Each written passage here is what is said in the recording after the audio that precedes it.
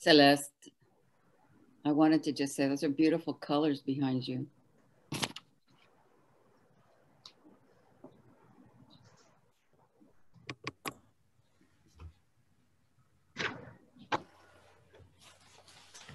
All right, ladies and gentlemen, I think we are up and rolling. We have 8 attendees in. We are broadcasting and streaming.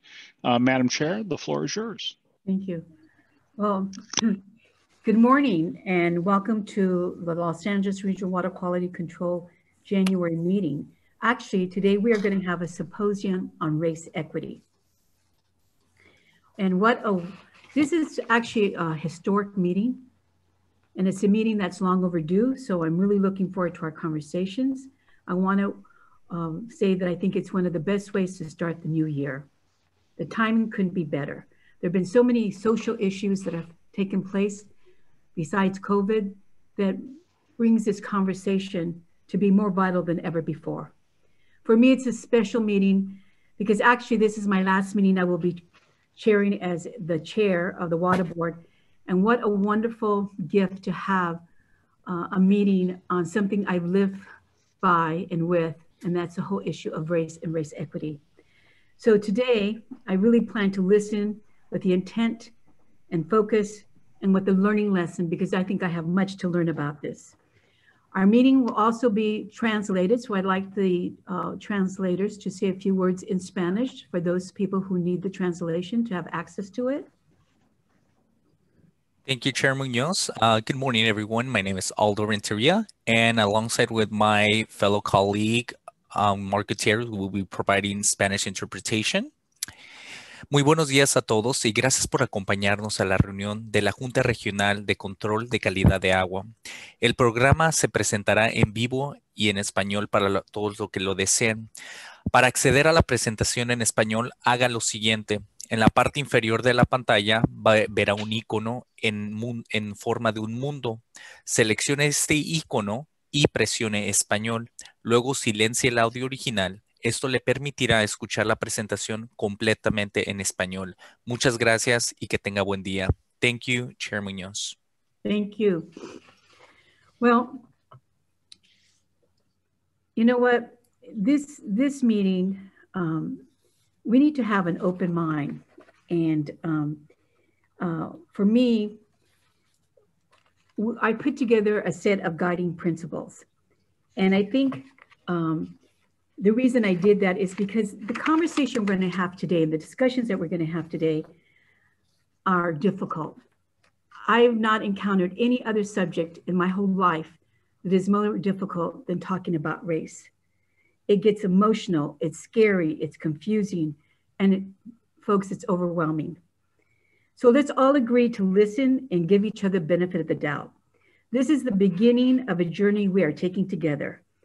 A journey that was motivated by Governor Newsom's Race Equity Initiative launched last year, and we took it seriously. So as we are deliberating, someone even told me I'm afraid to speak because I think that I might say the wrong word. There's no such thing as saying the wrong word, because here we are going to understand, like I said, give us the benefit of the doubt. I get tongue twisted myself when I talk about race because it's such an emotional issue for me, because I didn't study it. I've lived it since I was born. And I will talk a little bit about that in a little bit.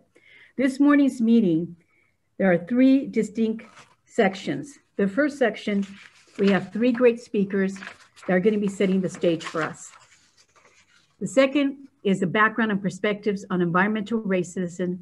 And the third is on current perspectives from community and government leaders. After the second and third presentations, there will be an opportunity for reflections and comments by board, the staff, and members of the public. We will be taking a lunch break and reconvene at 1 p.m. The afternoon session will be led by our Executive Officer, Renee Purdy, which will include update on Water Board's Racial Equity Initiative, the preliminary discussion of public priorities through a racial equity lens, planning for more community input on the board on how the board can advance racial equity through our programs. And the afternoon session will also include opportunities for board and staff and public input. So I have really been thinking a lot about this symposium, and I just want to make a few remarks. So I guess the question is, why would a regulatory agency of the state of California even be talking about race equity? What does water quality compliance have to do with race equity? Well, actually, everything. And Vice Chair will be addressing that in a few minutes. So I really struggled with actually the word race equity, not just the term, but both the words individually and collectively. Race, equity. Race became a part of my life the minute I took my first breath as a baby. And I say that because my birth certificate includes a race category and I'm listed as white. And not that there's anything wrong with that, but I am not white. But that is kind of the journey I was put on at birth. Equity has become an explosive word. Why? See, truly, because one word, as good and fair as it sounds, does not change history, nor does it automatically change the present. In order to achieve race equity, and for me to understand it, I realized that we need to have has to have more dimensions, like environmental equity, environmental justice equity, economic equity, power sharing equity. And that's a tough one, because who wants to give away their power? We don't want it given to us, we want it shared. That's the best way to handle this, is to share power. Leadership equity, community engagement and participation equity. If you don't ask the people who are going to be impacted by the decisions you make, then you're not making good policy. And one of the most critical one is foundation grant making equity. I always thought, why do people that do not look like me and are different shades of darker and lighter shades of brown not come before us? Well, the nonprofits aren't coming because they don't have the capacity. They don't receive the funding to have the scientists, to provide their input and guidance as others do. So the foundation grant making equity really needs to be improved upon. Then we have the social justice equity, educational equity, personal hiring policies equity, policy making equity, access to public spaces equity, appointments to boards and commissions equity. And I think the governor's office has done a great job with Region 4. It's historic that both the chair and the vice chair are people of color. And we have other folks. You couldn't say that years ago, when I first got on the board. And now we can. And it's not just this board, it's many boards. So it's much, much more conversation and dimensions to this word, equity. One thing I know, we cannot change the past, but we can pivot to a better and stronger future. And that is what today is about. As I told you earlier, I'm here to listen and learn and to participate and to truly understand what this is really about. Because although I've lived it all my life, I'm still very perplexed and confused by it all. So I would like to introduce our vice chair. Larry was appointed to the board over 9 years ago and is a Ventura County resident. Early on, we decided to approach our leadership responsibilities as a cohesive team and partnership. And we learned from each other's strengths and knowledge and became a powerhouse, in my opinion, and a dynamic duo for the good and improvement of water quality in Region 4 and the state. I've learned many things about him, but I'm going to share something that I know that you do not may know about him. And the one thing that I learned is that he's a saint. Yes, a saint. And if you don't believe me, just go to the Catholic Cathedral located downtown Los Angeles, and you will see him, his beautiful face, on an artistic and colorful mural inside the main church. So with that, let me present to you our Vice Chair, Saint Larry. Take the halo off, Mr. Larry. Now, none of that about me was part of the script. I certainly didn't expect that. But yes, the truth is I am hanging in the LA Cathedral on a tapestry. I'm modeled to be one of the saints. And so maybe I should just sprinkle some holy water around today and let it be at that. Anyway, good morning, everyone, and welcome. And I was going to say Happy New Year, knowing that we put 2020 behind us, but really, I saw a cartoon the other day that had two large buildings kind of side by side. Both of them were burning on fire. And on one of the buildings, a big sign 2020, and on the other building was 2021. And it showed a person jumping out of the 2020 building, but hitting a trampoline and bouncing back up into the 2021 burning building. So anyway, what a time we're living in.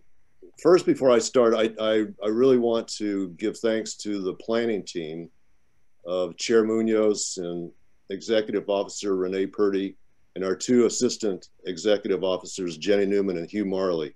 It's just been an absolute pleasure working with them to put the symposium together today. And then, you know, I really do need, we all need to give special acknowledgement to our outgoing chair, Irma Munoz, for her steady, you know, and steadfast leadership and guidance for the years that she's been on the board. And, you know, the entire time that she's been on this board, she's been the champion of diversity, equity, and inclusion, and always reminding us to bring people to our table who heretofore have not been present or heard. So Chair Munoz, thank you. Thank you very much for everything that you've contributed over the years. You know, I'm really excited about today, but also a bit trepidatious. I'm excited because of the new possibilities emerging and the opportunities that are being presented. Today's symposium is not just a one-time effort, one that once we go through, we check the box and go back to business as usual. Rather, this day is the beginning step of a new journey for us at the Regional Board. That's not to say we haven't already been doing this work, because we have, and I'm proud of all that we've accomplished. But today we double down on our efforts. This will be the start of an ongoing and concerted board initiative and commitment to address systemic racism and injustice, and to integrate racial equity and environmental justice into the core of our organization and the work we do together. You know, the reason why we're calling today's meeting a symposium rather than a retreat, as we've always done in the past, is because symposium is a more accurate term of what this day is all about. It's about listening and learning from a variety of people with deep knowledge and experience. We have an impressive lineup of speakers and panelists, and it's with great appreciation and gratitude that we thank them for joining with us today to help direct and guide us in the work ahead. You know, in my career with the University of California, I was deeply involved implementing affirmative action and diversity programs. But in my opinion, affirmative action was not that effective. It was a quantitative approach to equity, and it never really got to the root of the problem. It never dealt with white privilege and supremacy, or the deeply embedded racial caste system that has been dominant in this country for too long. It didn't acknowledge racism as a system of power, a system that has excluded so many and left many of our aspirations unfulfilled. As I said at the start, I'm also trepidatious because I know the journey ahead will not be easy. It'll be challenging and difficult, fraught with perceived risk and unexpected twists and turns. It will at times be frustrating and will call into question deeply held values and beliefs about how the world works. It will ask us to be vulnerable, open, and honest, and yes, also to be forgiving. You know, in our planning for today, Chair Munoz has called this symposium historic.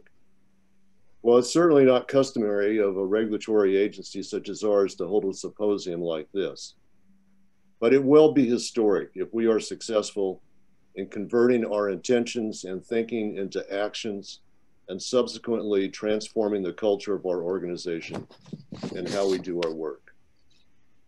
You know, we at the Water Board are accustomed to dealing with toxics and pollutants in our waters, and we think and plan in terms of years, if not decades. Systemic racism is no different. It is also toxic and dangerous to our health, not to mention being insidious and pernicious. And like groundwater that is polluted, it has a long history and is deeply embedded. It is oftentimes difficult to detect, and it's very difficult to extract and clean up. Yes, our job is regulation, but regulation without equity and justice is impotent. I know that working together toward greater racial equity and environmental justice will improve our relevance, enhance our credibility, and broaden our authority as we serve the people and communities throughout the region. Thank you, Madam Chair. Thank you, Mr. Vice Chair. So well said. So now I have the pleasure of introducing our speakers for this morning that I will do individually. Our first speaker who will be with us via videotape is the new elected 10th District City of Los Angeles Council Member, Honorable Mark Ridley-Thomas. He has served on the California State Legislature in both the Assembly and Senate, and most recently was a member of the Los Angeles County Board of Supervisors. He is a champion and a fierce advocate for traditionally overlooked and ignored communities. He is a modern-day freedom fighter for social, racial, and environmental justice. We welcome City Council Member Mark Ridley-Thomas.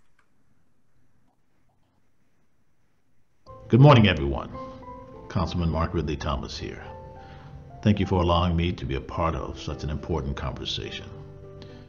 If we are to live up to the values, the ideals, and the ethos of our nation, advancing racial equity and environmental justice must absolutely be a priority.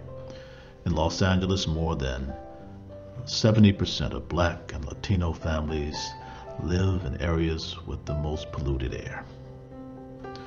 This has significant implications on the health and well-being of our communities, especially now as we confront the deadliest crisis of our time, namely COVID-19, a virus that has disproportionately affected Black and Latino constituents, largely due to environmental factors that have compounded themselves for generations. But we can change this narrative by creating an anti-racist Los Angeles, because there's no such thing as a non-racist or race-neutral policy. Every policy, in every institution, in every community, in every nation, is producing or sustaining either racial inequality or racial equity among and between groups. When we solve for equity, we solve for Los Angeles. This work requires our collective willingness to be educated, to be engaged, and to be empowered to guide us to a brighter tomorrow. Because while we cannot rewrite history, we do control our response to the present. I intend to do all that I can to advocate for and to advance anti-racist and equitable policies, both short and long term, to dismantle inequities and other barriers. And I encourage you to do the same as well. These were the very principles on which the Empowerment Congress was founded, which is celebrating its 29th anniversary on this Saturday, January the 16th at 9:30 a.m. We must reflect, we must dialogue, we must be informed. If we want to drive new strategies to build a more equitable region, a region that provides the basis for all residents to live with dignity and respect.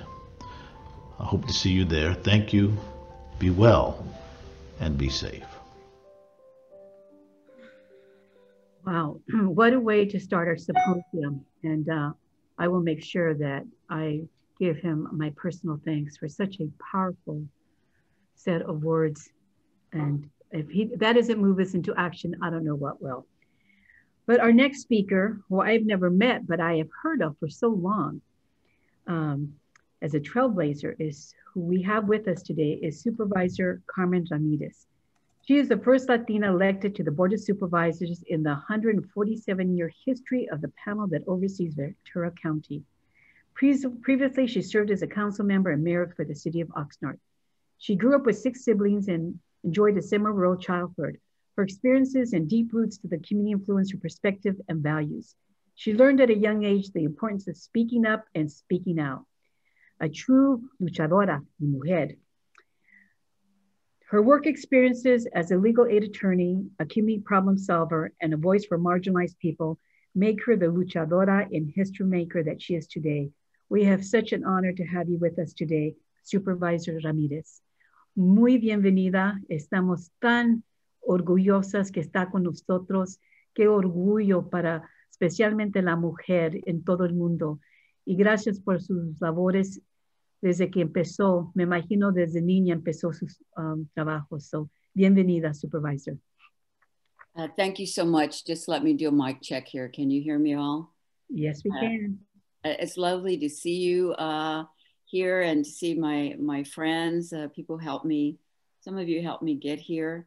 And it's kind of an overwhelming responsibility today to be a supervisor or an elected official anywhere in our country as we go through this terrible crisis, economic, quote unquote, social unrest, and of course the virus as we speak. My youngest brother is locally in a hospital with the virus, and very frightening experience. It brings it home to all the numbers that we see every day, and really, oh my God, it's just, you know, it shakes you to the core because it is so rampant. And that is my first priority here, the health of the people. When I ran for this office, I took the policy initiative of a former supervisor whose phrase really struck me, and I believe that it was mentioned by the councilman. We have to make every decision with the health of the people in mind. We cannot say, well, it's okay this time to pollute that neighborhood. And so that's my watchword, health in all decisions. And that includes health of the planet, because we're part of the planet. We depend on it for our lives, and there should not be sacrifice zones. And that's really why I came to be an elected official, because I did see that my city of Oxnard, where I've been a legal aid attorney for decades, was always getting the worst of the polluting industries, that it was okay because, hey, they're just farm workers, they're just Spanish speakers, they're immigrants, hey, they're undocumented, they don't have a right to be here, that sort of thinking. And for a time, I worked for the Superior Court of Ventura doing self-help. And one of the things that really stands out, the court's leadership was fabulous. We set up a self-help center in the colonia of Oxnard, which is 100% Spanish-speaking farm workers, lots of undocumented people, poor people, trying to live in dignity, doing essential work. Now we know who the essential workers are.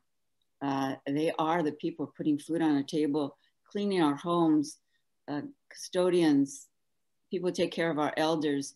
And we are coming to that reckoning of who keeps us going. And I remember someone standing up in a staff meeting of maybe 50 court employees saying, why do we have to provide services in Spanish? They should learn English. And so that's the kind of thing I've been dealing with for a long time. And I think it's definitely changing. As a kid, I grew up in a neighborhood just like the Colonia.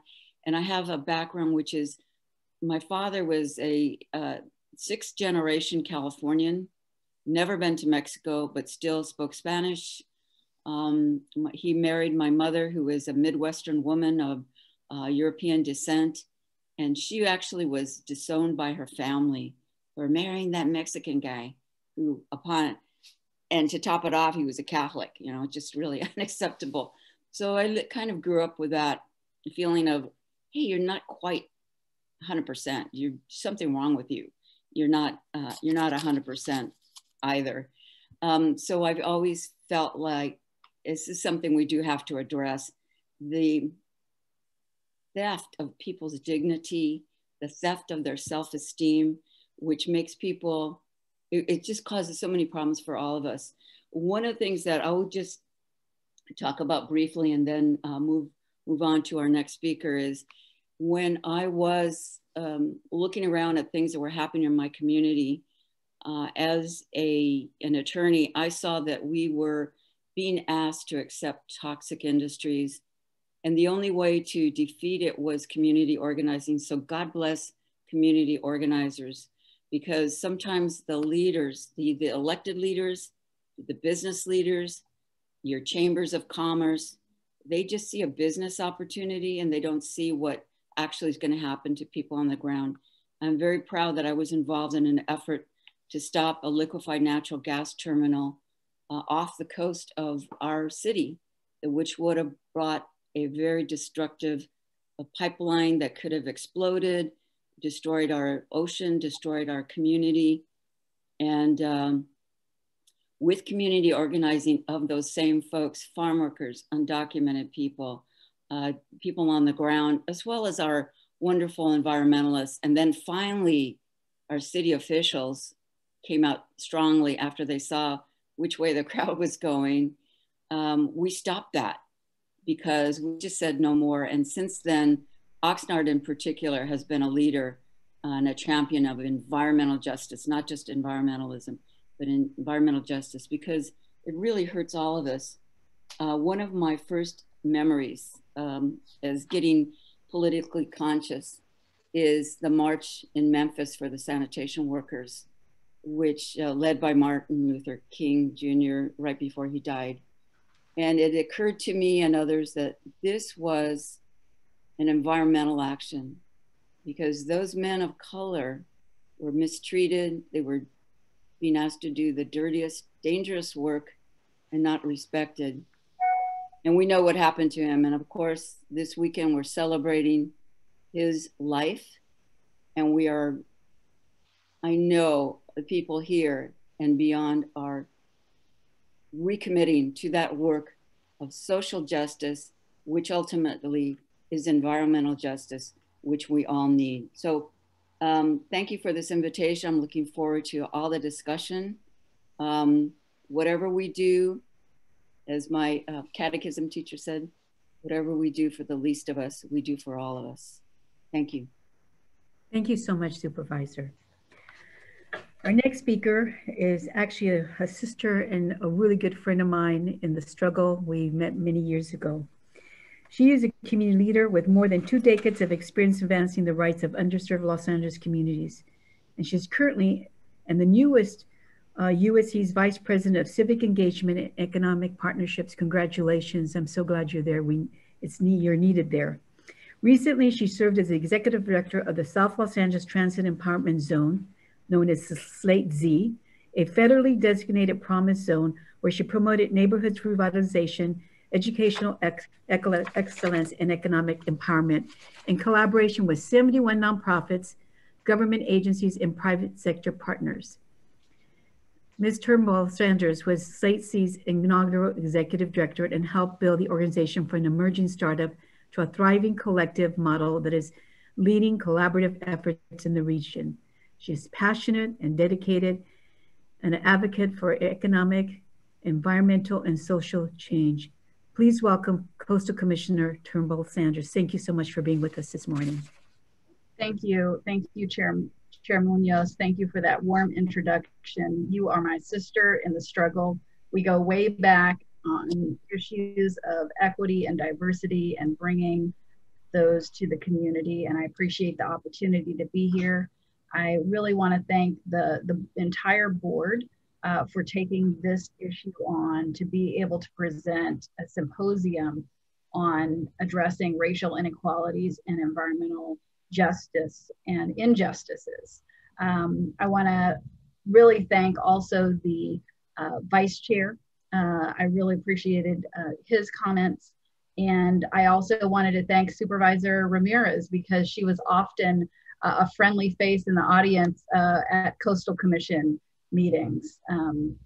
But I wanted to start off with this, and that really, unfortunately, is kind of the elephant in the room that last night, the president was impeached by the House of Representatives for the second time. And this disgrace was levied upon the nation's leader for his direct role in inciting issues around property destruction and those who would look to harm others. In video after video, the crowd can be heard chanting, "This is our country, we're taking it back." And it's a strong reminder that there are many in our country that do not embrace diversity.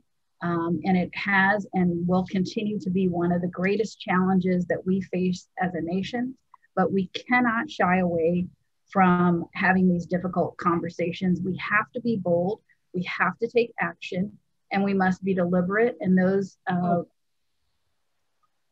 we have to be deliberate, and we have to do this immediately. My intent is not really to make this a partisan commentary, but I do want to expose why we need to discuss these issues and act affirmatively to address racial and ethnic inequalities in the environmental sector. I was appointed by the governor to serve as the EJ commissioner on the Coastal Commission.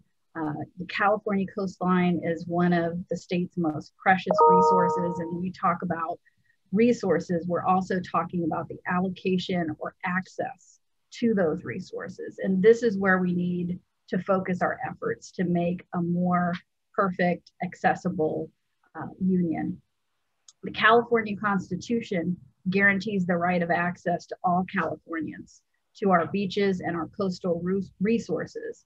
But for some, that right cannot be realized because of those who would block access, attempt to privatize our commons, and keep them all for themselves. And this is contrary to many of our historic cultural practices and ideas about acknowledging a shared Mother Earth, something that Chair Munoz often speaks of. We also need to recognize a shared human right to access basic necessities like clean air, clean water, and a place to enjoy the bounties of nature.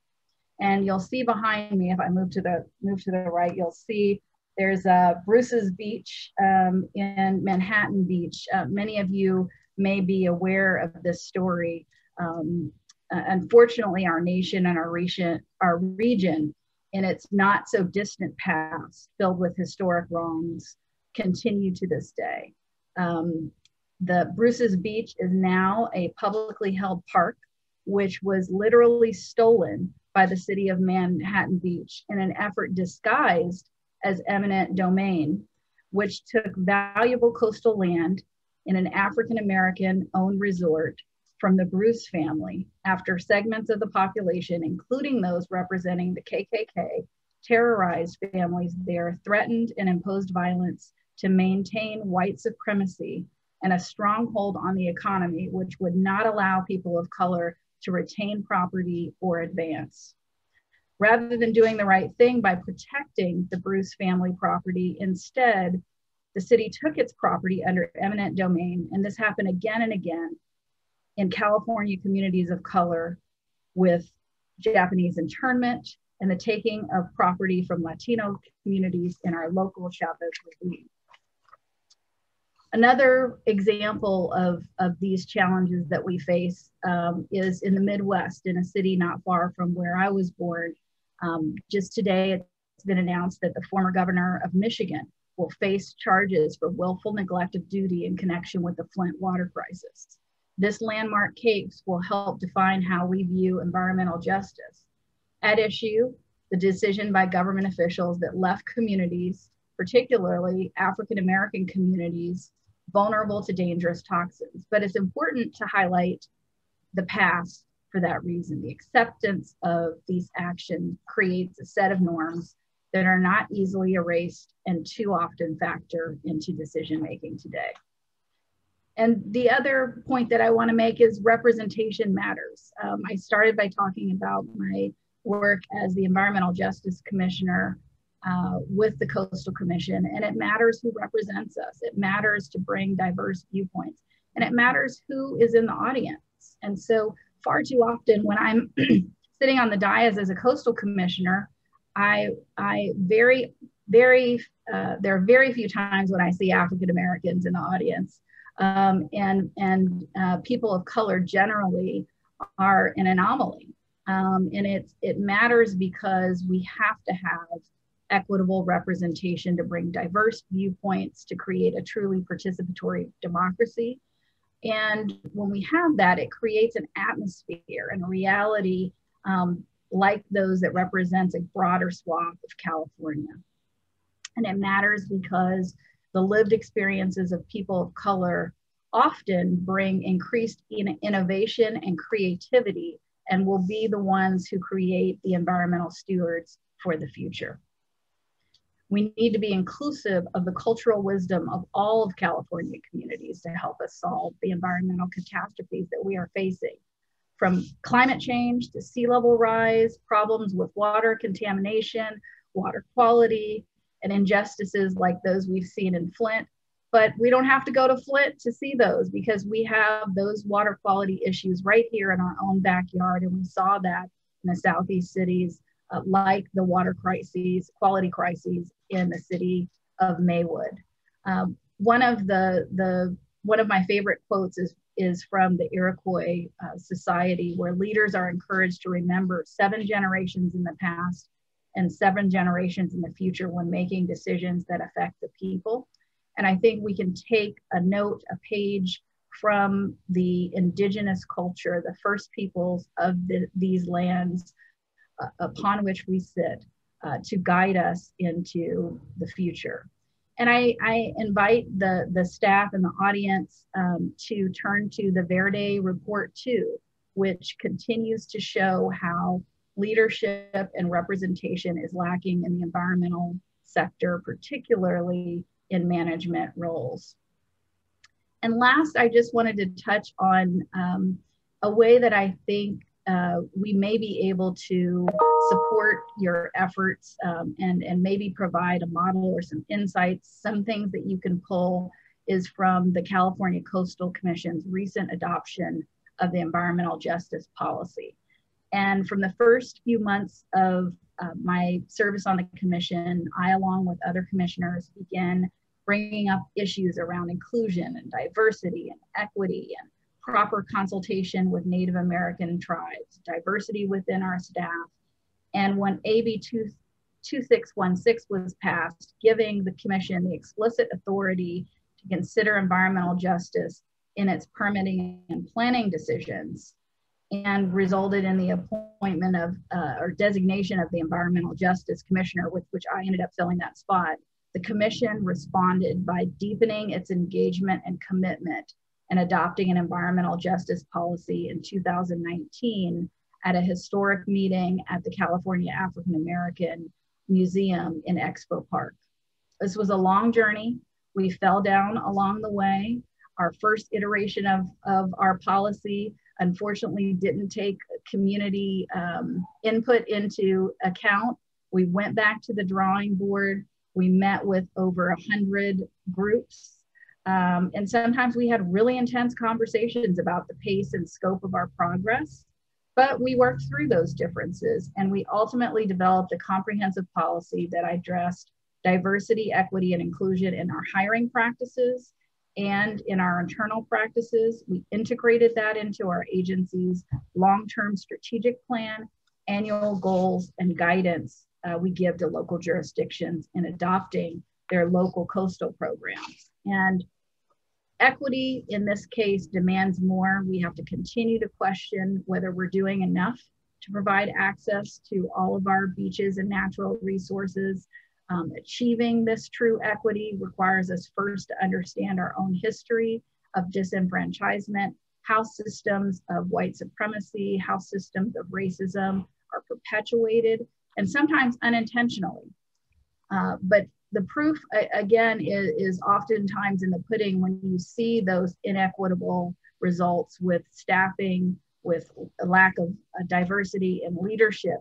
And when that happens and the population is not reflected, the California population is not reflected in the audience of the commission meetings, it's not reflected in the staff, that's a true indication that something might be amiss. And it's an invitation to examine that and work diligently and deliberately to create full and inclusive participation in process, policy, and benefits. And I'll just close by saying, now it's time to be bold.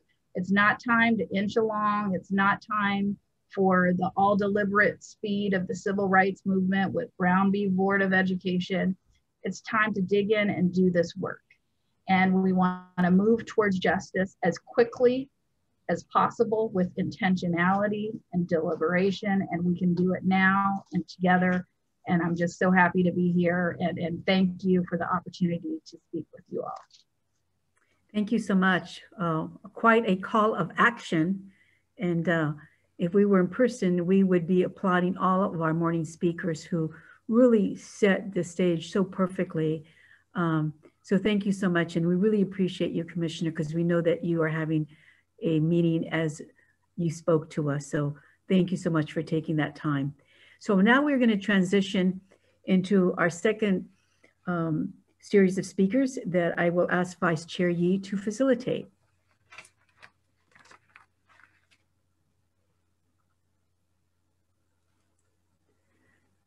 Vice Chair Yee, you're on mute. I'm not sure he's aware of that. There. I think Oh, there you go. How's that? That's better. I thought you would talk yourself out in the morning. That you. So I'm glad you're back on with us live. I thought you'd be able to read a saint's lips. I know, right? Anyway, I'm very pleased to be able to introduce this next section. This really kind of serves as the keynote for our symposium this morning. And we have two outstanding speakers, Celeste Cantu and Dr. David Pello. Both of them have a list of credentials that's longer than my arm. And, you know, we're just really pleased that they were able to join us today. So let me very briefly introduce Celeste, and she's going to start off this section on the background and perspectives on environmental racism. If there was, I'm getting feedback. Is that AGP, can you help us out with that? okay? Are you using a headset or headphones? No. I think your microphone is picking up the speakers on your computer. Okay, is this better now? Yes. Oh, okay. Yes, that's much better. And I believe that's what was happening there. Okay, well, I didn't do anything, but good. Anyway, if there was a who's who list in California waters, Celeste Cantu would be right there at the top. She's just done everything in California water. You know, currently she serves as the vice chair of the San Diego Regional Water Quality Control Board. She previously held the position of executive director of our state water board and later served as general manager for the Santa Ana Watershed Project Authority. And she currently serves on the design team for the Water Solutions Network, which brings together diverse mid-career professionals working with water to solve some of our most intractable water challenges. She also serves on the Water Education Foundation and the Water Foundation Board and is president of the PPIC Water Policy Center. And believe it or not, whenever she has a little bit of spare time, she's a master gardener. So anyway, Celeste, we're very pleased that you're here. Thank you. Thank you, Vice Chair Yee, and I'm embarrassed by that introduction. I am honored to be here with all of you because I continue to learn and reflect and read and try to understand where we are and where we need to go. In spite of that background, and in spite of the fact that I've been in positions to be able to reconcile and fix what I saw were parts of our industry that were broken, I never could do it. I'm still trying, I'm still struggling. So it is a long, long process. But what I hope to share with you today is a hopeful thought of moving forward. We see organizations today in various sectors reconciling or at least examining the roots of their beginnings. We see the recognition of the founders of the environmental movement recognizing that their founders were racist and that their current leaders are trying to come to terms with this. They're looking at their own social makeup within their group and recognizing that they need to make pretty radical changes to reflect their communities if they're going to be able to be the founders of change that they would like to be. Colleges are renaming their buildings and reconsidering their landmarks, as well as military bases. So this is a time of change, a time of reconciliation and disequilibrium. And we haven't seen as much disequilibrium in the last 2 weeks. I mean, that may be a little bit more than we can handle, but it's a chance to lay a new foundation. So us at the water boards, we too need to examine our origin story to understand how we got to where we are today and how we should move forward. So I'll share with you a short history of water regulations in the United States, our origin story. You can choose to start wherever you want, but I kind of decided to start at the progressive era, the late 19th and early 20th century.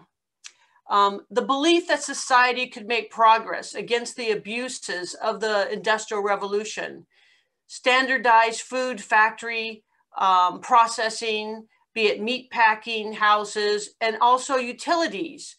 There was a real commitment to standardize and professionalize utilities, and water was reformed as well.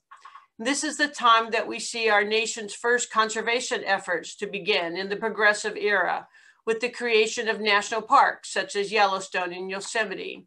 Farmers' unions were developed and the Grange was established to offer farmers education, fellowship, and support, and a regulated, reliable water delivery system. So key to all of these progressive era movements, these reforms were water, the standardization of water and the professionalization of water. We see in terms of local government, the professionalization of city managers, to have cities run by city managers who came from a certain curriculum as opposed to the big bosses. We see city commissions and civil service exams to again professionalize and standardize our leaders in the public sector. And where this was most clearly borne out was in water management. We clearly developed the professionalization of it.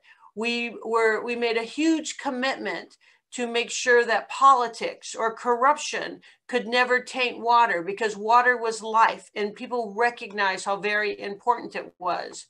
But when we took the politics out of water, we also took people out of water.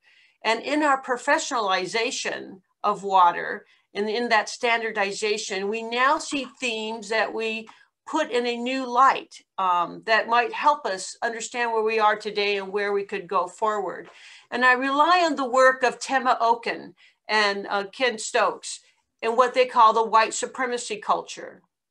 And when I use the term white supremacy, I refer not only to the grossest forms of racist terrorism, you know, the KKK, but to an entire system of ideas, beliefs, and practices that give white people better chances based on their perceived skin color or ancestry. So racism is not a character flaw or an extremist conduct. Racism is a century-old construct that marked people with dark skin as available for exploitation, for advantage taking of their lands, their labor, bodies, culture, and so forth. And when you think of the professionalization of water, the themes that Okun talks about really jumped out to me and became clear that they characterize what is good and what is not good in how we manage water and how we regulate water. There's a list of characteristics of white supremacy culture that show up in these organizations. And the culture is powerful, precisely because it is so present and at the same time so difficult to name or to identify. It's the water we swim in the water world. So it's impossible, it's very difficult to see, to stand back and look back at it and to characterize it. And it's damaging because these are the norms and the standards. And without proactively naming them, we can't even see them. They do promote white supremacy thinking. And we all live in this culture, and it's the characteristics that show up in our attitudes and our behavior in everything that we do. So let's call some of those out and ask ourselves, where does this fit into water regulation?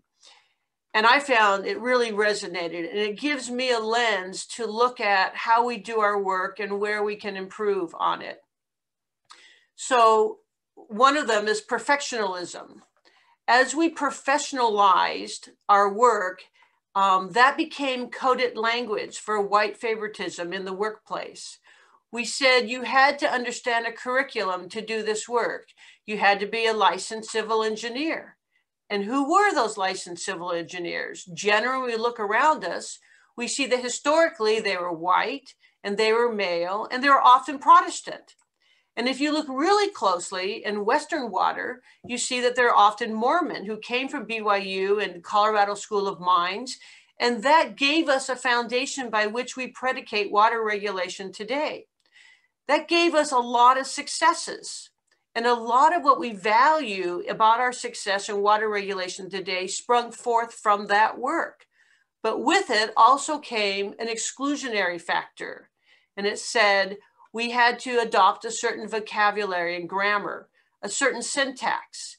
And this led to employment discrimination. And as people learned the terms of our trade, they desired to use them for the sake of efficient communication. And that helped people define a sense of belonging because we knew the terminology. I'll never forget my first day on the job. And technically it was before I was even hired. I was couple weeks before I joined the State Water Board. I was invited to fly to LA for a WQCC meeting. And I sat through that meeting and my head was spinning because all the communication was coded. Everything was in acronyms.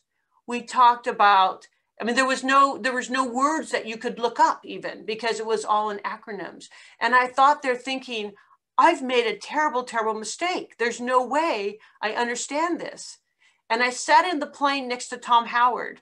And many of you will remember Tom Howard, one of the most brilliant people I've ever met. And he tried to explain to me what all those words meant. And I thought, I'm very doomed now because even after his 1 hour and 20-minute explanation on Southwest going back to Sacramento, my head was spinning. So it took me a while and I decided to hang out with people other than Tom Howard for a while to learn a little bit more. I learned to really respect and love Tom, and we're very dear friends to this day. And I don't think I could live my life without his input. But it was nothing if it was not exclusionary in those early days.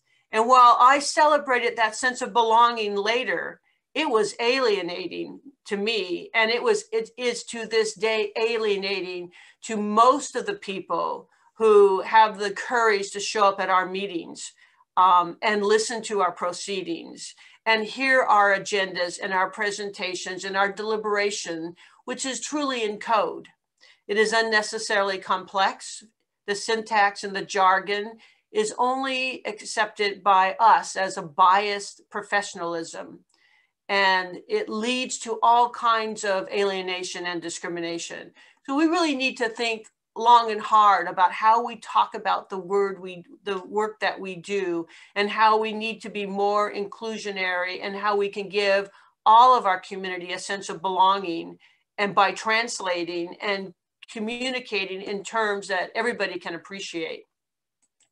So according to Tema Okins and Kim Jones, this supremacy culture at the organizational level is really apparent. And it sure resonated with me. Our very traditional standards and our values that we think of as unbiased and we think of them as objective. And we have several practices that give priority of a sense of urgency, a sense of quantity over quality. And we often end by saying the ends justify the means, that we need to be efficient. We need to get work done because it is important work. But what that does is it crowds out the ability to bring in the community and for us to do the necessary outreach and education to our community so that they can be part of that decision-making process. And this sense of professionalism and perfectionism that we have embraced in our work in water management leaves little room for mistakes, and it leads to binary thinking. And if we have no room for mistakes, we can't take the time to reflect and look back at our work and see where we can make improvements. And our sense of urgency makes it very difficult to take the time for that learning. And this results in sacrificing our allies. It is a bias for quick and highly visible results. I've fallen prey for this. It is our culture. And I think it's time now to embrace the disequilibrium that we see all around us and step back. There's antidotes for this practice, and we need to embrace those. And many of those antidotes are actually set out in the work of Okun, and we need to take the time to understand that. And there's several biases. Okun codifies this on and on. One is the worship of the written word. If it's not in a memo, it doesn't exist. Does that ring true to us? Absolutely. Those without strong documentation, those without strong writing skills, those without strong science and expensive hydrologists and scientists and engineers don't get valued because they don't fit our form. The idea that there is one right way to do this work, when in fact there's many ways of doing the work. The idea of either or thinking, that there's right and wrong, that there's black and white, that people are either with us or against us, is something we fall prey to in the Water Board, and there's antidotes for that. And a big one that I think really characterizes our work and the discipline of engineering is fear of open conflict. I can't tell you how many times initiatives that I wanted to embrace were shut down because it would cause way too much conflict. And maybe they were right in shutting it down. But I think today we need to embrace those ideas once again and not shut down so quickly and recognize that, yes, there will be a lot of conflict and we have to develop the capacity to process that conflict. And we have to develop the skill set to manage conflict resolution, to understand how we get to a different place.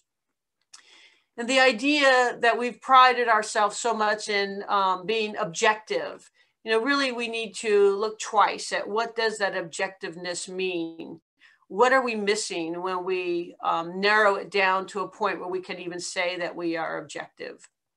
But I think we're at a new place in this nation and in this state and in our region where we can embrace these issues. And I'm really quite hopeful.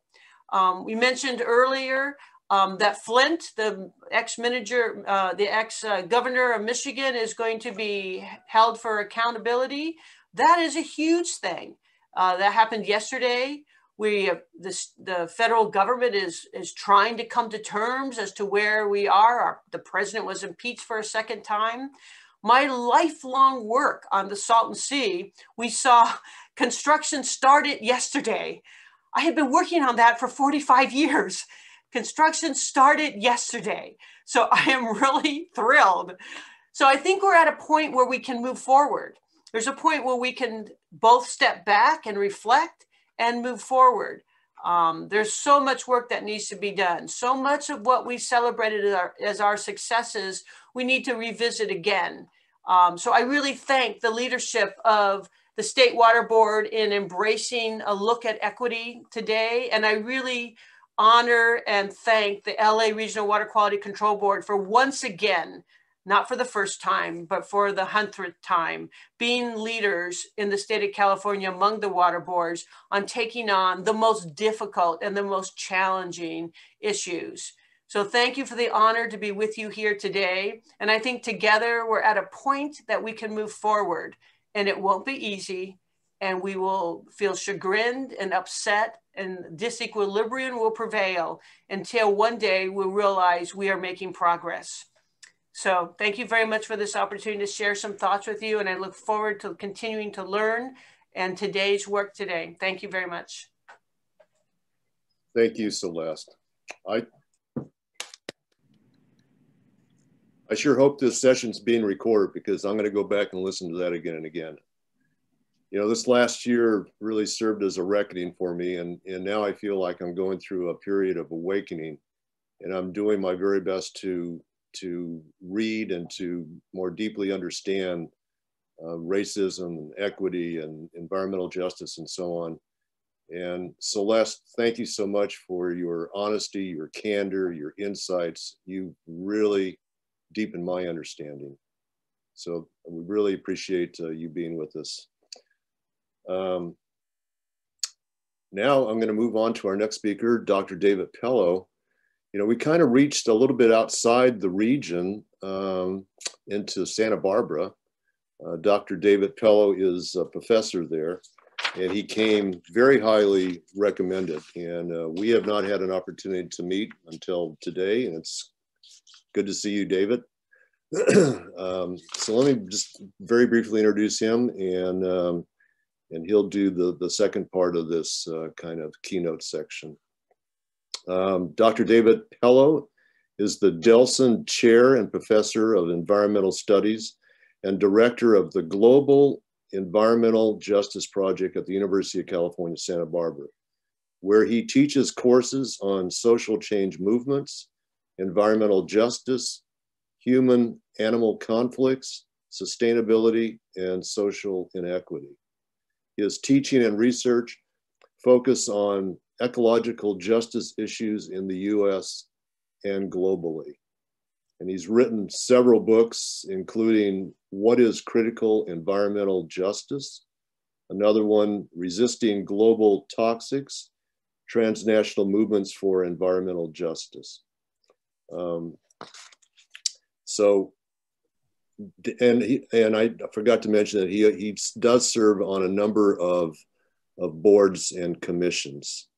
So David, a very warm welcome to you to this Region 4 Symposium, and we look forward to your comments. Thank you. Thank you so much. Many thanks for the opportunity to address you all today.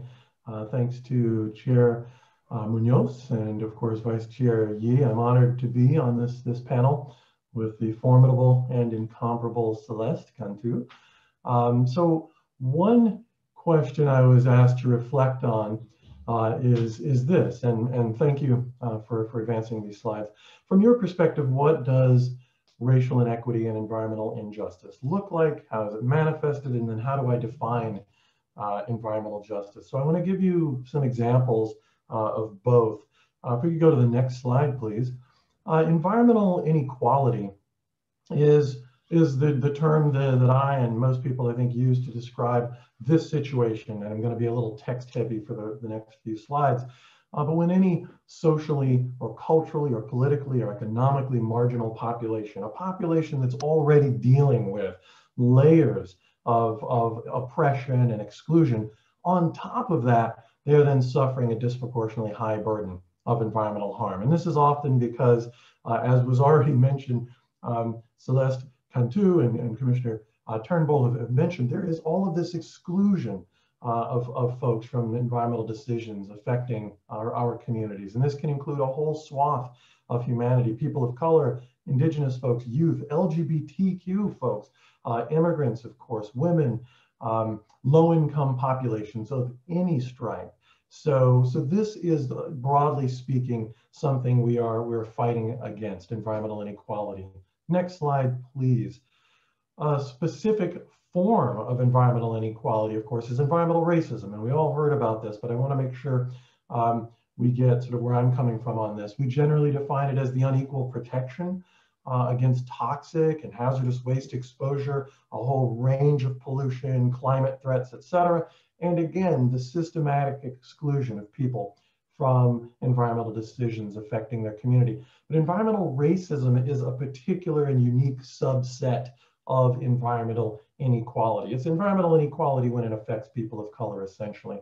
But I also, the second part of this definition comes from the very well-known abolitionist and cultural geographer, Dr. Ruth Wilson Gilmore, who defines racism as group differentiated vulnerability to premature death. And I want to underscore how important that is, because so much of the discussion about racism in America is about, oh, this tweet or something somebody said or some narrative or a stereotype, all of which is true, all of which can be part of that mix. But structural policies, public policies, are the things I think we're all most interested in. And the scholar Ibram X. Kendi has just said, he goes, I don't want to hear any more about stereotypes and what this person said or that person said. I want to talk about structural racism and policy and how we can address that, because that's where the rubber really hits the road. And of course, water pollution is a very powerful example of how environmental racism and injustice really manifest themselves in this nation. That's what we're fighting against. So what are we fighting for? Let's go to the next slide, please. And that would be environmental justice. And the US EPA, which is an agency that we're hoping to revive in the coming weeks, has long defined environmental justice as the fair treatment and meaningful involvement of all people, regardless of their background, basically in the implementation and the development and the application of environmental laws. That's a really good start, but that's very limited because environmental racism and injustice go far beyond the law. And so this second bullet point there is a much broader way of defining environmental justice. And that really comes from the grassroots movements that I've worked with. And so it's a goal, it's a vision. Environmental justice is a goal and a vision in which no one, no population, no neighborhood, no community is disproportionately or unfairly burdened with pollution, environmental risk, climate risk, etc., and where social justice and ecological sustainability prevails. So it's a multi-issue approach to addressing a multi-issue challenge. So now I'd like to consider some examples of environmental justice struggles around water. Next slide, please.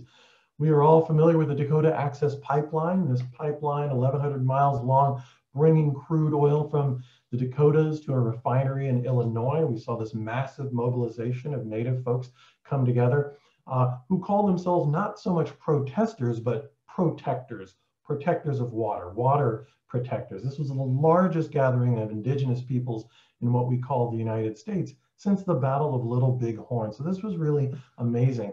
But let's remember that this project, this Dakota Access Pipeline, first began by targeting a white community, a majority white community of Bismarck. And those folks apparently didn't get the memo that you're not supposed to do that. And so even without an uprising, finally, people got the memo. They understood that this was not going to be welcome. And so they rerouted it to the native community of Standing Rock Sioux. So this was an unabashed and clear case of environmental racism.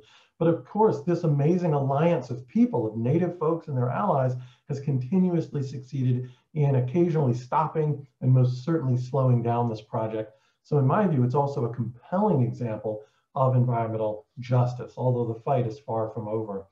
So recently, I've been doing a fair amount of research on environmental justice and water struggles in jails and prisons around the United States and the world. So I'd like to give you just a slice of what some of that looks like.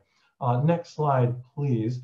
As has already been mentioned, we saw some movement yesterday, a decision that looks like there will be further accountability in the case of the lead poisoning crisis in Flint, Michigan.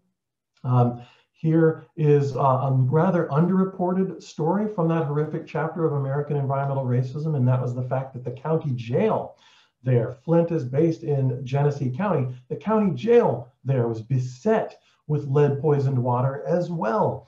Many of the inmates, all of the inmates in fact, were given a choice.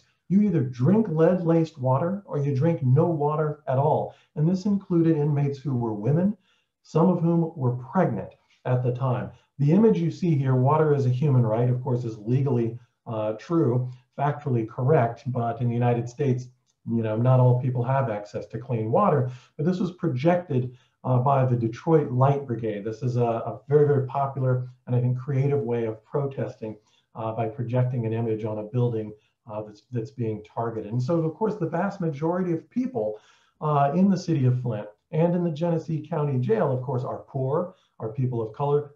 These are clear examples of environmental injustice and racism. And because they were able to organize and raise the visibility of this struggle and inspire others around the world to fight for clean water, I'd also argue that this is also a case of environmental justice. Next slide, please. This is a photo of Waylon Coleman, a guy who is in MCI, that is the Massachusetts Correctional Institute, Norfolk. Same facility, same prison where Malcolm X was incarcerated generations ago. Coleman is down, I believe, on a life sentence.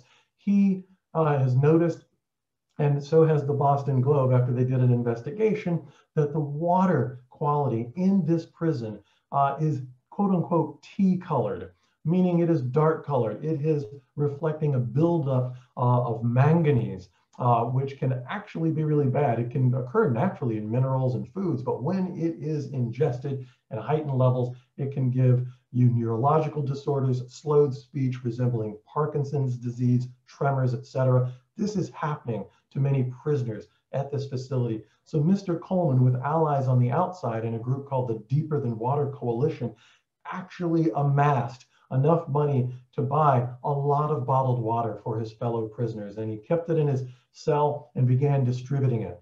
But when the prison officials found out about it, they said that it was illegal, it was a violation of prison policy, and it was therefore contraband. So they threw him into solitary confinement. So imagine that. For some of us, water is life, but for the state and the prison industrial complex, the storage and free distribution of this clean, life-giving substance can be defined as a crime. Next slide, please. Well, in response to what was going on in Flint, we saw in other parts of the country, of course, people doing water testing, including in the state of Oregon, which found that 9 out of its 11 juvenile detention facilities had actionable levels of lead and or copper in their water. These are youth aged 12 to maybe 24, 25, a clear case of environmental injustice because these are working class folks, mostly people of color. And another category that we need to think more broadly about in terms of environmental justice struggles is youth. And these folks are organizing to remedy this situation. Next slide, please.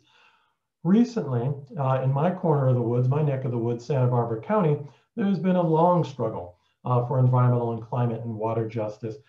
3 companies, fossil fuel companies, TerraCore, Aera, and PetroRock, proposed to drill 760 oil wells in northern Santa Barbara County, a heavily people of color, heavily immigrant community, in what is called Cat Canyon, using cyclic steam injection, pumping steam underground to reduce the viscosity, the thickness of oil. A super carbon intensive proposal. People had dubbed this the tar sands of Santa Barbara. It would triple oil production, resulting in hundreds of additional oil tanker trucks going up and down our streets and our highways, and was imperiling not only our flora and fauna, but public health for people across 12 cities, 200,000 residents, and specifically placing in danger the Santa Maria groundwater basin, the Santa Maria Valley groundwater basin. So we organized protests, public hearings, and I'm pleased to report that as of November of 2020,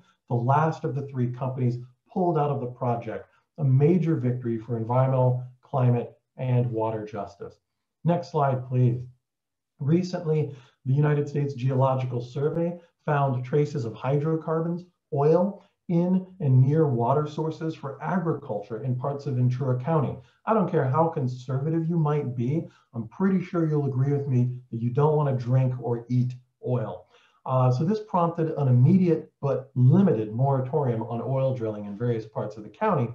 My students got together with various other non-governmental organizations like Food and Water Action to try to make this moratorium long-term. So they wrote this op-ed in a Ventura County newspaper, making the case for this moratorium extension. Next slide, please. And they organized the community to come out to a county board of supervisors hearing and extended that moratorium. So this was a powerful illustration of how one community turned a water-related environmental injustice to an inspiring model of environmental justice. So in conclusion, I'd just like to speak to a couple more questions I was asked to address. How can we effectively address institutional racism in our work on water, and what might a more just and sustainable and equitable future look like? So I think I want to answer that by drawing some lessons from the struggles I've talked about. One is, and I'm just building on what was already said here today, white supremacy and racism are not secondary or third order concerns. They are among the driving forces of our environmental crises. As with healthcare, education, and so many other critical resources, one of the primary reasons why it is so difficult to reach a consensus in the United States that water should be a human right, that should be treated as a public good, is precisely because to do so, to do that would mean that we must agree to share it with all people. And for much of this racist nation, that would be unacceptable. But even if it harms white people, volumes of scholarship bear this out. I just finished reading the book by Jonathan Metzl, Dying for Whiteness, where white folks are telling him directly, I would rather die than make the healthcare system in the United States available to, quote unquote, those people. So we have to develop and center racial justice strategies in all of our work focused on water policy. We have to be able to educate people to understand that these aren't, quote unquote, special interest issues, but rather that everybody benefits when we promote racial justice and environmental justice. Second, in order to treat water as a public good or as a commons that should never be privatized or used as a weapon, we need stronger democracy. And what happened at the Capitol last Wednesday was a wake-up call. Stronger democratic institutions.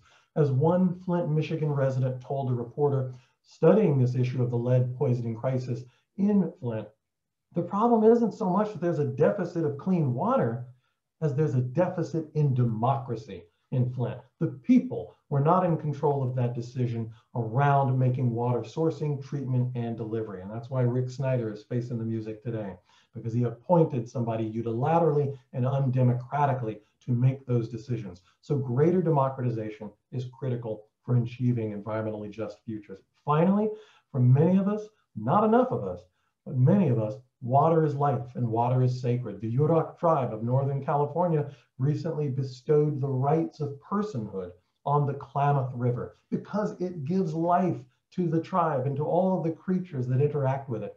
In other words, water is a relative. Water is a family member. Wouldn't California be a much better place if we all treated water in that way? Thank you so much.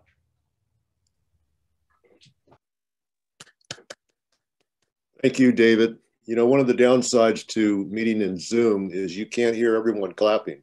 I know. We should all unmute.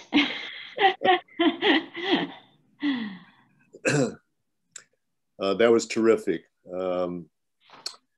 You know, I really look forward to having this pandemic over with, David, so I can come to Santa Barbara and take you out to lunch. Anyway, that was very, very helpful. I appreciate all of your comments.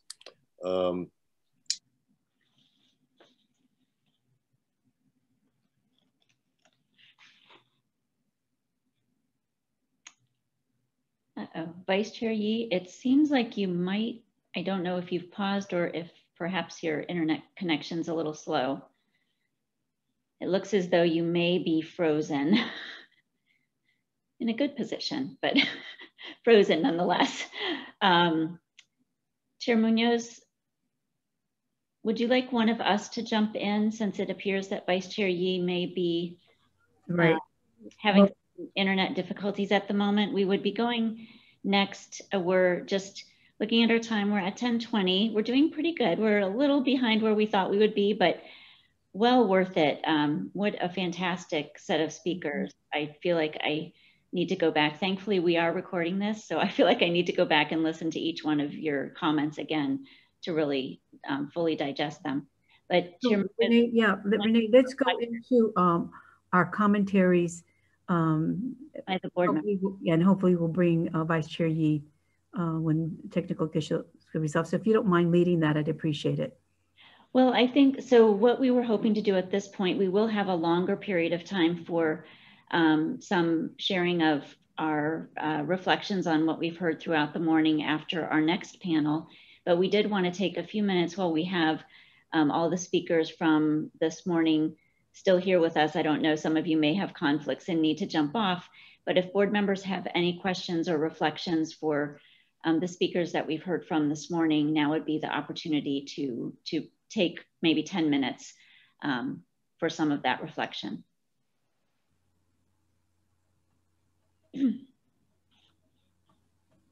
Well, I just want to thank all of the speakers this morning for their really, really thoughtful remarks. I think, you know, in just from my perspective as a board member, I think often we're just so busy just diving into the literature, trying to understand the technical terms, trying to figure out what our the impact of our decisions and whatnot, that we don't really take a step back and consider sort of these broader issues and how our actions either may uphold a system of inequality that we're doing completely unintentionally because we're going about our business. And I think that moment of reflection is really important, and I'm glad we're taking that time to think about that today. I think,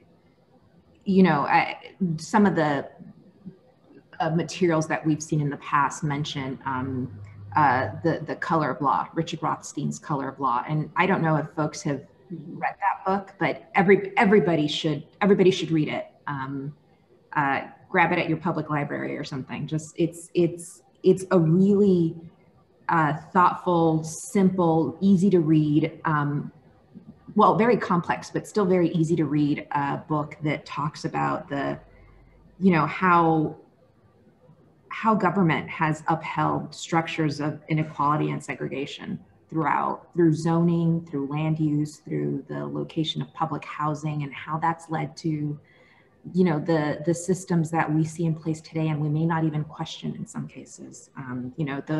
The example that Commissioner Turnbull mentioned earlier on Bruce's Beach, that was an instance in which government agencies upheld racism and bigotry and called it eminent domain.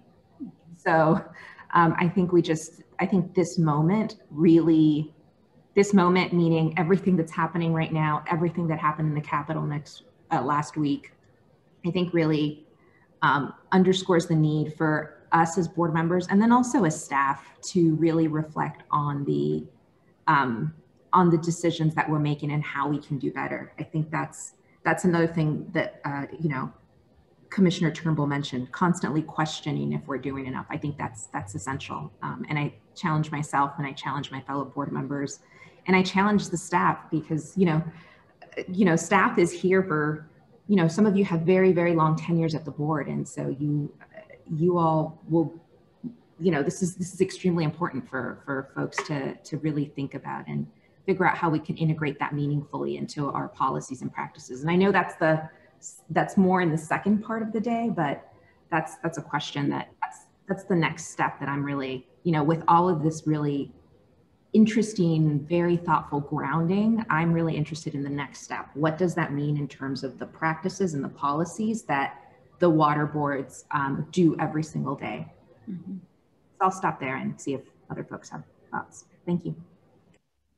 So thank you. I'll just jump in. I just wanted to say, Irma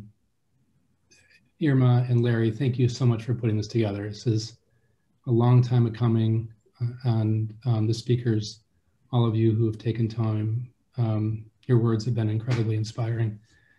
I first got exposure as a highly privileged person to these kinds of issues working in the mid to late 90s, mostly in rural areas and with indigenous communities in the Western US. And I don't want to be a bummer here, but the challenges really are very much still the same. The barriers to entry, Celeste, that you mentioned, I experienced myself when I first kind of dove into the world of, regulation and water and toxics. It's overwhelming. It's dizzying. It is a very high barrier to entry to play a meaningful role in the conversation around these kinds of issues. I've struggled with it myself, and I both understand the need for professionalism around the issues and am frustrated by how much that prevents people who don't have the privilege of education the way I've had and a lot of us have had to be able to meaningfully participate. Because of that, and to me, it's a tension that I think in some ways isn't completely resolvable, but is essential to manage through a commitment on everyone's part who does have the privilege of understanding the language and being in the worlds that we're all in, to be constantly aware of these kinds of issues and to be stewards of equity and justice to ensure that the things that we're doing are protective of the most vulnerable in our communities, and also to be doing things like this. This is an education for us, obviously, and for those who are listening, but moving this education out, and Irma, you've been a champion of this, and you've been one of my greatest teachers on these issues, out into the community to bring this to action, so that we as professionals actually are acting in the most effective way that we can as stewards of these kinds of issues. So I have a lot more to say, and I have questions for everyone who spoke, but I'll leave it at that. I would love to join Larry and others in lunch and talk to folks one-on-one. Anyway, I look forward to learning more, hearing more, and to continuing on this journey, which is a process. I'll just say one more thing, and that is that I vacillate these days between being incredibly hopeful, thinking, oh my gosh, we're finally turning a corner, to being honestly, fearful. The dark underbelly of hate and fear is showing itself in ways in which I don't think any of us have seen in our lifetimes in this country. And I don't think any of us thought we ever would. The good thing about that is it shines a light on what's really out there and what we're really up against. And I think, people like me, can be naive about how deep these roots of hatred and fear go in our country. So I do choose to be hopeful that shining a light on all of this ugliness and having conversations like this, which I hope are occurring all across the nation, will bring us into a place where we can finally start meaningfully turning the corner on these incredibly important issues. But again, thank you all for your words, and I look forward to hearing more. Chair Munoz, Board Member Stahl has his hand raised. Oh, okay, please, Board Member Stahl. I don't even see him on the, oh, there you are. Please. I often try to live by the adage that if you have to choose between listening and talking, always choose listening. And for me, at least for the lineup of the speakers that we had, I think it's more important than ever to listen. I think those of you that know me, I'm not bashful about advancing ideas and ways that I think that we can improve our approaches to a more a program of inclusionary participation particularly by people of color, and particularly by people outside of the coastal community. I live on the coast. I'm well aware of the history of Bruce's Beaches. To personalize it in a way, at the foot of Bruce's Beach is the South Bay City's main pumping plant of the sanitation districts. So I visited that, not only that facility, but at that beach many times, and I'm aware of its history. But having said that, my professional career was centered in the inland communities. And the communities, say, from Boyle Heights down to Long Beach, along the 605 and the LA Rio Hondo River. And I think I not only understand those communities, have lived the disparities that they experience in a focus, maybe it isn't intentionally, maybe it is, but in a focus really on the beaches in the ocean when there are many communities along the San Gabriel and the Rio Hondo River that deserve not only equal attention, but also, I think, renewed attention for some of the issues that are faced, particularly when you look at the statistics. Adriana put forward that one slide that sticks in my mind, that 89% of the pollution is in 10% of the population, and you get into the interior part of these communities that live around these industries that we regulate, that agencies regulate. So I have ideas in terms of what I think we can do to be able to balance out that focus, and particularly like the most recent list that was put together on project recommended by the Rose Foundation. That's a list of projects that agencies can choose from supplemental environmental projects. And you can correct me on this, Renee, but my use of that list all these years, it is a choice of the agencies when they choose one or when they wish to consult on that list. And I think we should do what we can to give a priority to those projects that are oriented towards education and communication with the public, a public that is representative of the diversity that we all are.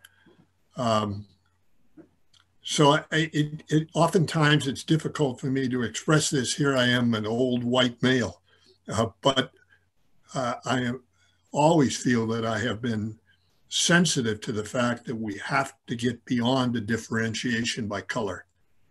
I remember my youngest son, I ended by saying this, my youngest son was 9 years old when I came across the book called The Colors of Us. And I'll show you this. It's a children's book, and it's very simplistic.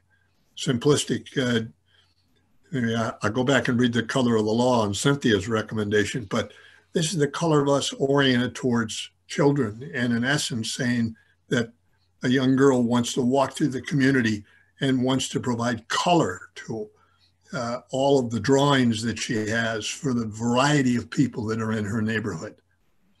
And I think that we have to orient ourselves more towards the education of the young and take color out of the equation. Color should not be something that is meaningful in the way we approach solutions to things. So as I said, I have many other ideas with regard to things that I think we can not only prioritize towards the goals that everybody spoke to, and I think we're going to hear more from today,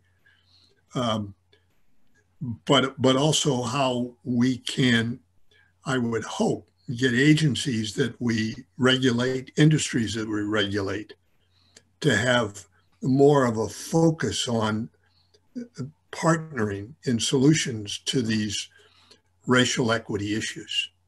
So I really think the chair, Irma, you have been an inspirational leader. And Larry, his prepared remarks at times overwhelm me in terms of just how articulate he is and expresses things that I feel, but he puts it into excellent words.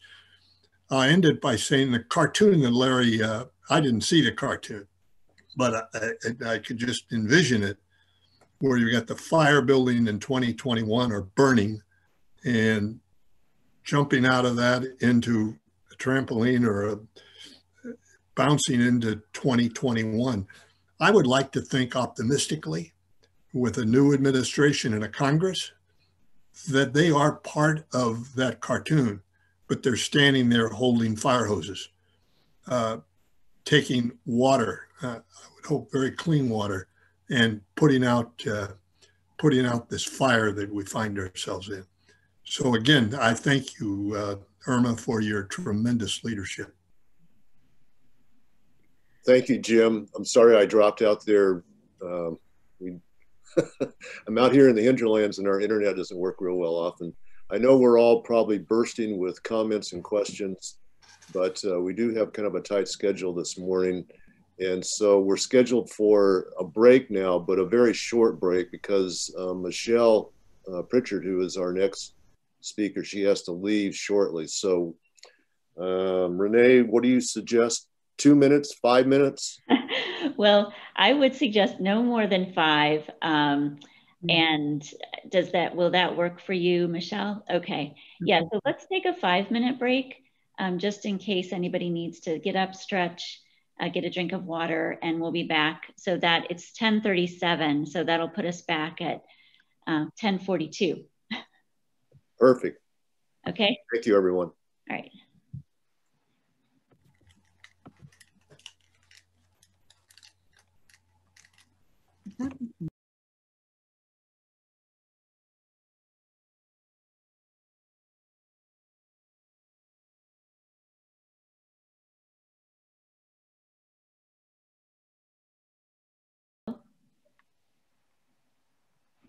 Thank you. Thank you, Jerry.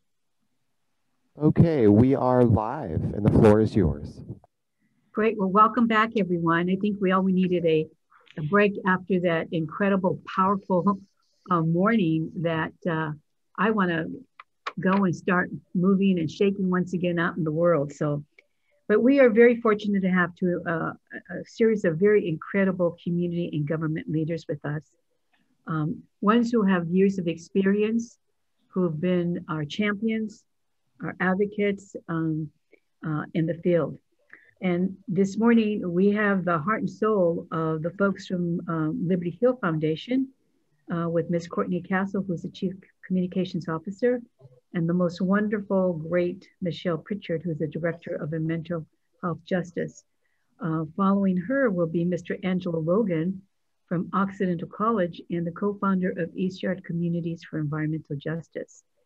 Then Mr. Matthew Tumes from the Tribal Environmental Director of the Quiche Nation, from the Gabrielino Band of Mission Indians will follow. And longtime advocate and champion for park equity is Ms. Marybeth Vegara with the Rivers and Mountains Conservancy, who's been a big champion for park equity for quite some time and has had an incredible distinguished career. And lastly, we're gonna hear on a video, a young man who is a student at Garfield High School, Victor Miranda, very shy young man, but he felt it was important that youth had a role today because it is us who kind of ruin the environment and it's his generation who's going to help heal it. So we will start with Ms. Courtney, followed by Ms. Michelle. So welcome aboard and thank you so much for agreeing to participate and to share your knowledge with us.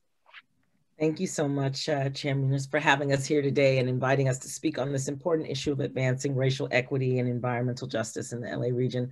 Once again, my name is Courtney Castle. I'm the Chief Communications Officer at the Liberty Hill Foundation, and I'm happy to join you today virtually, along with my colleague, Michelle Pritchard, who's our Senior Director of Strategic Initiatives and focuses much of her work on environmental health and justice for many, many years. So I'll just tell you a little bit about Liberty Hill. At Liberty Hill, we've been committed to expanding racial justice and equity for the past 45 years. So it's the core of our work. We fund community organizing that drives social change. And we were one of the first foundations in Southern California to fund this direct on the ground organizing work.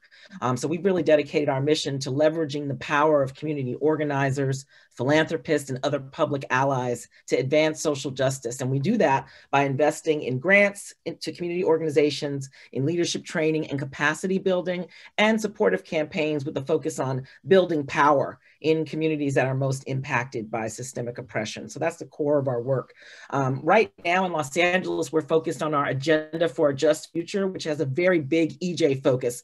But we have 3 main goals, which are ending youth incarceration as we know it and focusing on youth development, fighting to put a roof over every head and deal with our housing crisis. And lastly, to put an end to the toxic neighborhood oil drilling and pollution that affects all of us, but particularly people in vulnerable frontline communities.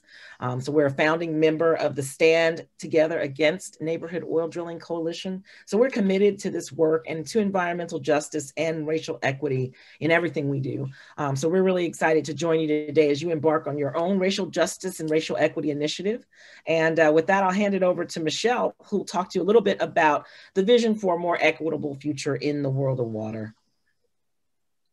Thank you, Courtney. And again, thank you to all of the board members and especially to Chair Munoz and Vice Chair Yee for this very significant and timely focus on racial equity. So if we could go to the next slide, please, Jerry. We actually decided to structure our remarks around a few key questions that were provided to us in advance. And here was question number 4, just briefly thinking about the world of water, what would be our vision for more just and equitable future? And for this, I wanted to really highlight Liberty Hill's work in 2018 and 2019 with Los Angeles County to develop the first ever sustainability plan. Liberty Hill's role was to coordinate stakeholder engagement and try to reach as far into disadvantaged communities, low-income communities of color as possible to solicit their vision of what sustainability and equity would look like, as well as to offer their ideas for concrete strategies and actions. Overall, we engaged more than 300 nonprofit and grassroots groups working on environmental justice, public health, affordable housing, park access, and many more issues. And I see some of the good folks here today on the meeting screen. The first key goal, aspirational goal of the plan that emerged from our discussions was around trying to work for resilient and healthy community environments where residents can thrive in place. This goal is supported by a number of strategies, most importantly, ensuring access to safe, clean, and affordable water. Just to make it a little personal, you know, we heard many stories from residents and community organizers, and especially in South LA, Southeast LA, the San Fernando and San Gabriel valleys, who expressed anger at seeing young mothers as well as grandmothers spend their precious food dollars on bottled water, only to get home and have to haul it up the stairway, flights of stairs to their apartments, all because they did not trust the safety of their tap water, their drinking water, and felt compelled to find an alternative. So your work is so important, all of you at the board, for addressing this very real problem and disparity.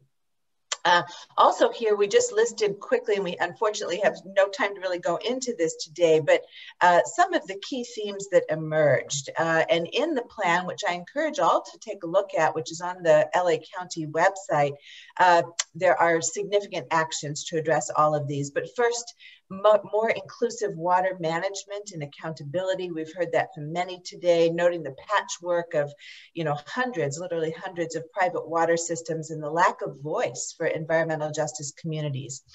Increased water literacy, especially in communities of color. The elimination of water-related impacts, flooding, toxic contamination, unsafe plumbing and piping.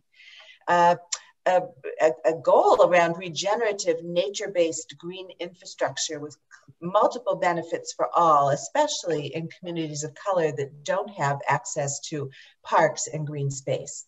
And then finally, a key theme around promoting opportunities for diverse and inclusive workforce measures in the green economy. So next, back over to Courtney. Courtney, you're on mute. Yeah, you're on mute. I know, I'm gonna get a shirt that says that on it. It's gonna be my new slogan. You can go to the next slide, thanks. There we go. Great, so as you begin this work, are there any guideposts or fundamental principles that guide our work that you should be aware of? And so one of the things I wanted to focus on is one of the key tenets of Liberty Hill's work in LA is that we believe the people closest to the pain should be closest to the power.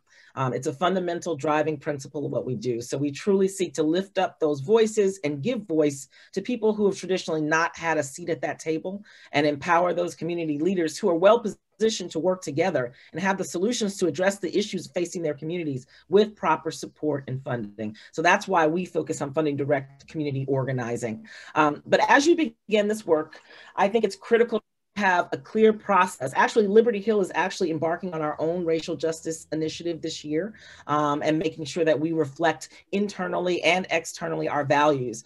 So one of the ways that we feel like we can do that are assessing your current systems, policies, and procedures. So as you start off on this huge endeavor, I think, taking that first step and assessing where you are now, committing to talking openly about race and inclusion and acknowledging the challenges you're going to face in the process. I think it's, you have to be honest with yourself about that. One of the things that we also wanted to really do is focusing on developing a shared language across our staff to help us navigate issues of racial equity, both in the office and externally. Having that common language is very important.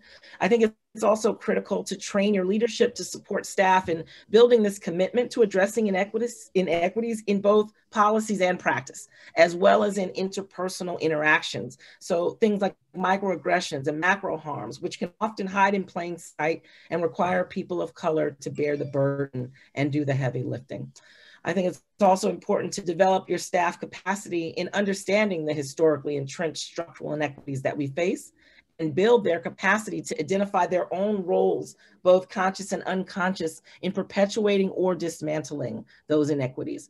So those are some of the key kind of tenets and facets that we set out for ourselves as an organization before we started out on our own diversity and inclusion initiative. And I think are key tenets that any organization should look at. Obviously, the goals will be different for every org, but I think having this clear starting point that's grounded in your own knowledge about your agency is important. So I'll turn it over to Michelle to talk about some other considerations systemically. Yes, just two others to address here. One of our fundamental guideposts over the years has been to look upstream, and I've had to say no pun intended here, given that we're in the water world, but really to look upstream to try to identify the root cause of a problem, which really just allows us to get to the heart of the matter and think about systems change and if there are strategic levers that we can pull to make that change ripple downstream as well. For example, in the Clean Up, Green Up policy campaign, which Liberty Hill helped to facilitate and become law in the city of LA back in 2016, community groups had grown frustrated with the kind of smokestack to smokestack approach of tackling one polluting facility after another, especially in disadvantaged communities of color. Instead, we looked to land use standards and zoning, as I heard Board Member Guzman mention during the comment period. We looked for opportunities to make important changes to those zoning laws in several communities, including some that were even citywide changes. Another guidepost that we try to consider is how to make public policy decision-making as accessible as possible. And I know the Water Board works very hard to do that. This of course includes geographic and time of day and language and jargon, technical communication issues. But I wanted to say one other important thing. At Liberty Hill, we have really moved to advocating for a model of providing modest stipends and grants to support community organizations who spend their precious staff time reviewing documents, attending meetings, providing feedback, and contributing to their policy expertise to these discussions. It requires financial resources, obviously, but it is well worth the investment and commitment. And now may be the time to consider embracing this concept. With that, we go to the next slide and back to you, Courtney. Sounds good. Thanks, Michelle. So what are some of the obvious obstacles and not so obvious obstacles that you might face along the way? I think with any racial equity initiative, one obstacle to be aware of is the alignment of your internal policies and your external focus. So it's always the most challenging to walk the walk and really ensure that your public actions are reflective of your commitment to equity, internally and externally. And I think maintaining that consistency is important to any initiative as you start off. Michelle, I know you wanted to talk about the concept of having trusted messengers to also be able to connect with the public. Yes, and I wanted to start with just, again, something that came out of the planning for the sustainability plan for LA County, and that is that, one big obstacle that was really noted by many was just an overall lack of literacy about water, especially in communities of color. Where does our water come from? How is it managed and by whom? How's it regulated? Why do we need to conserve? In the plan development, many groups called for much more extensive education, starting in grade school, all the way through adult learning about water conservation programs and culturally relevant communication. And then, yes, another obstacle that we all have to surmount is finding the right messengers to convey our missions and our messages. We've tried to be aware of this at Liberty Hill, and for example, we chose to work closely with community-based organizations in the development of the plan to do outreach in their own neighborhoods in Commerce, Wilmington, South LA, Van Nuys. Those groups are trusted messengers in their community, and residents will feel that their voices are heard if those community organizers are in the room. Next slide, please. Yes, this was the question about, what kinds of organizations can we work with? And as I just said, we've worked in close partnership with grassroots, community-based groups to conduct outreach, popular education, hold dialogues, and synthesize concerns and recommendations from residents in environmental justice communities. Again, just lifting up that we have found it to be very important to provide these modest stipends for this work in recognition of their expertise, community relationships, and community knowledge. On this slide, you see the 5 organizations who served as our anchor partners in each of the 5 supervisorial districts in the sustainability plan. These groups were responsible for reviewing research and policy documents, planning and mobilizing community members to attend meetings. We had them help facilitate discussions and synthesize resident perspectives and ideas for the county. So Liberty Hill is happy to describe this in more detail at any time, and also, share our lists of potential groups that you could work with. Courtney. Yeah, I think it's also important, to have someone guiding you in this work. We interviewed many different types of specialists and consultants before we selected Russell Reynolds and Associates for us to guide us through our diversity and inclusion initiative. So I think, looking at those external experts, obviously there's a huge run on, equity and inclusion expertise right now. So there are a lot of people out there that can provide many different levels of coaching through this sort of a process. So I recommend that as well. You can go on to the next slide. So lastly, what questions should we be asking ourselves and others? I think keeping as open to this process as possible is important, and acknowledging that this is difficult work, but it's important work, and you'll be a better agency for it at the end of the day. I think we should always be asking ourselves, what more can we be doing to be as inclusive as possible in our practices? And do we have the resources allocated to truly achieve the equity goals we set for ourselves in the agency? Can we follow through once we have the recommendations and we're committed to the work? So I think that's something that we always keep in the forefront as well as we're going through the initial stages of this process. Michelle, I know you wanted to talk about some of the structural sort of questions. Yes, just very, very briefly to wrap up here, just a final thought, and I've heard all of the speakers address this, and many of the board members in their comments. How do we structurally include racial equity voices in our institutions? From Liberty Hill's inception, I credit our founders with this vision. We empowered a community funding board comprised of individuals who represent the racial and geographic and immigrant and language diversity of the LA region. And they have a structural role in our foundation to assess the social and racial and economic and environmental landscape, and then determine our grant dollars.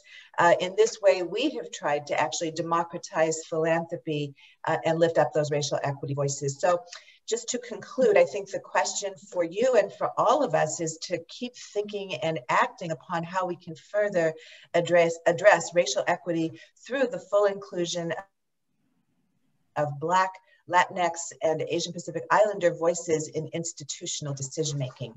Thank you so much for this opportunity to help inform your thinking on this vital and urgent issue. Thank you. Thank you so much, Liberty Hill Foundation, for sharing. And I'm so glad that you're at the table for this very important symposium on race equity. I'm sorry you have to run, because we probably will have some questions or comments for you, but maybe we can reserve that for another day, if that's okay. Sure, I'll be here for a little while, but thank you again. Yes. Okay, so our next speaker is Mr. Angelo from Occidental College. Are you with us? There you are. Hello. Hey, everyone. So I'm Angelo Logan. First, I just wanted to start by saying that that what Courtney and Michelle presented just now resonates, and I just want to echo all of their recommendations and comments, as it is in line with what a lot of the organizations that I work with and have been in line with for some time now. So my name's Angelo Logan, and I'm a policy and campaign director at the Urban and Environmental Policy Institute at Occidental College. I've been working with community partners on environmental justice, and primarily I've been working with the Moving Forward Network, which is a national network of over 55 environmental justice organizations across the country. I'm also the co-founder of East Yard Communities for Environmental Justice, a local environmental justice organization working in communities along the LA River from East Los Angeles to Long Beach. And I've been organizing for environmental justice for the last 20 years now. It's hard to believe, it's gone by so quickly. But and I've become pretty familiar with community organizing, policy work, and the challenges and opportunities that can bring us closer to environmental justice and racial equity. But the last 20 years working in this field is not what gives me the real insight or knowledge. It's been my lived experience growing up in an environmental justice community that is at the 95 to 100 percentile in the Columbiro screen. I lived most of my first 30 years in the city of Commerce in East Los Angeles and experienced environmental racism firsthand. I usually tell people the story of my first awareness of environmental racism as a kid in my neighborhood. And so I'm going to share that with you today. So, I grew up in the city of Commerce. My cousin lived a couple of blocks from my house in an apartment, and we used to play together mostly every day. On one occasion, we decided to play a game of hide and go seek. We did this pretty frequently because the neighboring manufacturing facilities created these awesome places to hide in and to, as we thought, were kind of interesting places to explore. So on this day, we decided to play in the company yard right next door to my cousin's apartment building, which is divided only by a brick wall and 4 feet. The company used to use this yard as a barrel storage facility. So we go into the yard, and it is a labyrinth of 55-gallon barrels stacked 3 high and thousands of barrels. And so we proceeded to play, and we're running around and we're having a good time. And in the moment of our laughing and smiling and having a good time, a woman runs out the office door and chases us away, saying, "Kids, you guys got to get out of here. This stuff will kill you." And, we're about 10, 11 years old, and we run away and we run into his apartment, and we say to ourselves or to each other, "Wow, that was an interesting trick that she used to get us out of that yard, to say that this would kill us. There is no way that they would have toxic materials or something poisonous that's that close to his actual window. We can see the barrels just from his bedroom window." And so it kept nagging at me, and I was wondering if she was telling the truth or she was just using this as a strategy. So later on that day, I go back into the yard and I look at the barrels. I'm 10, 11 years old or so. And what I see on the barrels, I couldn't read because they're very long, complicated words, chemicals. But what I could read was the bones, the skull and crossbones on the barrels. And at that point, I realized that there's something majorly different about where we lived in comparison to other places. The fact that they would place these toxic materials literally 4 feet from my cousin's window was just unacceptable to me at 11 years old. And that was my first awareness of environmental racism. And I went home, and outside my back window, or my backyard, literally on the other side of the fence, is a major rail yard with oil production facility and refinery in it. And so, again, this just became my awareness of environmental racism. And when I tell that story, I typically don't tell the follow-up to this story. But the follow-up to this story is that this particular facility, as we found out over the years, within the 50 years plus that they had been in this location, had been spilling PCBs and TCEs into the ground.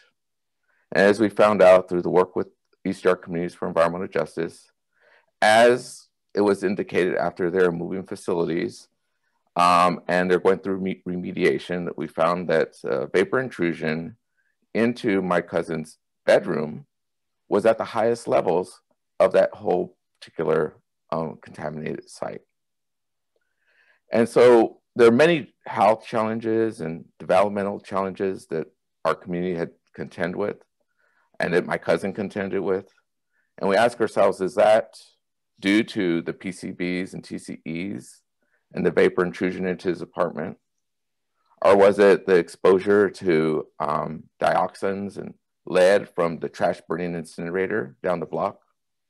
Or was it from the oil drilling facility literally across the street from his house? Or from the 50,000 plus diesel trucks from the 710 freeway, literally blocks away? Or the major rail yards that create what is now known as the diesel death zones? Or was it Exite, bad recycling facility that was emitting lead and arsenic into the community? Or was it all of these things, right? And just to mention that all of these facilities that I mentioned, these are just a small example of the cumulative impacts of environmental justice communities. And all of these facilities, not just contaminated the air, the soil, but also the water. Every one of these facilities has some type of water contamination from runoff or exposure, whether that's diesel, lead, mercury, arsenic, the list goes on. And so there are multiple mediums in which our community is exposed to. And when we think about, what really created this situation, and when we're considering environmental racism, racial equity, working towards environmental justice and climate justice, at the end of the day, it's really a lack of protections and siting, permitting, and development. And as Ms. Cantu mentioned, when we talk about water specifically, the water regulatory code that perpetuates the systemic racism when we talk about environmental racism, right? That these codes are biased towards people with privilege and power. That when we work towards trying to address these either assaults or needs in our communities, that if we don't have the privilege of understanding these codes, that if we don't have the resources to be able to bring on people that are, experts in that particular field, that we don't have access to the information, that we don't have the ability to navigate the fragmented water governance, and that we know that this particular system, whether it was intentional or unintentional, that this system in itself perpetuates systemic racism and environmental racism. And that if we do not address and work towards resolving these systems, that then that in and of itself is an action, right? The inaction is an action. And so that we need to work towards resolving these actions and these particular policies that perpetuate environmental racism. And so one of the ways in which we believe, and a lot of this has been kind of mentioned through the presenters previously, is that we really need to think about how agencies, and I'll focus in on water agencies specifically, with a focus on communities of color, increase monitoring and reporting, data management and interpretation, and the use of regulatory enforcement. That when we talk about this issue of racial equity, that we cannot be colorblind in this situation, that we need to recognize that working class, working poor communities of color are disproportionately impacted and need to have a focus on these particular areas. Again, monitoring and reporting, data management and interpretation, and the use of the regulatory enforcement that you all have. Now, there are some gray areas, but if we really want to do the hard work, we need to lean into those abilities that you all have to do your role and to take action.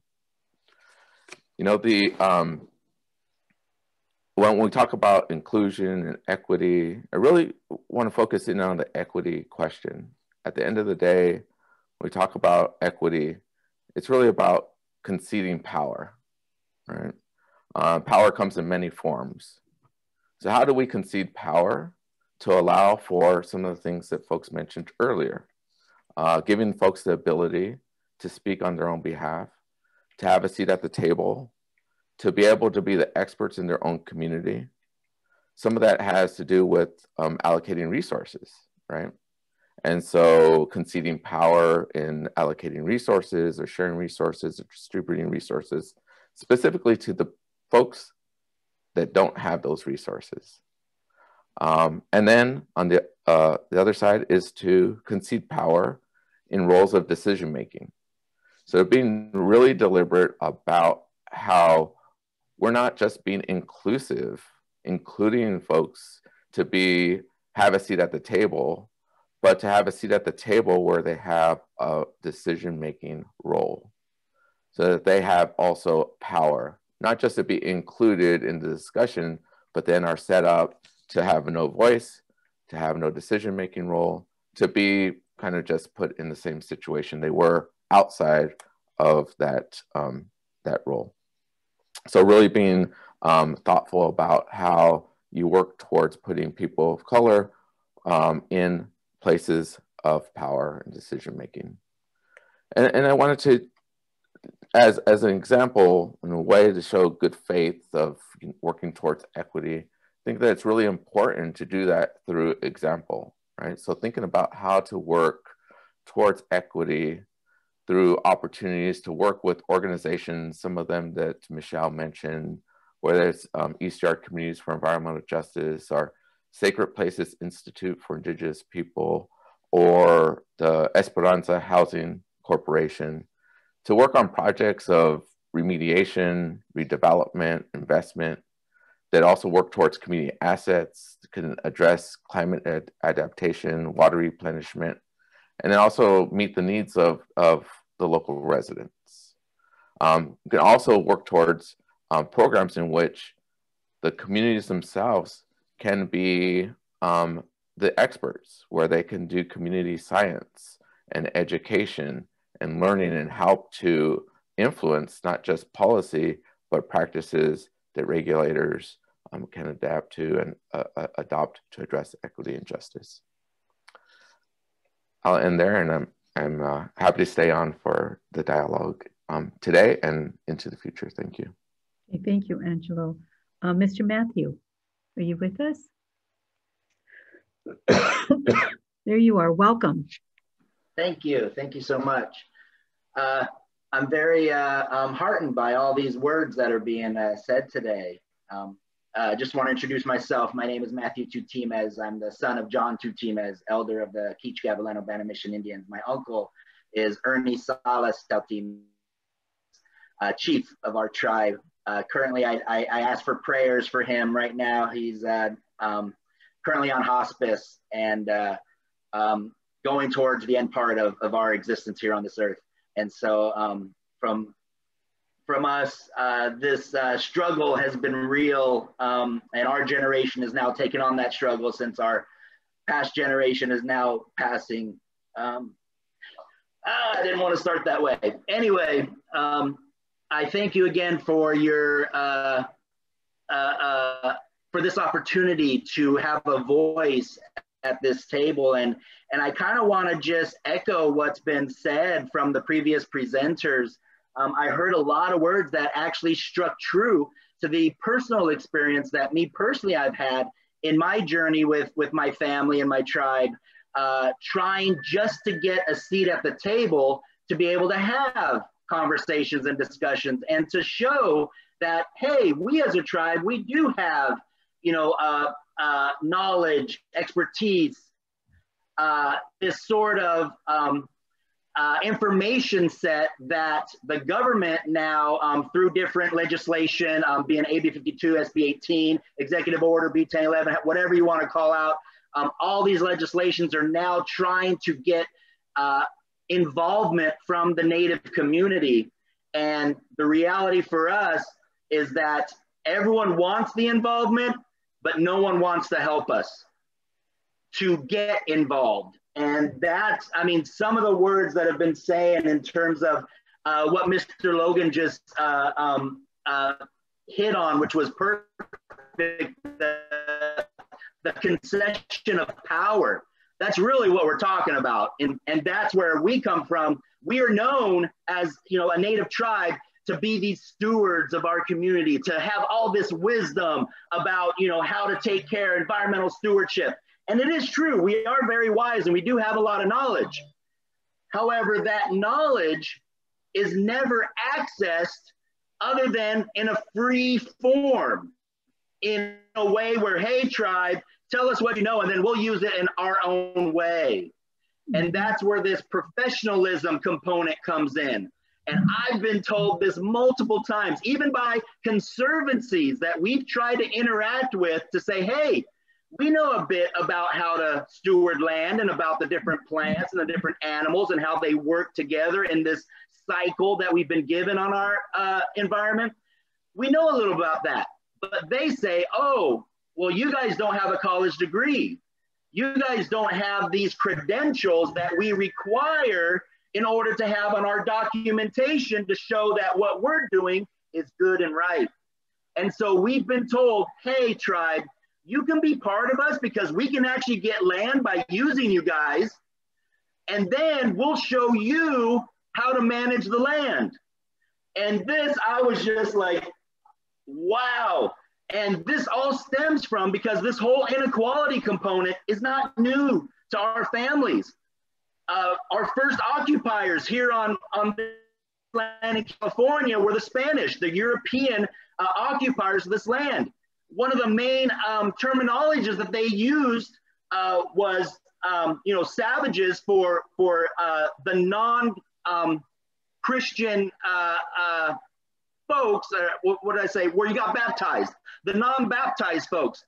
When you got baptized, your title then changed from a savage to a gente de razón, to a person of reason, or you know, an enlightened person. And even in that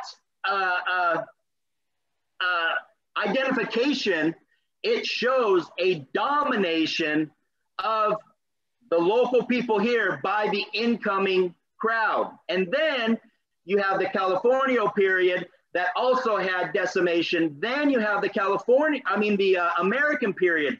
And I actually just want to bring up, this was it's a document that was written about California laws about Native Americans back from the 1850s. And it's a quite interesting read because it includes a lot of newspaper articles that were written during this time. And one of the articles I want to highlight was written in up north. We had plenty of the same article or same activities being done down here.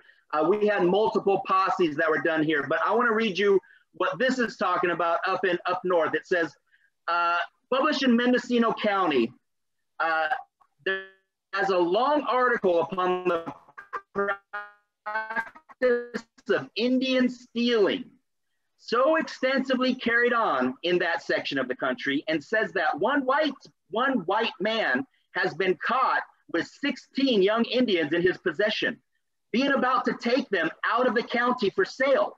And then the Herald goes on and says, here is a well-known, or it is well known that there are a number of men in this county who have made for years their profession to capture and sell Indians. The price ranging from $30 to $150 according to quality. Some hard stories are told of those engaged in the trade in regard to the manner of the capture of the children. It is even asserted that there are men engaged in it who do not hesitate when they find a rancheria well stocked with young Indians to murder in cold blood all the old ones in order that they may safely possess themselves of all the offspring. And then one other thing, it says, the Indian War is now going on, and those which have, and this was in another account within the California Geological Survey. This was in a government report. It says the Indian War is now going on, and those which have been for the last 3 years in the counties of Klamath, Humboldt, and Mendocino have most of their origin in this.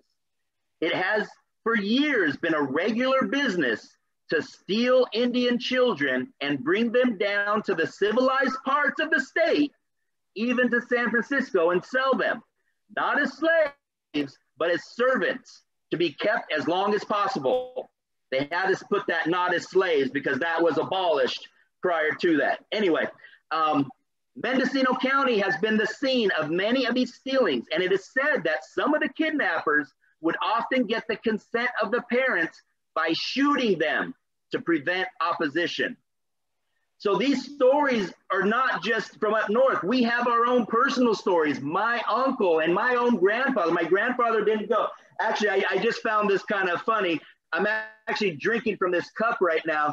This is from Sherman Indian School, which is our local high school in Riverside that was used back in the 1800s to steal all the Indian children and put them into this boarding school. Our chief, his dad was put into that school. My grandfather, he was actually put into an orphanage rather than that school. And he ran away from the orphanage, but that's a whole separate story. But these realities of inequality has been the standard practice, not only for the Spanish and for the Mexicans, but now into the American period. And this inequality has existed in all throughout our generations. I can tell you personal stories of the family of Yes, but let's talk about today's generation, the generation I get to live in, and our experience with inequality. The only reason you all are talking, or I get to talk to you all right now, is because we have by ourselves, with no help from any government, pushed the fact that, hey guys, we're here. And we had to attain a grant in order to get a voice to talk to you all, because we never had the ability to sit at the table. And then we finally get a grant to try and help you all with tribal beneficial uses. And this ability has now provided for now us to be able to talk to you. And that's the inequality, that everyone's saying, hey, we want to help the Native community. Hey, we're going to do this, going to do that. But in reality, we don't see it. We don't see any of this help unless we do it on ourselves. And we're fine with that. We've done everything on ourselves. That's fine. I'm not complaining about that. I'm just highlighting that if you do want participation from Native communities, you can't just put it out in a document and say, hey, we need these participants. Why is it that Region 4 has never had participation by our tribes, which are the ancestral tribes of your particular area? Because there are no federally recognized tribes, and there's never been a mandate for you all to have to engage with us until AB 52 has caused for that.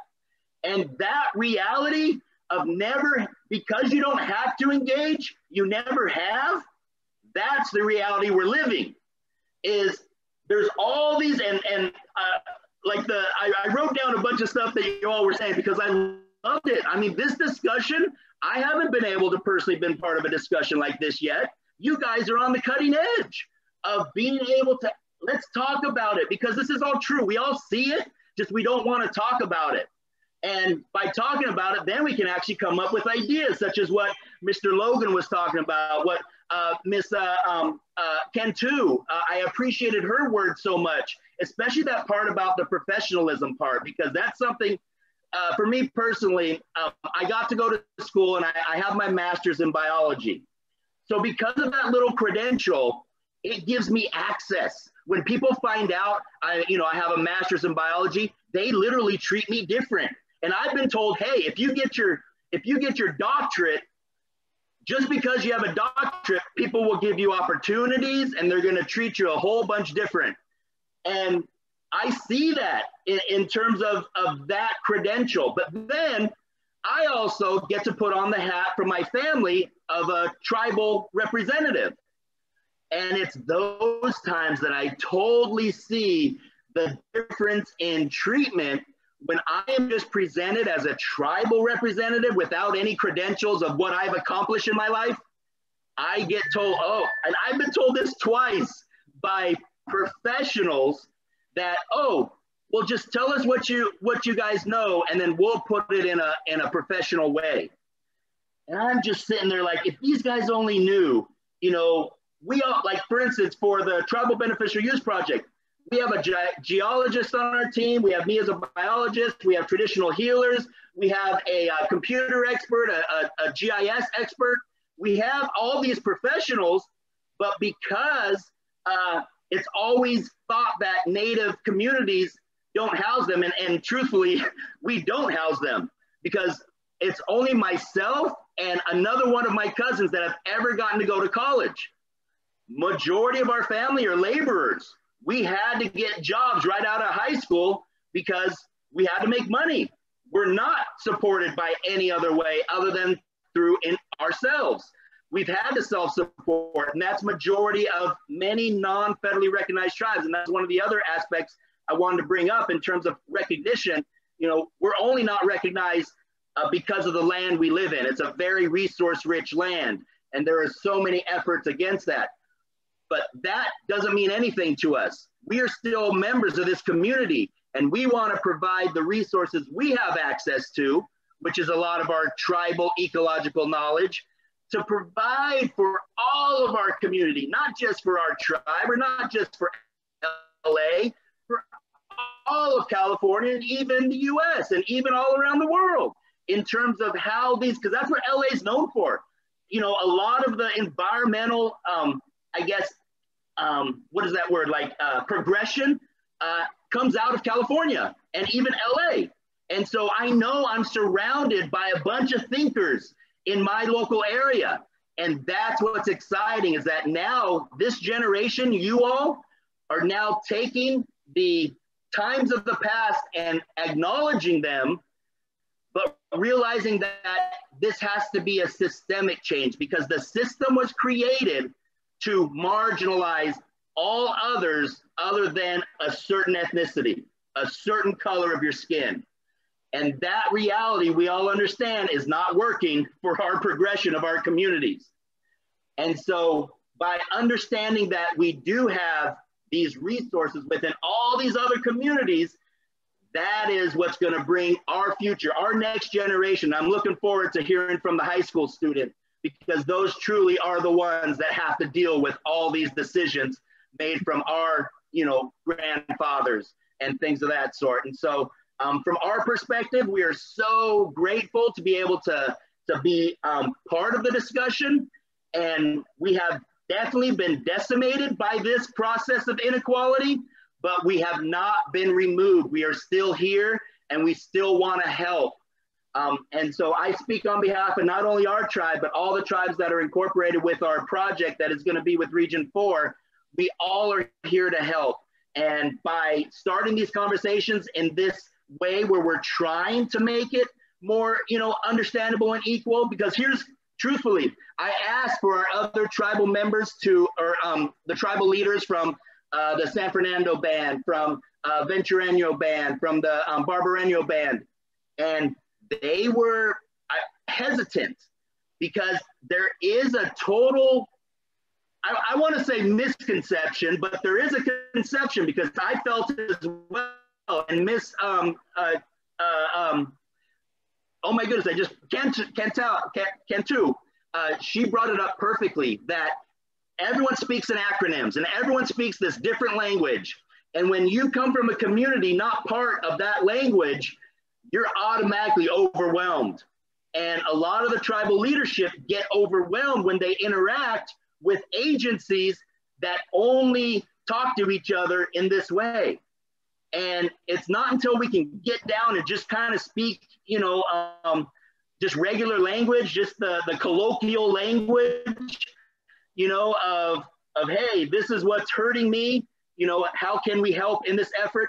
That sort of conversation is a lot better than us going to board meetings and having to present in front of all these, it just feels very technical.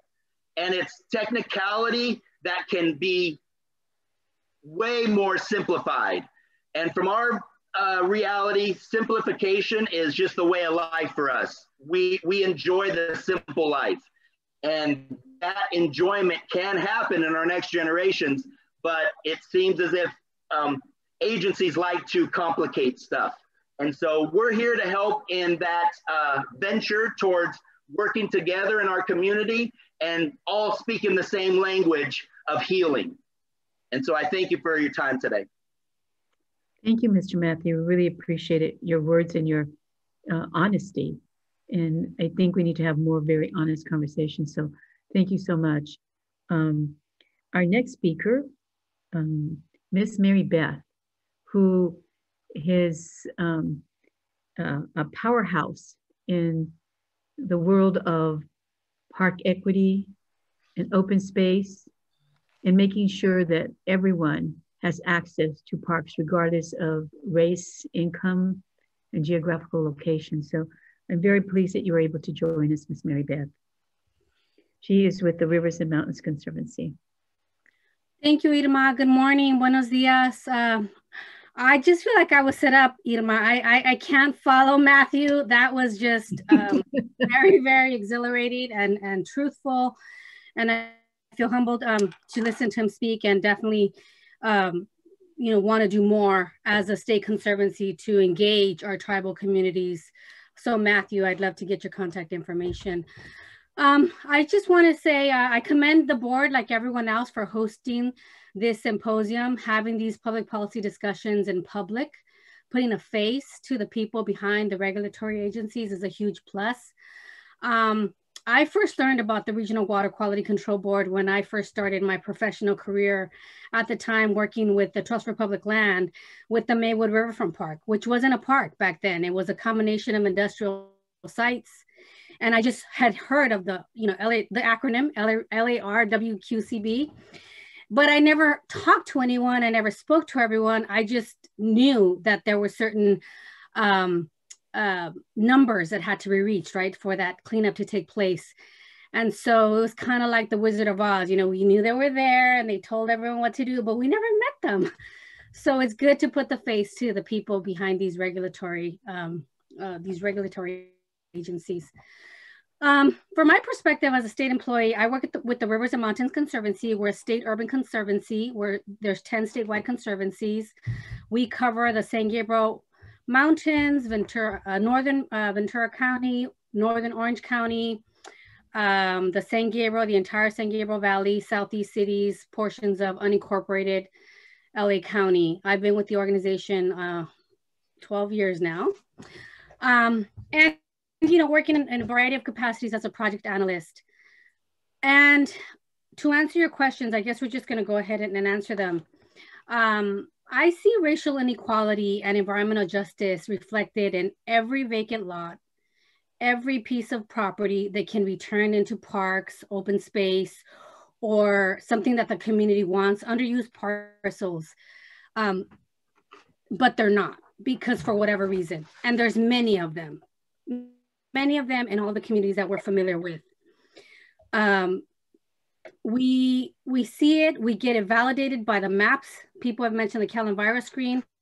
For those of us that have lived in these communities, we really don't need to see maps. We know, we can drive around the area. We know that, you know, it's the same communities over and over and over. South LA, Pacoima, Northeast San Fernando Valley, Southeast cities.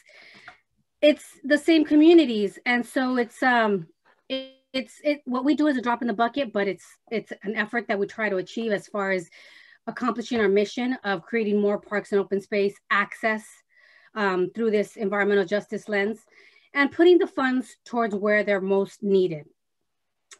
It's also defined more prominently with this COVID world that we're in, with the lack of access that people have. I'm a mother of 3. I can tell you that I go to the park almost every other day because these girls need to get out and burn that energy. It's a free resource for the most part. It's accessible to most people, but there's many communities that don't have access to it. There's still that lack of access. There's still those vacant lots that are sitting out there that could be parks and they're just not. They could be nature preserves and they're just not. And so that's the mission that we have. The challenge is to try and work with organizations, cities, to make those conversions possible. And not just parks, anything that the community needs and wants. More public housing, more public health resources, community centers, swimming pools, especially in this, urban heat island that a lot of communities find themselves in. So I've just seen that this pandemic has made those inequities that much worse. And so it just more towards making these. We try to address the problem of institutional racism by addressing the park inequities that exist throughout our region. So this is done primarily by setting aside funds, our bond approved funding measures, which is how we're funded, for disadvantaged communities and severely disadvantaged communities. And for those of you who aren't aware, those are defined as communities with a median household income of less than 80% of the statewide annual median household income, which is currently $51,026 for disadvantaged communities. And for severely disadvantaged communities, it's $38,000, which again is many of the communities that are in those red zones whenever we see those Calendar screen maps. Just keep going. I had to type these up because I was up late trying to answer your questions, board. So when it comes to racism as a system of power, as a woman, as a person of color, I feel like I've lived it like many of you in my personal upbringing. I grew up in South Central LA, and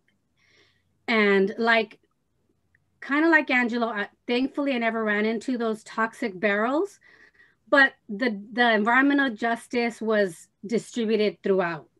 It was distributed in the liquor stores that were there and continued to be there and sold me cigarettes. I would buy cigarettes from my neighbor all the time.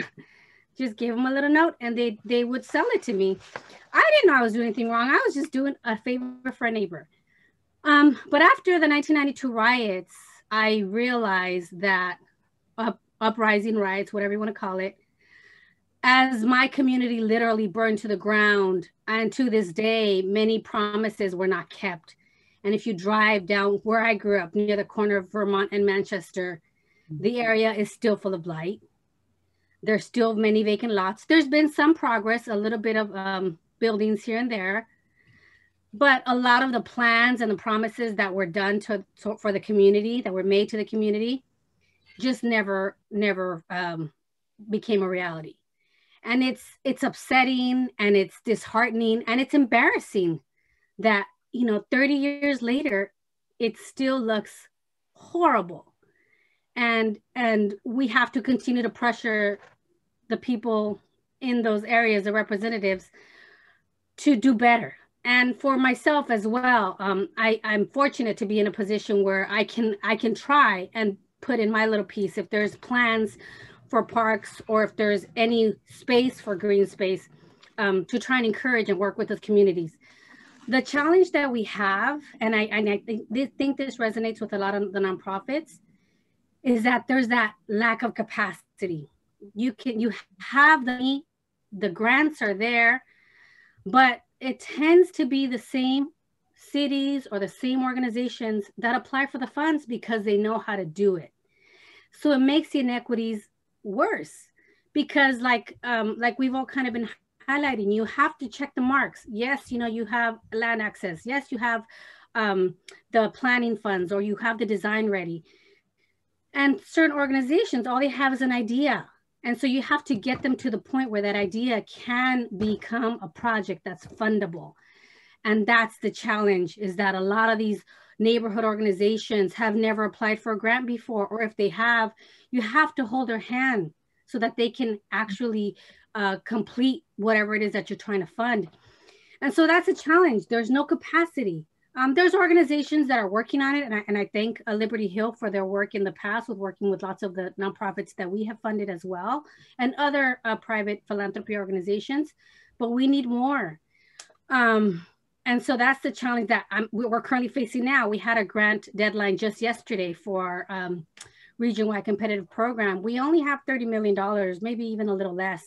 We received requests of over $62 million. So we're gonna have to make some decisions as to which of these projects we fund, right?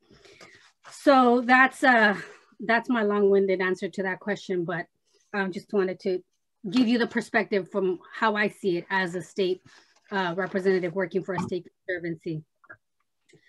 Some obvious and not so obvious obstacles. I think it kind of goes back to what I just mentioned about that capacity issue. Even though you can have the money and it's ready to go, it doesn't necessarily mean that it's going to go to the communities that need the most. So we need to continue to work on that. I haven't heard too much answers to this, or maybe it's been embedded in all the comments that everyone's been saying, but you had a question about the theory of change, Irma, or the board. I consider that an academic question, and I don't really consider myself an academic. So I kind of feel like it's more for me as an implementer. My theory of change is to invest in communities that need it the most. It's the realization that we're living in a post-George Floyd, post-Trump, in less than a week, current pandemic, global COVID pandemic, and we can no longer accept the status quo. It's a new day. Investments in our community. You don't need to make me a co-host. Yep, please proceed. Investments in our community of color need to be authentic. Yes, we have made some waves. We've made some progress. We have some funding, but it's time for a tsunami. It's time for, all of us to come together and make these requests and desires. We need to make them reality because it's long overdue and the communities need it, and we just can't sit around and wait for it to happen. And again, I think that there's a lot of organizations that are working towards this, and we're more than happy to work with them and get stuff done. So that's sort of, I don't want to be too long-winded. I'm happy to answer questions, that's where I'll leave it at, Irma, and the board. Thank you for inviting me, and it's good to see so many of you friendly faces. Okay, thank you so much. And now we're going to be showing a videotape of a young man I met when he was 6 years old, who when he was 4 years old, asked his mother to help him write a contract with La Madre Tierra because he felt that he needed to take care of her. So here he is planting a tree at the age of 6. And so we're going to show his video. It's a very shy man, so I'm very proud that he was able to even speak about his thoughts. Good morning. My name is Victor Miranda. I am 15 years old. I'm a sophomore at Garfield High School. I'm the youngest from 3 brothers, and some of my hobbies are basketball, drawing, and video games. My love for Madre Tierra came from my parents. My mom loves planting plants and flowers, and my dad loves the great outdoors. My parents taught me at a very young age that the earth is our friend, and if we treat it with respect, in return we'll get fresh air, healthy food, and water quality. That's what got me into planting trees. I remember planting my first tree. I was around 6 years old at the time, and Irma invited me and my friends at the Boy Scouts to help plant some trees and clean a local park. I planted so many trees, but the one that meant the most was the first one. It was the first tree I ever planted, and it was only right to give it a name. I named my tree Sexy Baloney. It made me happy knowing that I did a change in the environment. Looking at the earth now is difficult, knowing that all the plastic bottles, candy wrappers, and plastic bags that I see on my way to school is most likely to end up in the ocean, affecting ocean life. The earth is a vital part of everybody's life, For example, it gives food, water, and shelter. That's why it is crucial for us to take care of Madre Tierra and for the voice of my generation to be heard. Gracias y que vive Madre Tierra. Thank you. So I do want to say a few words about Victor. He has never spoken. He's very quiet and shy. And when I called him and I said, I need your help. He goes, oh, what is this? I need you to speak. He goes, I'll do it. And I said, I'm surprised you said it. He goes, I'm surprised too, but I need to push myself because we need the Madre Tierra needs help. So it's going to be young people like him that's going to help clean up the messes that our generation created, as far as I'm concerned. So get youth involved, get youth engaged. I think it's very important, and they get it. They understand what their role is. So I want to thank each and all of our speakers that we've just had. And I would like to open up the floor for reflections and expressions and comments from our water board, our staff, and members of the public. So why don't we start with our water board? Are any water board members have any questions to our speakers or comments?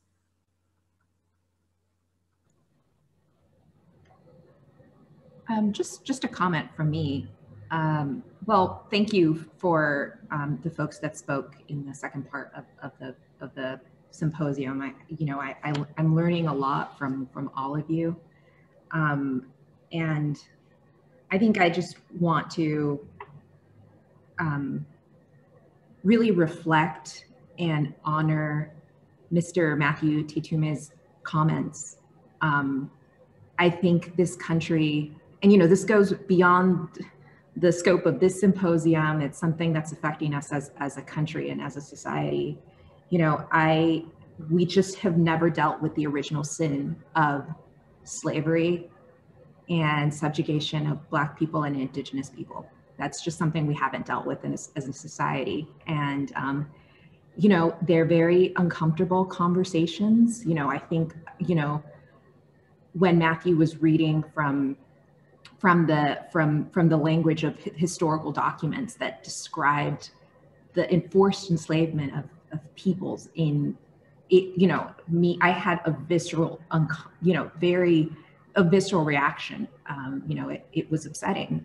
But I think it's something that we all need to be more comfortable hearing and acknowledging, because it's part of our history and it underpins the way our society is set up today. And that's just the truth.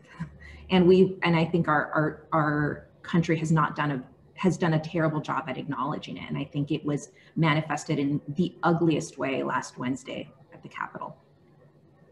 So I just want to honor those remarks, because I think that's something that we just need to do. All of us need to do a better job at acknowledging, confronting, and figuring out how we can dismantle that in our roles, not just in our jobs, but just also our conversations with our friends, our family, our engagements outside of work. It's just something that we need to think about, because the moment is just, it's too dire right now. And I think we just need to be better.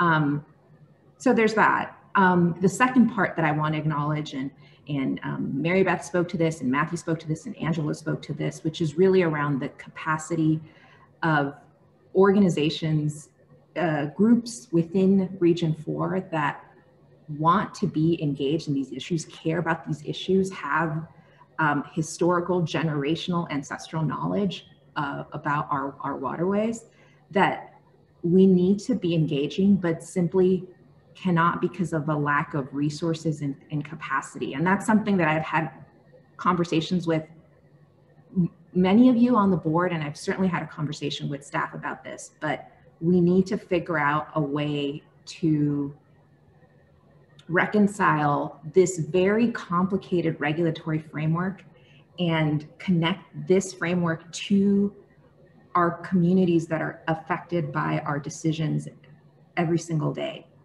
And that's just increased investment in those groups in order to make sure that they have a voice at the table and are able to attend our meetings just like any of the other more well-resourced organizations that we see from month to month. And I think that's an investment that we need to think about. I think that's it includes the water boards, but it's so much more than just the water boards. I think we need to think about how other agencies, private philanthropy really needs to step up and play a role in this, because it's definitely a need. Those are conversations that I want to keep on having, because I think there needs to be a more systemic solution to all of this. But I just want to continue lifting that up, because it's an issue that I've seen in my relatively short tenure on the board. So yeah, thank you again, Mary Beth, Matthew, Angelo, also Liberty Hill, Michelle, and Courtney. So thank you for your remarks. I would like to make some remarks to Mr. Matthew. I have a nonprofit called Mujeres de la Tierra, which I founded 15 years ago as an environmental equity organization. And what I discovered is that we work with a lot of contaminated lands, and people are really afraid of them, good reason. And it's all health-based. You can get anybody involved in the community, regardless of whether they only speak Spanish or English or any other language, when you talk about the health of their children. All of a sudden, they become warriors and champions, and they articulate the issues of concern and the fear they have in their hearts. And one of the things that we have done is that when we go to especially contaminated lands, we educate people. We bring in the native folks that originally had the land, so they can give us the history, like what took place there, why they're no longer there. How did the land get contaminated? What is it contaminated with? What are the impacts to your health and to the environment based on that? How is it going to be cleaned up? I think we've made a big mistake generally, that we don't inform and educate people, because people have so much fear in their hearts. And what people have asked us is for facts and science and data. And I've proven that over and over again, that even we were in the Los Angeles River, Taylor's Yard, which is the focus of a lot of media attention these days because of what's taking place there, that in working with that, we had a workshop all in Spanish, and it was done by the Water Board. I mean, someone said this region is ahead of its time. They actually wrote the script in English and had translated it in Spanish, so everybody heard it in Spanish, and they had this wonderful Latino staff person who was engaging and charming, and we took that fear out of people's hearts, and we were real. And that is what this regional board is about. They love going out and talking to folks, and now they're the favorite agency of that neighborhood. They want to hear more from the Water Board. And we can't sit at our desks. Unfortunately, COVID has forced us to sit at our desk at home or wherever, but we need to go out once COVID is lifted, we need to go out and talk to people. We can't expect them to come to us. And we need to, as Celeste has mentioned in such an articulate fashion, is talk to folks so they can understand what we're saying. I will tell you, I resonated with your comment, Celeste, so much, because when I got on the Water Board, I was giving these two big giant binders that I had to read, and we still get them. They don't get the binders. And I had a dictionary next to me, and I thought, oh my God, how am I going to read all of this stuff? How am I going to know all of these things? And you're right, at TMDLs and this, that, and the other were being thrown at me. And I thought, oh my God, how am I going to learn what all of these acronyms mean? But once again, I had to assume the responsibility and the embarrassment to say, I think I'm out of my league, and the staff helped. They informed me, they took the time, they tutored me. And so if you're not a knowledgeable staff person or board member, those mostly board members who I'm talking about, then how can we spread the word to the communities that we care about? And the whole purpose of today for me is that I want to hear from diverse voices, from many neighborhoods who may not even know we exist. And if they do exist, they don't even know what we do. It is very important because we do a lot of incredible work for the health and safety of so many families. And so I think that once the COVID's lifted, we need to go out in the community. We started going out to various cities. I think we were in Huntington Park for a little bit when COVID hit. we need to have a presence there and we need to talk to people. And I will tell you that water is a big concern for everyone. And so we need to change how we listen, and we surely need to change how we present who we are. Are there any other board members before I open it up to staff? Because I'd love to hear from staff. Irma, if I just may say briefly, yes, please. Thank you for everybody's comments. Matthew, in particular, I just wanted to express my gratitude to you for coming forward. The issue of federal regulation or federal recognition is a travesty done on California tribes that I don't think, I'm certain most people don't really understand. When I was working with the US EPA back in the 90s, one of the first gating questions that we were required to investigate was whether a tribe was federally recognized or not. And if a tribe was not federally recognized, it fell into a vague, amorphous bucket of don't really know what to do. With respect to the trust responsibility, with respect to how tribes are treated as states under federal statutes and a whole host of other things I know you're deeply familiar with. And it's a complex area, but it's an area that I think really is something that people need to better understand to help folks understand the obstacles that non-federally recognized tribal communities face in California in particular. This state was its own, has its own deep, dark history. Obviously, it's the case across the entire United States with respect to the tribal and non-tribal communities and the history there. But California is in some ways the worst of the worst, if that's possible. So I really appreciate you bringing that forward, and I just want to express my personal support for what you're doing, and I would be happy to talk more offline to see whether there's anything I can personally do to help. Okay, thank you. Other board members? If not, Vice Chair Yee. I'll be quick because I really do want to hear from our staff if they have comments. But I was just going to say that in the planning of the symposium, I felt we really needed to hear a youth voice. And so I'm so grateful for Victor, getting up the courage to make that little video clip in order to share with us. And, as we all know, and as we've all talked throughout the morning, the water world is very complicated, complex, own set of language, blah, blah, blah. So we really need to be, starting to educate people early in life so that when they get into the positions that we're in now, they'll be much better equipped. So like Victor planted his first tree, I think we're planting our first tree here with this symposium. So I'd like to call this symposium Sexy Baloney number 2.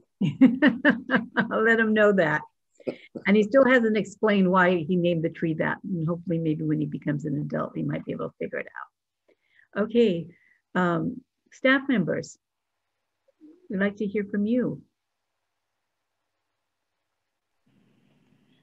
Our staff members usually aren't shy. I don't know what's going on. So I don't know if it's that we're shy and I don't want to put anybody on the spot, but we also have our state board member here with us as well. So I'm just encouraging him if he wants to chime in at any point.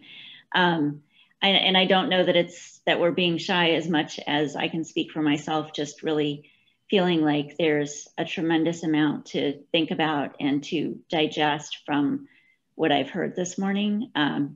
So many wise words and perspectives that have really resonated with me and opened my eyes to things that maybe I didn't fully appreciate. And because of maybe not being able to see, what do they say? You can't see the forest because of the trees, and particularly about just the barriers to access that a lot of people can feel in many ways in terms of participating in the board's decision making, and yet how much we want that to be possible for everybody within our communities to be able to participate and have a voice, and particularly those that are being most impacted by our decisions and are most impacted by pollution, and really wanting to be able to hear from them. And so I think that that's just, it's something that I probably need to be reminded of over and over, because like I said, I think I have trouble seeing the forest for the trees, because I've lived and breathed this for decades, and I'm so used to the language that I forget how intimidating it can be, and how much of a hurdle it can feel like to a lot of people. So for me, that's just another really important reminder. And I'm glad that Board Member Guzman, you brought up what you've been bringing up since I think you've been on the board probably, and just about the need to build or to help support building capacity within organizations and communities so that they can participate more in the decision-making of our agency. And so I looked up the latest version of the memo that you and Daniel put together, and definitely want to see if we can try to move that forward.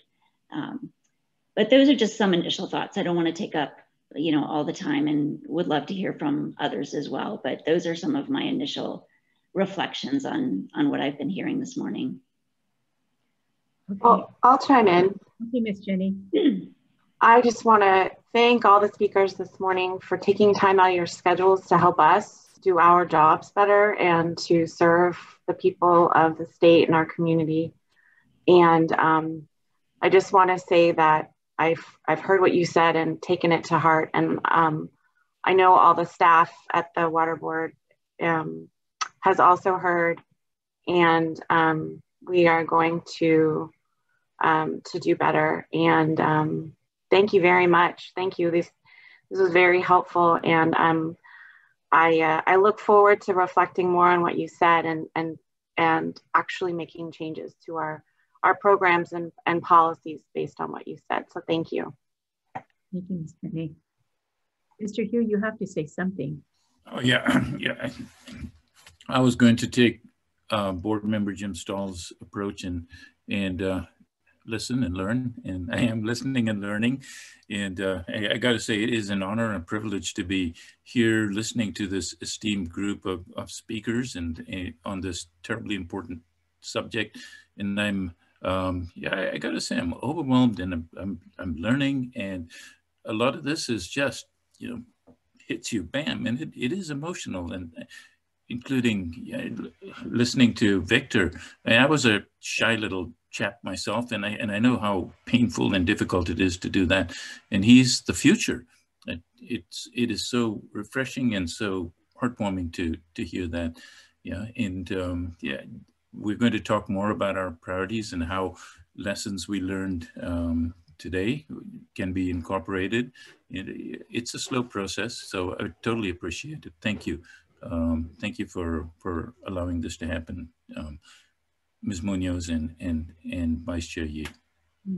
The truth of it is when we decided we wanted to do this, it was in partnership and collaboration with the staff. The board can't work and decide what they're going to do in isolation. The core of the organization is our executive officer and her great executive team, and they were part of it. And so I also want to thank you, because it was you who was very honest to say, this is scary. We don't know what to expect. And I wanted to let you know that I understood, because that's how I felt too. I mean, I've tried this in the past, talk about it in smaller groups, and people say, get a grip, girl. What are you talking about? And that happened. When I was on the board, I was taken back by that it was a white water world, a white male water world. And I was thinking, what the heck is going on here? Because I'm so in tune with the demographics. But if you look at the history of who established water policy, it was white men, as Celeste articulated. And unfortunately, we're still there, because what happens is policies are being advocated for at the expense of inland communities and many of the EJ communities. And that needs to stop. If you are about water quality, water flows, it's connected. And where it begins, it's going to end, and we've got to pivot, I guess is the safe word to use, pivot. And I guess now I'd like to hear a few words from our state board member. He's been intently listening, and since you're representing the state, it would be great to hear a few words from you, Mr. Sean. Sure. Thank you, Chair, and yeah, thank you to the board and just everyone who participated today in this really amazing symposium and gathering of these thoughts, and just recognizing how much work we have to do as a community and as a state to address just the racial and social injustice that's been present, for so long. And this past year, well, 2020 and now has been such a eye-opening experience for me, as I think it has been for many here, with regard to just the racial systemic racism that occurs in our society, and that really is and has been prevalent, throughout all levels of government organizations in the state of California, California Environmental Protection Agency, and the state boards and regional boards. We're not exempt from that. We've all experienced it on some level. I, as a Caucasian male, here, certainly have been, very privileged in my upbringing and my career, and I completely recognize that. And, yet I feel like, now there is, an intentional and awareness, at least on my part, and certainly many others at the state board. We've had discussions along these lines. We have not had a symposium. I really, as the state board liaison to the Los Angeles region, I look at you often for examples of what we can do actually at the state level, and taking some of the lessons that you've demonstrated, just this ability to connect with communities and all the folks here that have shared your thoughts, your heartfelt experiences today, and really is helpful to me, as I bring some of these lessons now back to my board, and I'll be sharing some of your thoughts at my board meeting next week.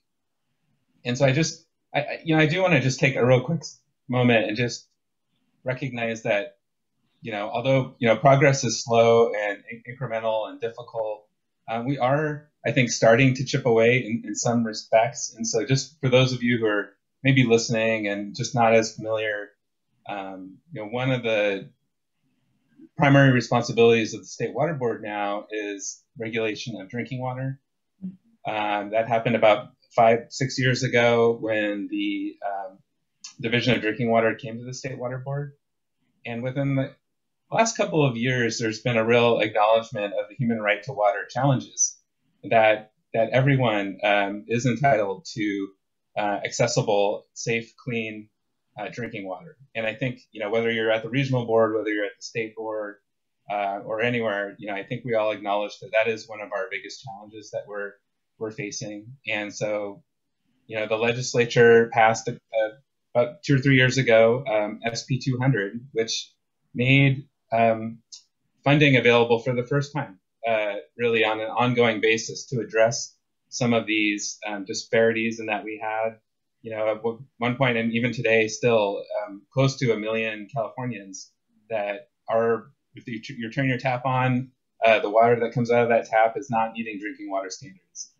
And that is an equity that's been present for decades, and it's unfair, and it's a problem that we're working hard to try and resolve as quickly as we can. So, this past year, that's what the state board has focused on, is moving that policy forward, getting the money out the door to the communities that need it most. And I'll say that, those communities invariably are ones that have been disadvantaged, are communities predominantly of color that have struggled with having a lack of resources and just an inability to install the treatment systems or find the water sources that they need to have safe, clean, reliable drinking water. And so just a priority for me is to move that forward, making sure that we're engaging with those communities, making sure we're not leaving anyone out, that we're really hearing from everyone as we go forward. That includes a number of communities in the Los Angeles region, I've had the opportunity to go down there and see the Sativa water system and some of the challenges that it's faced. There's so much need out there, and we're working on those things.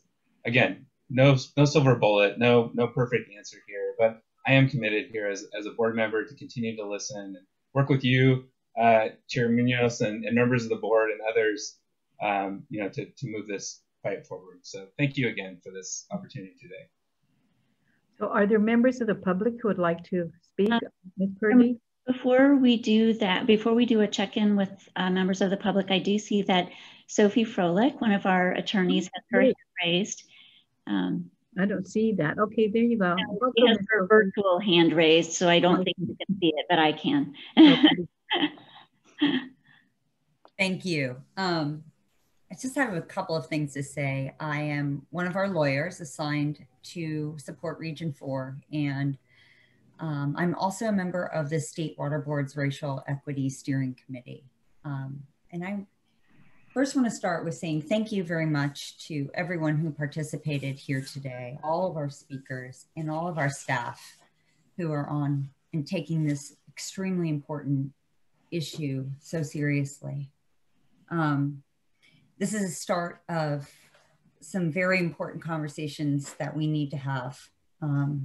As a government agency and as regulators, we need to do better, and we need to be more inclusive. We need to bring people into the fold. And I really do hope that all of the folks who spoke here today, particularly the local organizations, keep coming to our meetings. We want you here. We want to hear from you. We need your perspective in order to do better.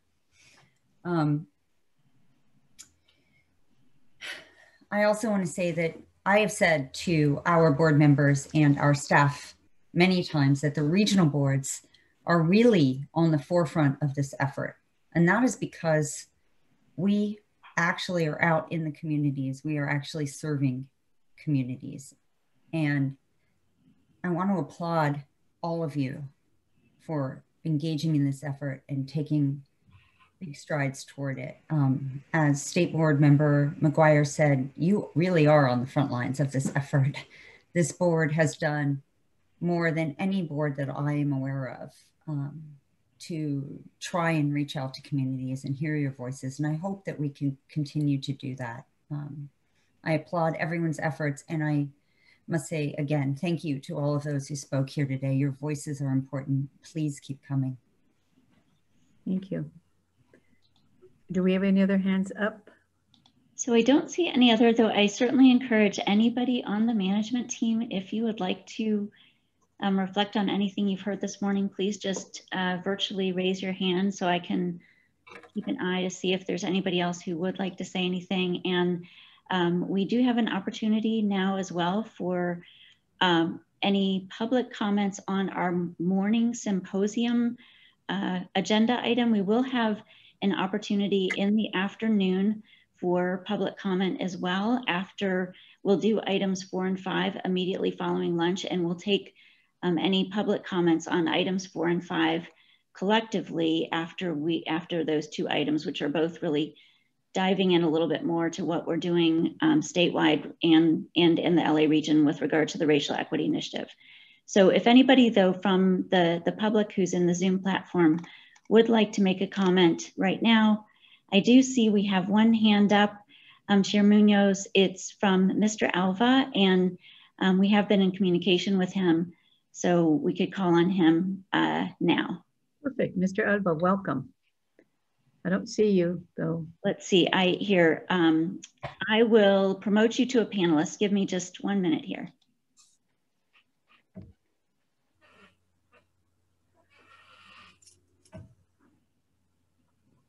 And we have communicated that each person will have 3 minutes. Whoever would like to speak, that they will have 3 minutes to speak.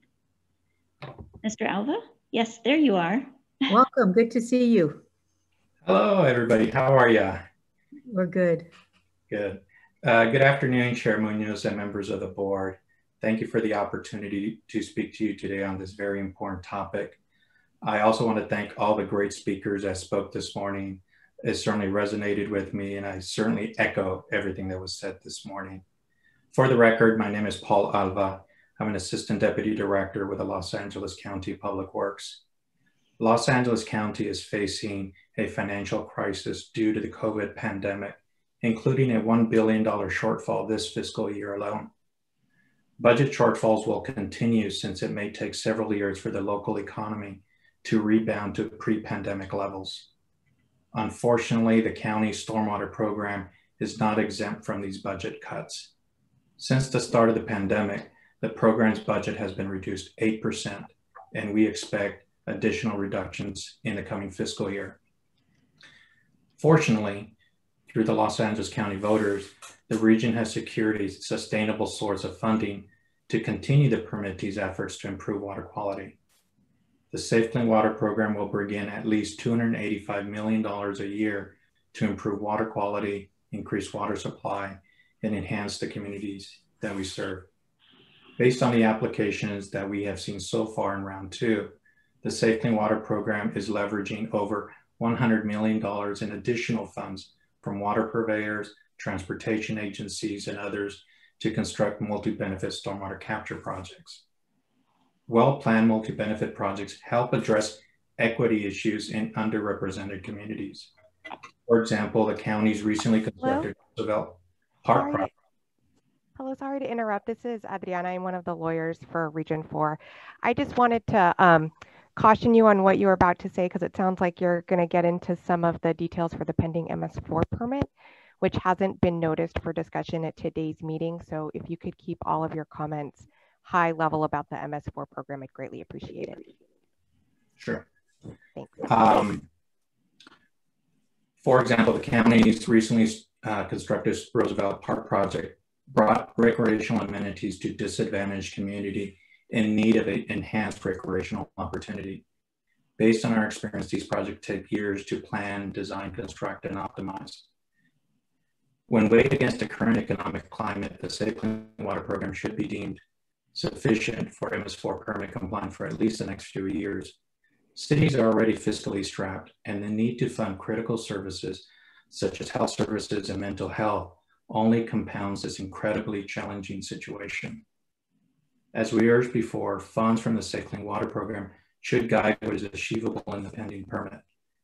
The program is being implemented in a way that ensures funds are prioritized to benefit underserved communities. Moreover, Safe Clean Water funds are shared across the region without any one part of the county given priority over another. During this time of unprecedented economic difficulty, the new permit has a unique opportunity to implement regional change in a holistic, equitable, and comprehensive manner to ensure the well-being of the communities that we serve. Thank you. Thank you, Mr. Advan. Any other speakers that we have? I don't believe I'm looking just. Sorry, there's some feedback. Let me just take care of one thing here. Apologize.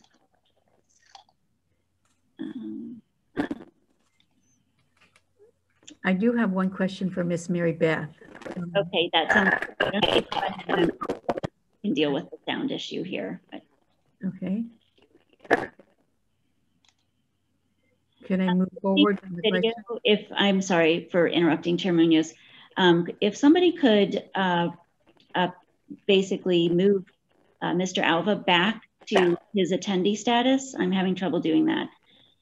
So if somebody else could do that for me, I would appreciate it. This is Anthony from AGP. I'll go ahead and do that for you, Renee. Just a moment, please.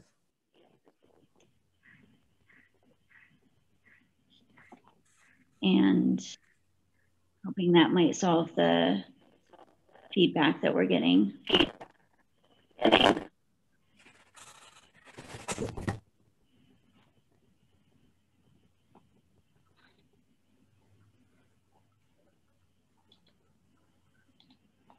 Let's see. Chair Munoz, why don't you go ahead and see if you're still getting the same feedback? It sounds like it's better now, so go ahead. Mary Beth, the RMC has an incredible reputation of connecting with many communities and its community engagement and its community listening sessions. I am wondering how we could work together so that we can inform and educate folks about water quality, because I know that's a big issue in many of the areas. So it seems to me, since you already have a captured audience of folks who are concerned, they want more parks, more open space, how we can connect so that we have access with you to be able to introduce them to the water board and what our role is and how it does impact their families and the area. Is there any possibility that you can see in the future for us to do something like that? And I'm talking to all the speakers who've spoken, but since you're still with us, I thought I'd ask you. Yeah, no, that's a great question, Idema, especially because of the fact that technically we're both like state agencies, and there is an effort and in many discussions for these state agencies to work together instead of having like their own individual tunnel vision. Mark Stanley was actually on the call earlier. I'm not sure if he's still on, but I will definitely take that to him. I think it's a great suggestion, and it's a great way to continue to educate and build that capacity that I was talking about earlier. So let's brainstorm. I know that there's many ways to do it, potentially virtually for now. But yeah, I think that that's a great way to try and get both of our organizations out into the public and get more input from the people that our policies directly impact. So okay, great. Thank you. Ms. Rainey, are we ready for a lunch break? Well, we are. I don't want to cut short the conversation. So if there is anybody else that would like to make a few remarks, we could take a couple more minutes. I think if we break at 12:30, then we can give ourselves a half an hour for lunch. So that would give us about 5 more minutes. So if anybody has anything else that they would like to share in the final minutes of our morning symposium, I just wanted to see if anybody else would like to do that.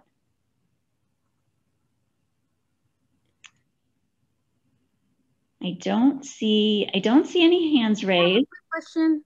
Oh yeah, sure, of course. I'm just curious, thank you again for the board for hosting this, but I'm wondering, is there gonna be like a report or follow-up as to how the board is going to make any efforts for some of the recommendations that were made today, kind of like what Chair Munoz asked earlier, just so that we as members of the public can also follow and perhaps even mirror for our own organizations. I'm just curious because it's great to have these conversations, but we also need to make sure that it results in changes. So just curious about that and want to see what anyone may have to say. Thank you. Mm-hmm. Mm-hmm. That's, Chair Munoz, I don't know if you'd like me to share some of my thoughts about that question. That would be great because a lot of that's going to be discussed this afternoon. So if you could do that, that would be wonderful. I'll just share some initial thoughts, and I will echo something that I think both you and Vice Chair Yee said early on, which is in some ways, this is a beginning step. In other ways, this is not a start. We've been doing a lot of work in the area of environmental justice and are very much committed to continuing to do that and around equity. But this is certainly, I think, a doubling down, as Vice Chair Yee said, of really trying to take a fresh look and think about how we can do better and what more we can do, both within our own authorities as well as partners with other agencies and community organizations. So this is the first step in that doubling down, and I anticipate that the board will have discussions over the coming months as we build on what we're learning today. Today is really meant to be a listening and a learning opportunity for us. We do have a statewide racial equity initiative that we began in the summer of last year. And so there has been some discussion about eventually coming up with, and I think it was Effie who talked about the Coastal Commission policy that was developed in 2019. The water boards have been talking about possibly doing resolutions, not just at the state level, but also at each regional level, to really put down in writing our commitment to racial equity and environmental justice, and doing what we can do within our authority, as well as partners with other agencies to try to advance racial equity and environmental justice. So I think we'll have more discussions about what a Region 4 Los Angeles region resolution may look like, but we still want to get a lot more input from communities in the region before we reach that point. We will be definitely talking more about what we're doing statewide, as well as what our plans are going forward in the afternoon sessions. But yes, we're at this point, I think that's what I would say our plan is. We're wanting, on the one hand, there's an urgency, definitely, to many of us are feeling an urgency to wanting to jump to that stage of taking action. We will continue to take the action that we've been taking, but we also want to use the next several months to really think about both, like I said, what a resolution might look like that would really put down in writing our commitment and some of our actions that we may take, and think about what those actions might be. So we'll make sure to keep everybody that's been participating today, as well as other stakeholders and community organizations that couldn't be with us today, informed of what we're doing. I have one last question for one of our speakers, if she's still with us, the supervisor, Damiris, are you still with us? Yes, I am. Okay, well, you've been listening and you've stayed with us. Tell me what your thoughts are. I mean, you've been in the water world, you've been in different levels of elected office. Tell me what your initial thoughts are about what you've heard and the leadership that we've taken on race equity. If you could share some of your thinking. Two things that I didn't mention before is that while I was on city council up until December, we did the first and perhaps the only declaration resolution that was unanimously approved by our city, declaring that racism is a public health crisis. And we also declared that Black Lives Matter. Other cities in our region didn't get there, or sadly stated that all lives matter. And of course, all life matters, but I think we understand what that's about. But I also wanted to say I'm very concerned about something that I spoke to Vice Chair Yee about the other day when he invited me, and that's the starting to trade water futures as a commodity. I think it's very dangerous because we've all been talking about it as a common good. And so I would propose that all of us in our individual or group capacities really try to do something to stop that. We know what happens when things we need to live, like healthcare, like water, like nutritious food, like a decent place to live, what happens when it turns into something traded on the stock exchange. It's a very bad development. I would like us to really pay attention to that, because we know what happens when only the people with the means can purchase things. We know who gets left out. We're seeing it today. Okay, thank you so much. Well, I think on that note, we will take a lunch break and we'll be back at 1 o'clock. Is that correct? Yes, I think that would be great. That'll put us back on schedule. We're just shortening our lunch break by 15 minutes, but well worth the extra. Okay, well, everybody, I may have a drinking lunch. This has been an intense morning. So thank you. Yeah. We'll see each other at 1 o'clock. And Supervisor, once again, thank you for hanging in with us. Thank you for the invitation. It's great. I'll try to stick around as long as I can. Thank you. Thank you so much to all the speakers, and we'll see you at 1 o'clock. Okay.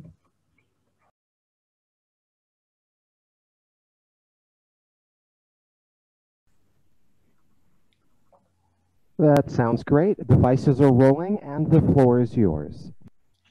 All right, wonderful. Okay, so Chair Munoz, if it's okay with you, I think as discussed, I'll help lead the discussion this afternoon through our, at least certainly through our first two agenda items, and then we'll all participate in the last item of the day. So I want to just welcome everybody back. Again, thanks for the speakers that are able to stay with us a little bit longer. I really appreciate you continuing to be with us and listen, so that hopefully you can continue to help us, and we can use your expertise as we continue down this path. So this afternoon, we are going to focus more on really specifically the Water Board and the Los Angeles Water Board. We're going to start out with our item 4, and item 4 is going to be an update on the Water Board's Racial Equity Initiative, which we really began in the summer of last year in terms of this current initiative. But what we're going to hear from Adriana Renteria about is not only that, but also the board's engagement really as far back, I think, as at least 2018 in the Government Alliance for Race and Equity and some other initiatives. So item 4 will be talking about the status of the statewide Racial Equity Initiative and what we're doing in terms of some of our internal work on promoting an agency and offices that have a strong direction for diversity, equity, and inclusion. So I would like to, without further ado, go ahead and turn it over to Adriana to kick us off. And we'll have a couple speakers during this item, including a little bit later on, I'll come back on again to talk a little bit about what we're doing within the Los Angeles region specifically. So Adriana, Director of our Office of Public Participation, thank you so much for joining us. Thanks so much, Renee, and nice to see you all, board members. So like Renee said, my name is Adriana Renteria. I'm with the Office of Public Participation. My pronouns are she and they. And to begin, I'm just going to be giving everyone a quick update on one of the efforts that is taking place at the Cali, PA level. So like Renee mentioned, you know, the water boards are part of a national network called the Government Alliance for Race and Equity, called GARE, known as GARE. And it's essentially a group of different government agencies across the nation that share resources. And it's essentially a hub for us to share information about how different government agencies are approaching advancing racial equity. At the Cali, PA level, we're also part of a working group to advance racial equity, like within our boards, departments, and offices. And one of the things that this group has been working on is the development of Cali, PA-wide affinity groups. So an affinity group is a group of people who come together based on a shared identity. So for example, groups can be based on identities like race, ethnicity, gender, sexual orientation, ability, language, veteran status, or many more. And really the purpose of an affinity group is to create a safe space for people with a shared identity to form a sense of community and a sense of belonging. So the purpose and the intention behind these affinity groups is to create a safe space for groups of people who may not feel as safe in the larger group or in the larger community because they are a numerical minority. So these affinity groups are really in support of creating a culture of inclusion and to really help people feel like they belong. So Cali, PA has undertaken this effort to establish these affinity groups, and this program, the Affinity Groups program, has 5 project goals, and I want to just review them really quickly. The first goal is to improve communications channels and promote awareness and appreciation for the differences that our groups offer. The second is to allow the affinity groups to meet on state time and be able to use equipment or facilities to either coordinate meetings, plan activities for Cali, PA employees, and share information. 3, to educate Cali, PA employees and managers on the different forms of discrimination within Cali, PA. 4, to monitor progress for how we are advancing our work to eliminate discrimination and different adverse impacts on employees of color, women, people with disabilities, and other different underrepresented groups within our agency. And lastly, the 5th goal of this program is to provide a safe and free space for affinity groups to communicate, collaborate, celebrate, and to share information. One of the things that's really great about this program is that it's going to be Cali, PA wide. So rather than having affinity groups, for example, a women identified group at the water boards, it would be a women identified group at Cali, PA as a whole. So that really encourages collaboration and a larger sense of belonging for folks. So last year, the Cali PA Undersecretary sent out a survey asking Cali PA employees what type of affinity groups they would like to see. And this quarter, they're aiming to finalize the charter for the affinity groups and hopefully kick off the initial groups based on the result of the survey. So that's a quick update about how Cali PA is approaching really advancing racial equity in terms of creating an inclusive environment. And so we'll keep you all posted on how that advances and how our staff are able to tap into those opportunities. So I'll pass the mic back to Renee so she can share more about Region 4 specifically. Yeah, and I think what I need to do actually, because we do have some of our speakers that have some time constraints, is I'm going to jump us around a little bit from what we planned. And we're going to next go to, I think it's going to be Maxine Freeman. She's with our Division of Administrative Services, our Human Resources branch. And I'm going to ask her to talk about what a plan that we put together that we refer to as the Immediate Action Plan for Advancing Workforce Diversity within the water boards. Again, focusing on what we're doing internally, statewide, as well as then we will a little bit later on talk about the LA region to really create a culture, as Adriana said, of inclusion, equity, and diversity within the water board. So she'll talk about the 4 actions that are within our immediate action plan for advancing workforce diversity that we developed, I believe, back in 2019. And without further ado, I'll ask Maxine. I know, Maxine, you don't have a camera, but Maxine does have some slides. So Jerry, if you could pull up her slides first, great. And I'll turn it over to you, Maxine. Thank you, Renee. I didn't know, Lucia, if you wanted to speak first or if you wanted me to go first. Sure. Thanks. Sure, that's okay. Okay, so my name is Lucia Neri, and I'm the Human Resources Branch here for the Water Boards. And I want to give you a little bit of background as to where the 4 immediate action plan, or the Water Boards immediate action plan, came about. So in collaboration with our Equal Employment Opportunity Office and our legal team, my Human Resources Branch participated in the review of the plan to achieve racial equity, or what is called as the PAIR. This plan was developed by the Governmental Alliance on Racial Equity, GARE, as Adriana just gave us a brief background on it. The focus of this plan that was prepared by the GARE was to enhance a workforce that is more representative of Californians and its communities. Well, the PAIR document focused on 3 primary goals for the Human Resources Branch. 1 was recruiting, 2 was hiring, and 3 was promotion and retention. So in line with the GARE PAIR document, my recruitment team, which Maxine oversees, was tasked with developing and implementing the measures to achieve these goals. Since we concluded some of the actions might need to be taken, will need to be evaluated by control agencies, the water boards, we identified 4 immediate action plans that we could take ourselves. And that is what Maxine's going to talk about, and I'm going to hand it over to her to discuss on the water board's immediate action plan. Okay, so the first one is require hiring panels to have expertise on implicit bias. So the goal of the water boards was to require at least 1 panel member on all hiring panels to have taken implicit bias training. And we wanted that to be incorporated or completed by November 1st of 2019.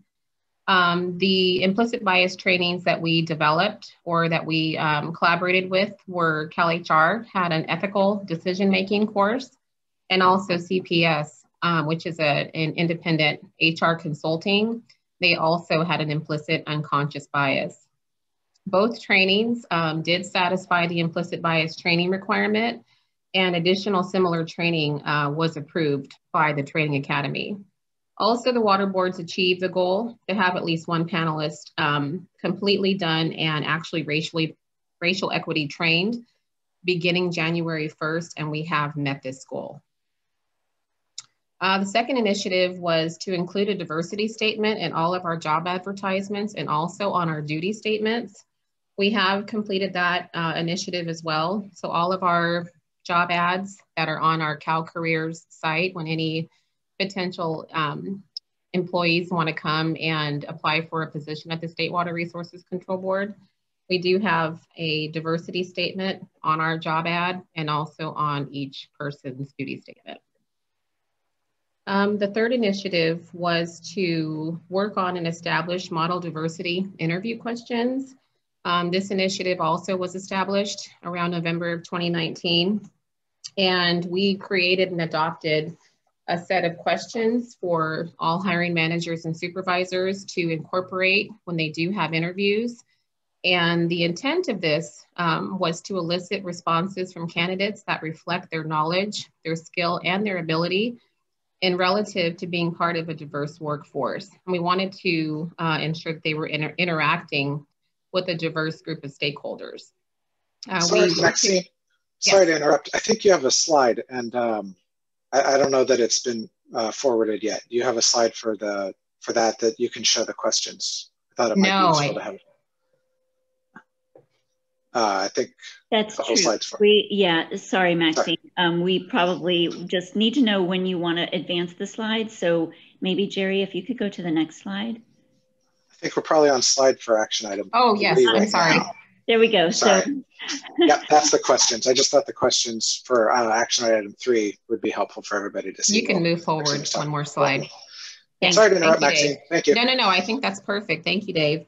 These are the questions we worked with our EEO office and our legal team to comprise these 4 questions to cover diversity and to be incorporated with the hiring managers and supervisors once they conduct an interview. This was, again, like I mentioned, incorporated and became effective November 1st of 2019, and it has assisted us with ensuring that our diversity is included in the interview process. You can move the next slide. Thank you.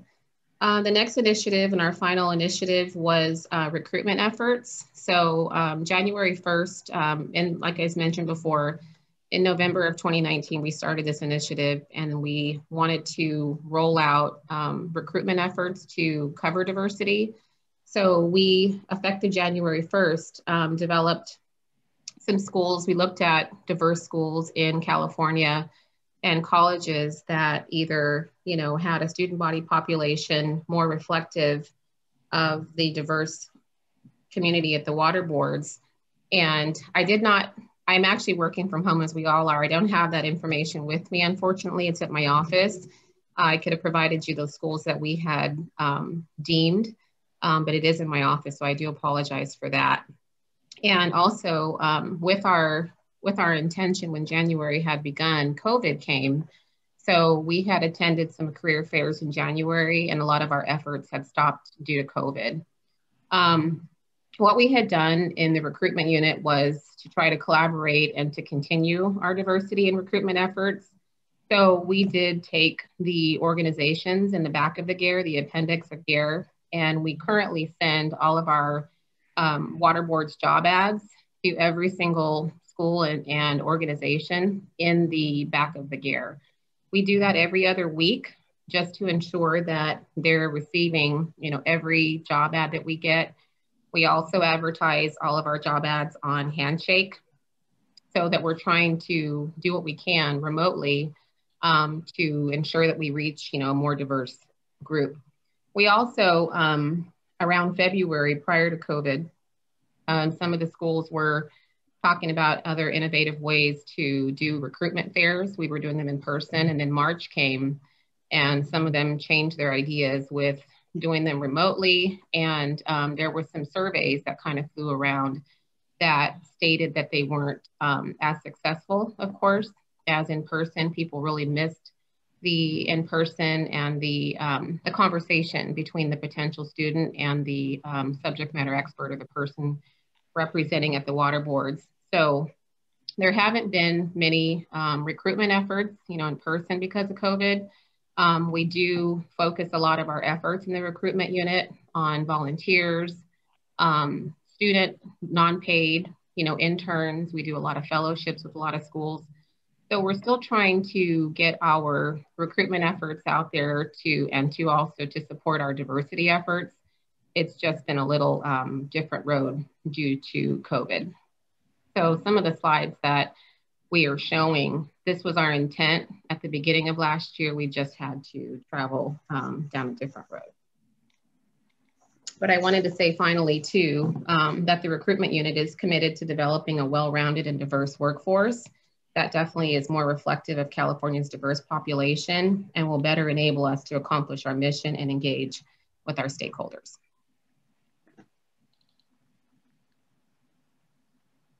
Lucia, I didn't know if you had any additional comment.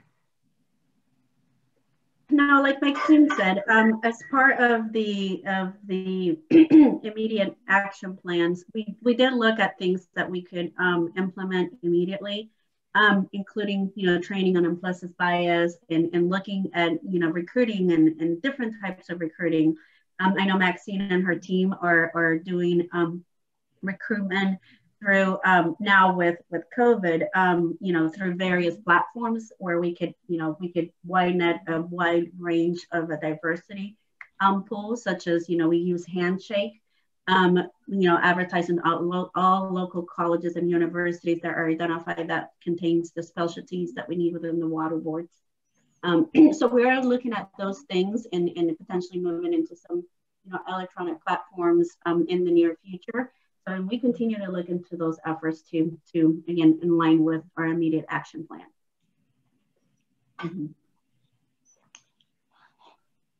Thanks, Maxine and Lucia. I really appreciate both of you joining today. And I also wanted to say, we've as well been trying to do some work in the realm of recruitment, and I might put our Assistant Executive Officer, Hugh Marley, on the spot here, because we, in addition to what's happening statewide and really trying to identify additional schools and ways that we can get the word out to a more diverse pool of applicants, we've been looking at some of the relationships that we have with local universities and colleges here in the Los Angeles region, and some of our staff, including Hugh, have been involved in trying to make sure that we're getting vacancy announcements out to some of those local colleges and universities here. Do you want to share some details about that, Hugh? Yeah, sure.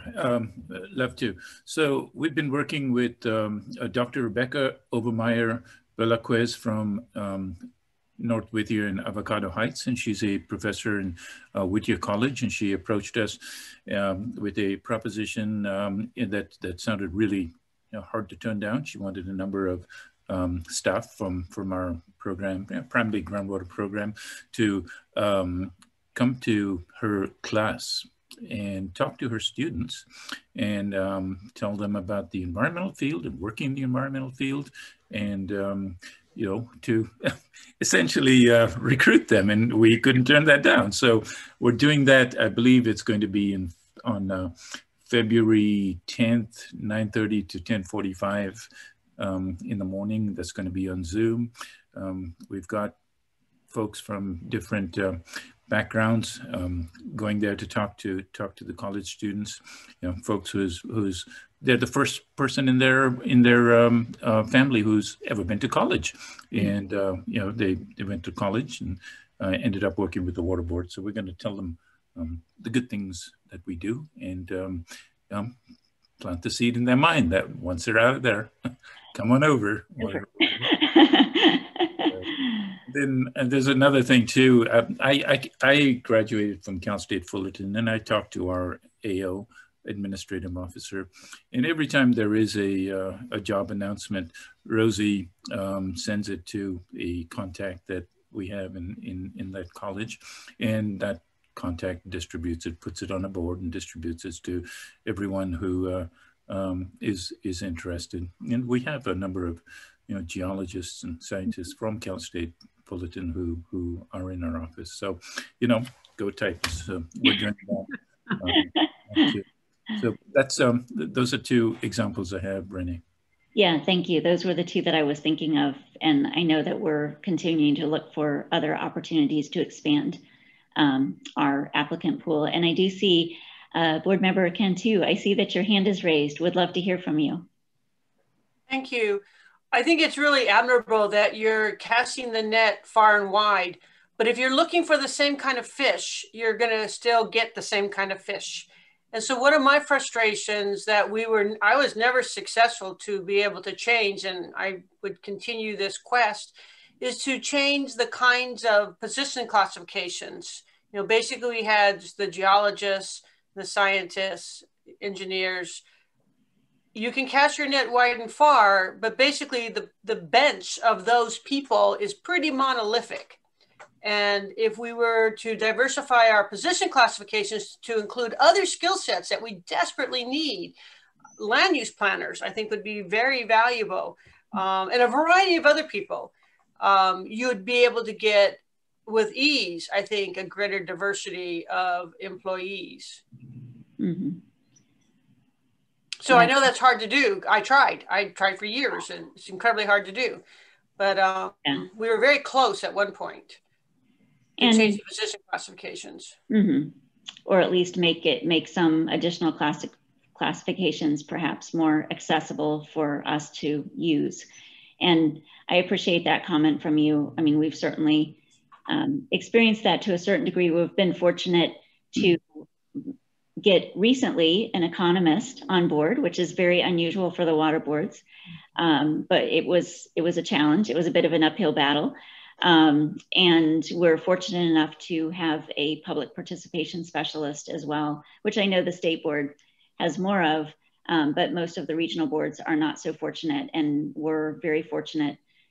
We did make a decision to take one of our geologist, scientist, engineer positions, and we recognized the critical need to have somebody who really understood public participation, and made that decision a number of years ago, and have never regretted it once. So good point, very good point. That's a good thing to keep in mind. Thank you. I have a question if I can ask it. Mm-hmm. What percentage of our staff is going to be retiring in the next, 3 to 5 years? Because when I've gone to speak for the staff, everybody looks so young to me. So I just want to see we're not going to have issues, with retirements and whatnot. And if we are, how are we preparing for that? Yeah, that's a really good question. And statewide, we have been talking about succession planning and just really trying to be more mindful and aware of the need for succession planning. And in terms of your question specifically, Chair Munoz, unfortunately, I don't know off the top of my head. I'd have to, but certainly myself or, we could try to figure that out. Sometimes we don't always know when people are retiring until a few months before.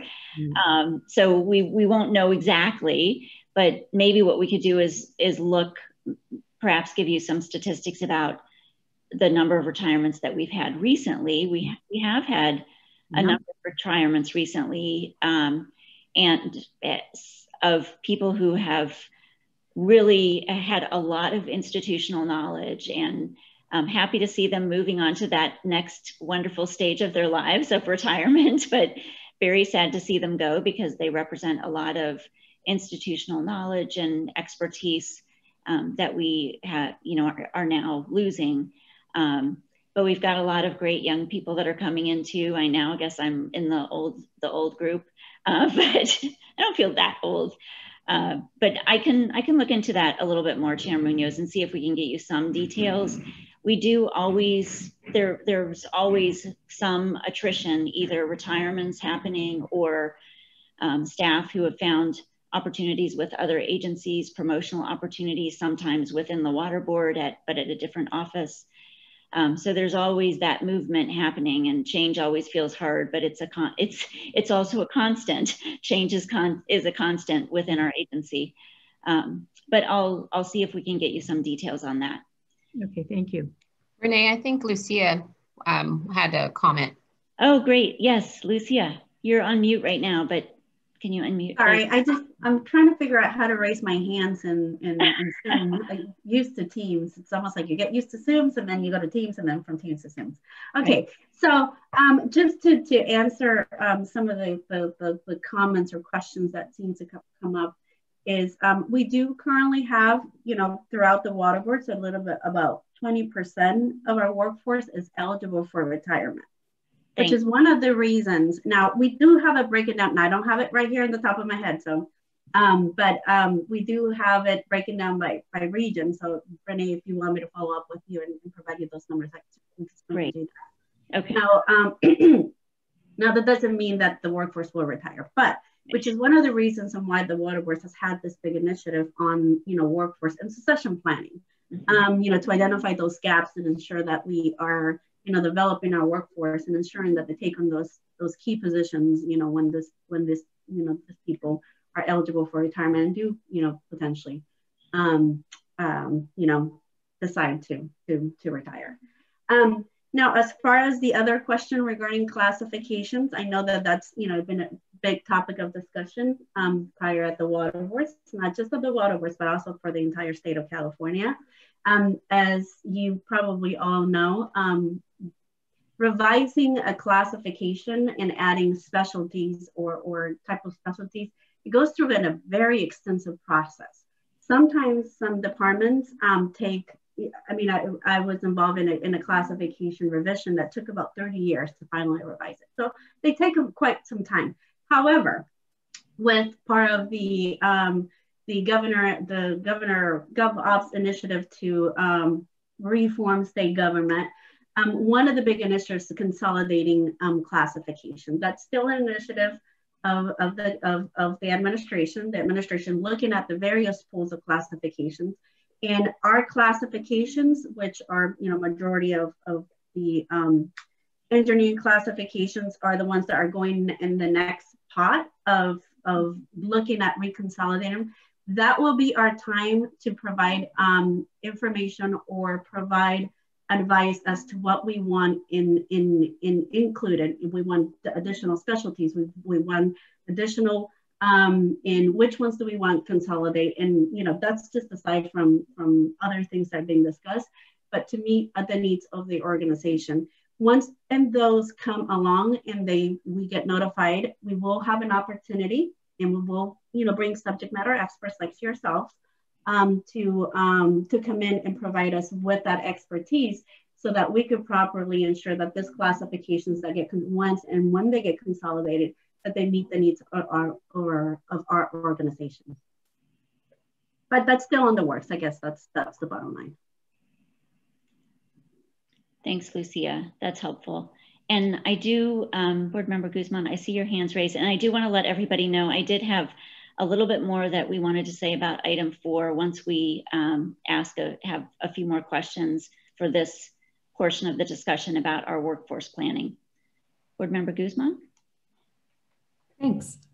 Just wondering what we're thinking of in terms of evaluation. I would be really interested in seeing, I know we probably have a baseline right now in terms of the composition of our internal workforce, but I'm curious to hear just any thoughts about, are we planning on benchmarking 3, 5, 7, 10 years down the line and see how we're doing? I think that would be really interesting to see. Just if these changes are actually making a change. So I would be interested in that. And then secondly, in thinking about diversifying the workforce, I'm interested in who gets hired, but I'm also interested in who doesn't get hired and why. So wondering if you all are thinking about that in terms of gathering the data of the candidates that came in 2nd, 3rd, or 4th, and maybe why those candidates weren't hired, because I think that could also inform our strategy as to how we can do better. Mm-hmm. Mm-hmm. Lucia and/or Maxine, would one of you like to start off trying to answer those questions? Sure. As far as identifying the gaps when it comes to our workforce or succession planning, those are things that we're still, undergoing and looking at as we develop our succession, like I said, and workforce planning. Now, as far as to the candidates that are not being hired, and Maxine, please feel free to chime in at any time if you need to. The state has a varied, rigid, merit-based hiring system. So with that is candidates, when they're going through the hiring process, we have really strict guidelines that we have to follow. Meaning, the Constitution of the state if the state merit system indicates that a candidate must be hired in the base of merit, meaning how successful they were during the examination period, which includes not only the examination, but also during the interview process. So what that is, so when candidates get selected, one of the top 3 candidates is the one that gets selected. And it's based all in performance during the interview and examination process. So we certainly could pull those numbers as to why those, you know, a hiring panel has the ability to select one of the top 3 candidates. So if they had a candidate pool of 10 individuals, they and 3 of them, they interviewed 10 and 3 of them score the highest, they could select within the top 3. And usually it comes down to, you know, how well did the interviews did the reference checks came back, and any other things that the hiring manager is utilizing in order to make that selection, whether they had, you know, greater, you know, supervisor skills or analytical skills, whatever it is that relates to the position. Now, is that what you were looking for, or are you looking for as in the I guess that's a question, sorry. No, I understood all of that. I guess my point was, you know, looking backward, it would be very interesting to see how, if there's in fact some patterns between the criteria, that the very rigid criteria that's set forth by the state, that's merit, and those that are eventually selected for that are not selected to be employed. So I think unpacking that a little bit and trying to see if there is in fact a correlation between folks that get hired and folks that don't get hired, and what are some of the qualities, if we see any patterns in the data there. That's my general comment on that. Oh, okay. Yeah. Given, I can weigh in briefly on that, because I think that, and Adriana probably can as well, or Sophie, because I know that there's a strong interest and focus on data in the Racial Equity Steering Committee, and there's going to be some limitations on getting that data. I'm not sure how familiar you are with the application process, but the application form does have a detachable component where somebody can voluntarily list race or other characteristics that they have. And of course, that's detached before the hiring panel sees any of that information. I think that there's potential for it to be reattached after the fact. We want to be careful as to when that information gets married back up to ensure that the hiring panel is not basing any decisions on protected characteristics of any applicants or candidates. But as an after the fact, there may be an opportunity for that. I do imagine that the Racial Equity Steering Committee and Working Group will be looking into that, and then working with Human Resources Branch and the EEO office and OCC to figure out what opportunities we do have and what needs to go through CalHR or State Personnel Board and what doesn't. So I think that is absolutely a great suggestion, and probably is already in the works. Adriana or Sophie might be able to say that it is, but I did want to just, you know, explain how that information gets put back with an application.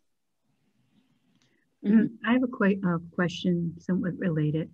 I've been noticing patterns that the millennial employees like to stay at a position between 2 to 3 years. Do you know anything about that? I mean, how do we retain, because we're going to bring in younger people from college. How do we retain them? Because I'm seeing that as a pattern, at least a lot in the nonprofit world and in other industries. So I'm wondering if there's been any patterns that you've seen or any conversations about that, or if it's just, you know, a stereotype and perception of millennials. Well, I would say for Region 4, speaking somewhat anecdotally, I think that we actually do retain a lot of staff, longer than that, at least. In fact, we've had some staff who have really come to us. I mean, some of some of us are the ones that are older now who came into the water board as, so not millennials, came in, you know, as maybe scientific aides and then have stayed for decades. But even with the younger generation, the millennials, we're seeing that many of them do stay with the water boards. We had, I don't have it right in front of me right now, but we did an employee engagement survey a little over a year ago. I think it was in the fall of 2019 that we did it. And one of the things that we saw in our region, and I think it was true in other regions as well, but very strongly in our region, is such a high commitment to the water board's mission and really believing in the service to the people of California and really being committed to that, all of our staff who responded to the survey. And so I think that feeling like you're making a difference really helps with retention. I think another thing that helps with retention is feeling like you're in a place where you belong and you're valued. And that goes to what Adriana was talking about with the affinity groups and really trying to make sure that we're continuing to do better about making sure that we are an agency and an office where staff feel like they belong and feel valued. And I think, to me, the other, maybe one of the other prongs of retention, not maybe, one of the other prongs of retention is opportunities for professional development. And whether that's promotion, which we don't always do a great job in terms of how staff feel about opportunities for promotion, because there usually aren't a lot of those opportunities in any one office within the agency, even though we're a pretty big agency. Our individual offices that are spread across the state are not so big, and so there aren't many opportunities for promotion. But one of the things that I think is also really important is the feeling of professional development, and that you're continuing to grow in your position and be challenged in your position. And so that's something that we're trying to, as an agency, do more of. So we have a really great training academy within the water boards that provides internal staff training. And one of the things that they've come up with the support of what we call our DMC, which is our Deputy Management Committee. It's a statewide committee of all of the deputy directors and assistant executive officers, is what we call a water leadership program. And it has different aspects. It's being rolled out a bit at a time. So the first part of it got rolled out in the fall of last year. And it's basically an opportunity for staff to really commit to it's not just a one-time training session, it's a whole series. And at the end, they receive a certificate, and there's sort of a level 1 of the water training program or leader training program. And then there's, I think, going to be 2 more levels of that to really support staff who want to continue to grow and gain those leadership skills that will then position them well for promotional opportunities as they come along. So those are some of the, I mean, I did more than answer your question, Chair Munoz, I think, but I hope.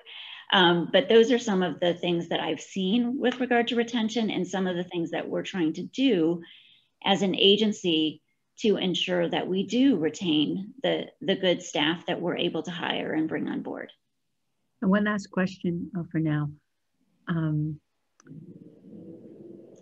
Well, I'll ask it later on in the day, so it might be more appropriate. Okay, all right. Well, I do see, so I see Board Member Stahl, your hand is raised. I also see Yu Rong, who's one of our managers here over our underground tanks program, has been patiently holding his hand up virtually for a little while. YR, would you like to unmute yourself and make a comment? I would have Board Member Jim Stahl talk first. Okay, thanks, YR. I knew you were patiently, and Board Member Stahl, thank you for letting me call on YR. He had been holding his hand up for a while. No, I bow to YR. I want to hear his comment, and then I'll make mine. It's appropriate for the staff to go first in this instance. I think, YR, you've been given the floor. Okay, thank you, Jim. I just want to say one thing, follow up Lucia's comments. Lucia, I do go out to do the recruit to the different campuses go along with the state board recruitment staff. I think in terms of hiring and the retention, and one subject we try to avoid, that is pay parity between scientific position and our geologists and engineers. This boiled down. This is the bottom line, actually, based on my experience. So I think we talk a lot of other things. This one, we should bring it up. That's all I want to say. Thank you.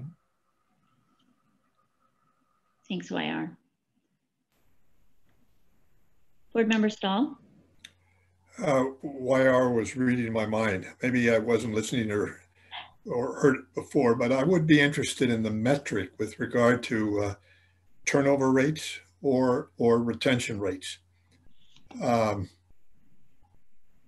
It's been a number of years since I interfaced with staff that was hiring board members or regional board staff members that had applied, say, at the LA County Sanitation Districts, or aware of other agencies, public agencies, that hired, quite frankly, the best of the staff and of the regional board staff, because they had applied for jobs. And the major reason was the lack of competitiveness in the salary at that time. Now, maybe it has improved. I think it is heartening, and I really am glad to hear that there are people that stay with the regional board because they feel it is their calling from the standpoint of the contribution to the regulatory environment and improvements in the environment. Certainly, public agencies, consultants, dischargers as they're called, practitioners, I would say, feel the same way. But the bottom line, I think what YR was getting to is that there is this dollar value, and we the sanitation districts at the time, but again, I think I speak for public agencies. There were good staff to be hired, and we hired them, and there was more money from that standpoint. So I'm interested as to whether or not that has changed significantly because of the calling that staff feels in the contributions they can make at the regional board. Anyway, that's where my comment was, question, if you will. Mm-hmm. Yeah. Board Member Stahl, those are some good questions. Again, don't have those statistics at my fingertips, but you're absolutely right. And as is YR, in terms of, I mean, there's both the issue of pay parity within our agency, and there's the issue of pay parity with others, with other agencies, whether it's the private sector or even other public agencies. And we, with regard to the latter, we certainly, and even in relationship to the former, we have seen some staff who have left for other positions, good staff who have left for other positions because of the better compensation. There's no question. So that it's, and I think that there's been some improvement in that, but I'd probably need to defer to HR in terms of the details. Certainly haven't done a salary analysis as to our agency and how it compares to other local government agencies or other or the private sector myself.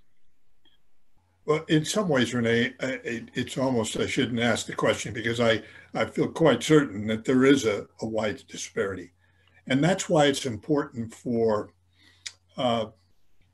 programs like we have today to be able to bolster the feeling of the staff that they're doing something that is difficult to put a monetary value on in terms of communication with the public and reaching out to a diverse set of people of color that need not only communication, but need an education with regard to the issues on environmental protection. That's where I think we have to really focus, as we're doing today, our efforts to make up for that disparity in dollar value. Economics being what they are and the budgets of the state being what they are, you're not going to make up that difference. Mm-hmm. But there are other non-monetary differences that I think mean an awful lot to the staff, and we have to do our best to be able to bolster those. Right. I agree with you. Yeah. Yeah. Board Member Stringer. Yeah, thank you. I just wanted to, this is a bit of a tangent, but I think relevant here, to emphasize the barriers to entry that Celeste had spoken about, and then I have thought about for most of my career. And obviously it goes back, really to our education system and the opportunities for youth to be able to get on paths that would lead them to these kinds of jobs. This is a professional endeavor here, and it is highly technical. I don't know how we get away from that in many regards. And so I would just encourage the regional board to continue to emphasize its internship programs, to work with high schools, and encourage staff members to take on students as mentees. It's one of the most gratifying things I've done in my years of work is connect with young people who are interested in working, in the areas that I've worked in and continue to work in, and mentoring them. And I just think that's such a powerful way to bring young people who wouldn't otherwise have the opportunity to get exposure to our sort of work. So if there's a way to formalize, things like that, it could be really great. I know some of the leadership in the Warren Christopher Foundation, for example. I'm not sure if others are familiar with that group.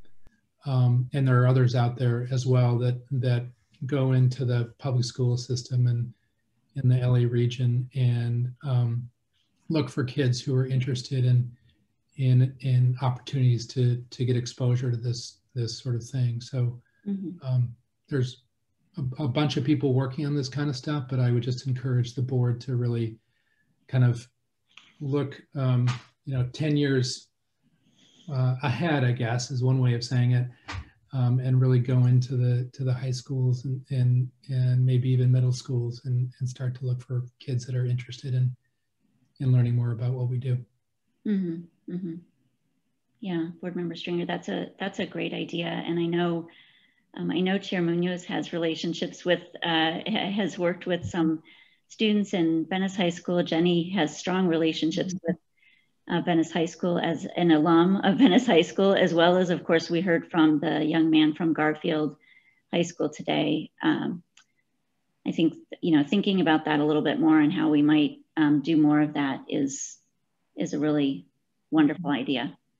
Is there any way that we might be able to collaborate with a STEM and collaborate with the professional associations like the engineers and whatnot, because they have a lot of youth training programs to make sure, in particular, I'm thinking of the Asian, African American, and Latino professional associations, because they want there to be more diversity in those arenas. So I know that, as you know, I'm involved with Santa Monica Mountains Conservancy, and one of the ways they train folks to be inspired to go into that space for employment is they have programs that they train kids during the summer. And a lot of the rangers and a lot of the people who work in the Conservancy are folks who came to these summer type programs. And it just seems that if we're having the challenge and we're trying to prepare for all the water boards, maybe having that. So maybe someone develops a program to get kids exposed to the work that we do, to incite some interest in this and kind of plant the seed early on. And, I think it's possible. You have more, and then we go to to recruiting, but I think that this is a seed that's good. I think gets planted early. I'm not sure, but you know, you get curious about science, you get curious about geology, you get, you know, even some of the young children who are involved with some of the community-based organizations and nonprofits that are having environmental justice issues. You know, the ones that do water quality testing, and we know East Yards does water quality testing, that we might be able to support them so that we start developing those relationships.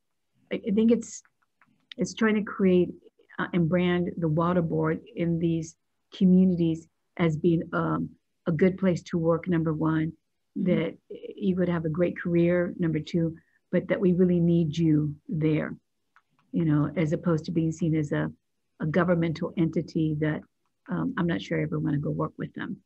You know, I mean, that's a reality in some communities. So and this is long-term planning, but it's worth a discussion. Yeah, definitely. Vice Chair Yee, I see you're raising your hand, and I see Board Member Stahl has his hand raised. I do want to be mindful. We've gone well over what we were going to do for this agenda item. I want to touch on a few more things, and I want to give Adriana a chance to touch on a few more things too before we wrap up this item 4. But we do Vice Chair Yee and then Board Member Stahl, 2 more quick questions from the 2 of you, and we'll continue this conversation for sure. There's a lot of follow-up that I've made a note of here that would be good to do. This is a big question, and we can just leave it hang as a big question, but as long as Celeste is on the line here, I thought I'd throw it out. And it kind of piggybacks a little bit on what Charlie was saying in terms of thinking 10 years out, and on what Lucia was saying in terms of, you know, a merit-based hiring system. And from the reading that I've been doing, if I understand correctly, Celeste, a system based on meritocracy actually reinforces the white power structure. And so it's like we have to completely change our notion of using a system of meritocracy. Is that, Celeste? That's what the scholars would agree with you, absolutely. Meritocracy's definitions have been used more of a tool to exclude people than it has been to include people. And a lot of people would say the concept of a meritocracy is a myth. It's just way too linear and, you know, cuts out a lot of people who have different perspectives. So, you know, I don't know how far away the state of California's personnel system is from looking at alternative ways to assess, you know, who's the best person to select, but I bet you it's light years from where we need to be. But the conversation's got to start now. I mean, we can't be innocent any longer. We have to realize that the systems we have been employing have gotten us to where we are. And if we keep trying harder within that system, we'll still get to where we are. So we've got to look at alternatives. Yeah, thank you, Celeste. I mean, this, you know, we're trying to understand deeper the roots of systemic racism, and that's why I raised the question. Thank you. It's a fundamental, like you said, a big question. I can add in briefly, and I know that others can discuss it with greater specificity, like what the Racial Equity Steering Committee is working on and what work we're doing.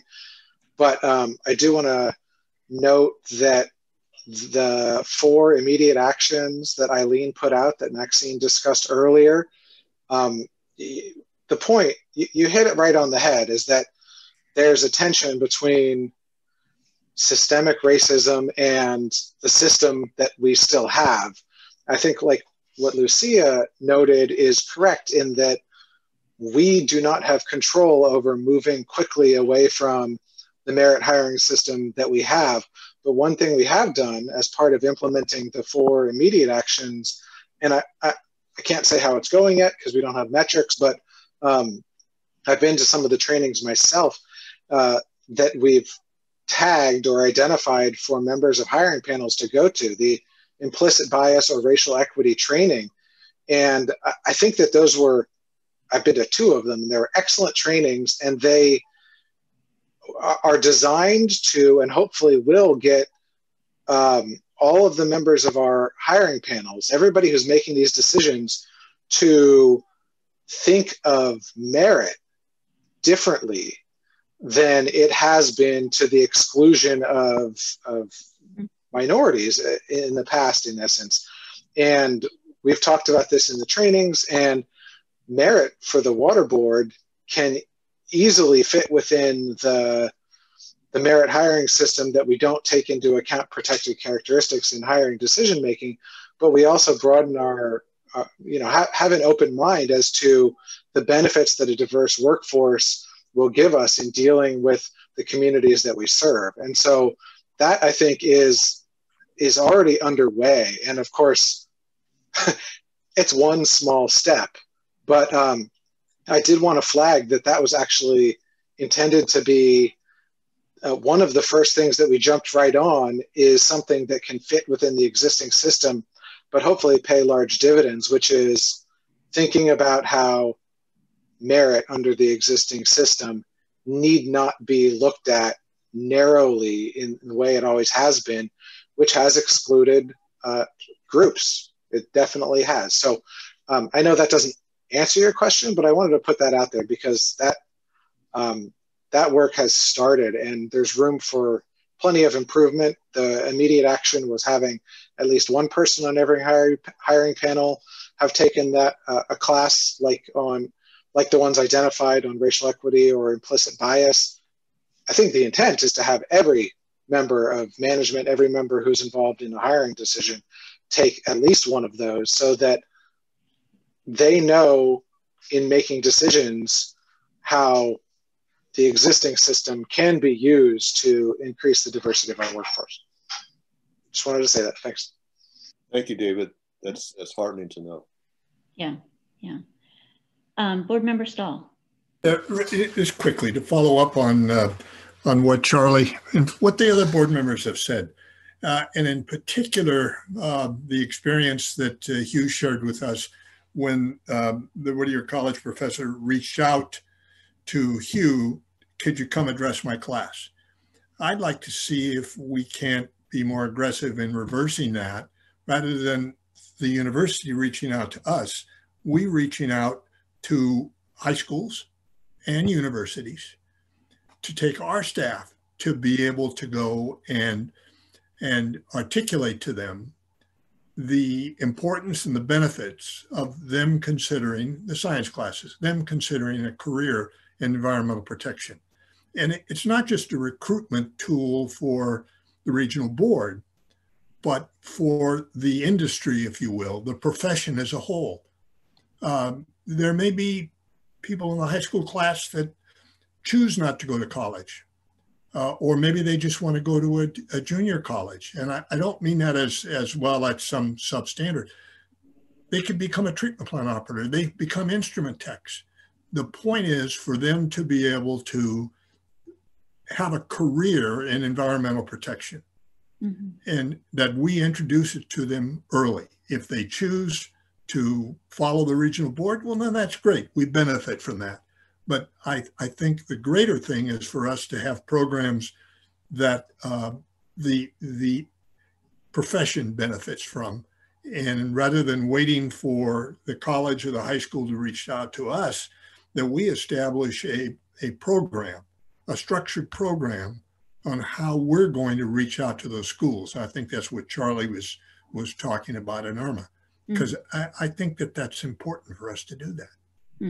Anyway, enough said. I think you have something there because Los Angeles Technical School has programs and are always looking to expand it. You know, the linesmen, the telephone linesmen, they created a whole new program because there weren't enough people who were applying for those jobs. So we may want to go talk to them for those jobs that are that don't necessarily require a full 4-year college degree. And I find the people over there to be very open. And I happen to know the president of the Community College District. His name is Steve Vettis, who works for Senator, one of the local senators. So, and I think that they're also looking for these kinds of opportunities, but they don't know who to call or who to talk to, or they don't know anybody. So I would be more than happy to bridge that that relationship if need be. But I think you're right. We have to be more proactive. When I say that, I say it with a guilty thought because, my God, the staff doesn't need one more thing to do. They really are doing so much, and how much can they take? They've never said no, but they keep adding, the boulder keeps getting heavier and heavier and heavier. So I want to be very sensitive about that. Well, Irma, I wonder to what extent this can't be pulled into a broader Cali PA initiative. I mean, I think this is an issue that, certainly not just the water boards are dealing with, but, DTMP and others. And I think it makes sense for something like this to combine efforts, because we certainly need more diversity, not just in the, scientific and geological fields, but also land use planners, also scientists in some of the other agencies. So I think it would be really great to think about how this could be a broader effort, diversifying the environmental workforce in the state at large. Yeah, I think that that's great. And I just wanted to share something that Susanna was sharing with me just now. What Hugh was talking about in terms of speaking to the students at Whittier College. She just shared that they're going to be speaking to an environmental justice class through the sociology department. So I think that one of the great things about that, I think it speaks to Board Member Guzman, what you're saying about not just, other areas of expertise, whether it's community engagement or whether it's biology or engineering, or that there's a need for all of those different types of expertise in the Water Board, and it'll make us a stronger agency to have that kind of diversity as well. So Board Member Cantu, I see your hands up. I do want to make sure that we can move along on our agenda, but I want to call on you, and then after you, I want to say a few more things and have Adriana say a few more things on this item before we move to item 5. Just very quickly, I think we would all be well served if we really looked at the work of the water boards and asked ourselves, do these classifications serve our purposes today? And when we talked about doing that decades ago, I was told loud and clear that it's a filter, and we need that filter to get the people we want, which is translation, you need registered engineers to get the white males that you want. So at the time, I thought we didn't need registered engineers at all. We didn't stamp any plans, not one plan. Why do we have all these registered engineers? We could have had a huge variety of expertise that would have served our purposes. So I think we really need to take stock at what is our work and what's the skill set our work needs. So that's it, thanks. Thank you, yeah. So I'd like to just, like I said, I want to talk about 2 more things. I'll try to be quick. I know, Jerry, I said I was going to use some slides, but don't worry about the slides. It's going to take too much time. But Adriana, before I hand it back to you to wrap up, I just wanted to say a little bit about what we're doing not just in the Los Angeles region, but I do want to focus a bit what we're doing here with regard to our staff, really capacity building around advancing racial equity. So something that really struck me from this morning, and I think that I think she had to jump off, but it was something that Courtney Castle said from Liberty Hill Foundation about the need for having a common language as we move forward in talking about how we're going to advance racial equity and environmental justice and eliminate environmental racism. And she also talked about the need to build staff capacity to understand the history of environmental racism, and also to build staff capacity for each of us to understand our own implicit biases. You've heard some talk about that during this item. And then really, how do we use data? How do we use performance measures? How do we use partnerships to really try to take action in this space and do more?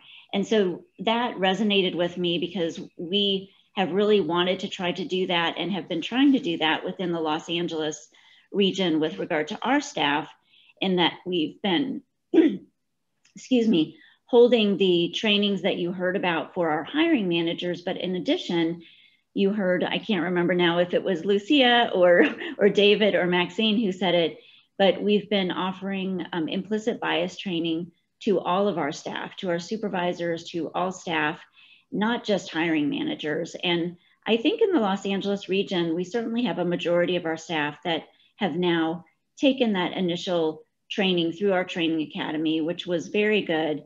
But we wanted to do more than just that. And so we have had the great fortune of, after asking very nicely of two wonderful people, Deldy Reyes, who's the Environmental Justice Program Manager for Cali, PA, and also Greg Gerhardt, who's with OEMA within our agency, the Water Boards, we said that we really wanted to do a more in-depth training on racial equity for our staff in Region 4. And so over the last couple months, we have been embarking with them on a 4-part training series and discussion, as I'm calling it, because there's been opportunity for breakout groups and for large group discussion with all of our staff. We've now had 3 of the 4 sessions on this racial equity training with our staff and have had great, I think we're getting about 80 to 85% participation of our staff of approximately 150, which is fantastic. And we have 1 more training session that's coming up in, actually, I think just a week. And the great thing about this training is it has also touched some on implicit bias, but we've really been diving into some of the things that, for those of you that were at WQCC, that you got a little sort of scratching the surface of in WQCC about really understanding the history of environmental racism. So we've been talking about some of Richard Rothstein's work with The Color of Law. We've been talking about some of the data tools that OEMA is coming up with to really help us do what we call root cause analysis to understand why we see this environmental racism and these racial inequities and environmental injustices. So I just wanted to mention that we're really, in addition to the affinity groups that you heard about and the hiring manager training that we're doing, we're also really trying to build the staff capacity to really scrutinize ourselves individually, our agency, and our community to understand better the racism that is at each of those levels and the environmental racism that has resulted.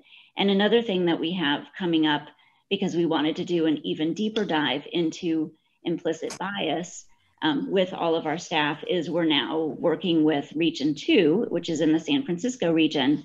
And we've invited Dr. Bryant Marks, who is the, let's see, I want to get his title correct.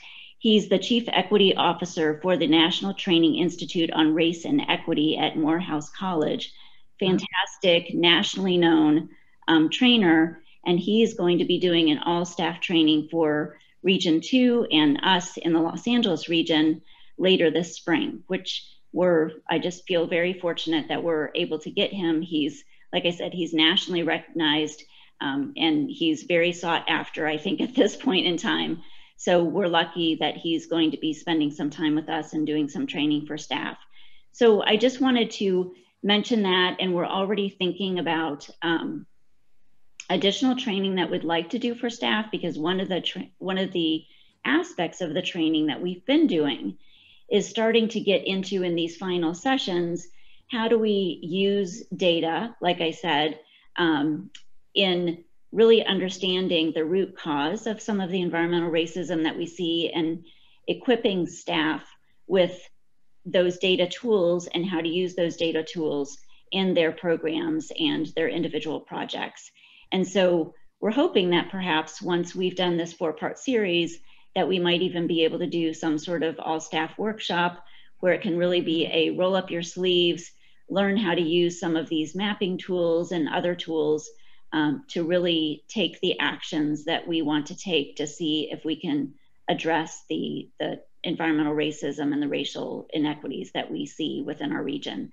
So I wanted to mention that. I'm just checking my notes to see if there's anything else that I wanted to mention about that right now. I think that is really what I wanted to cover.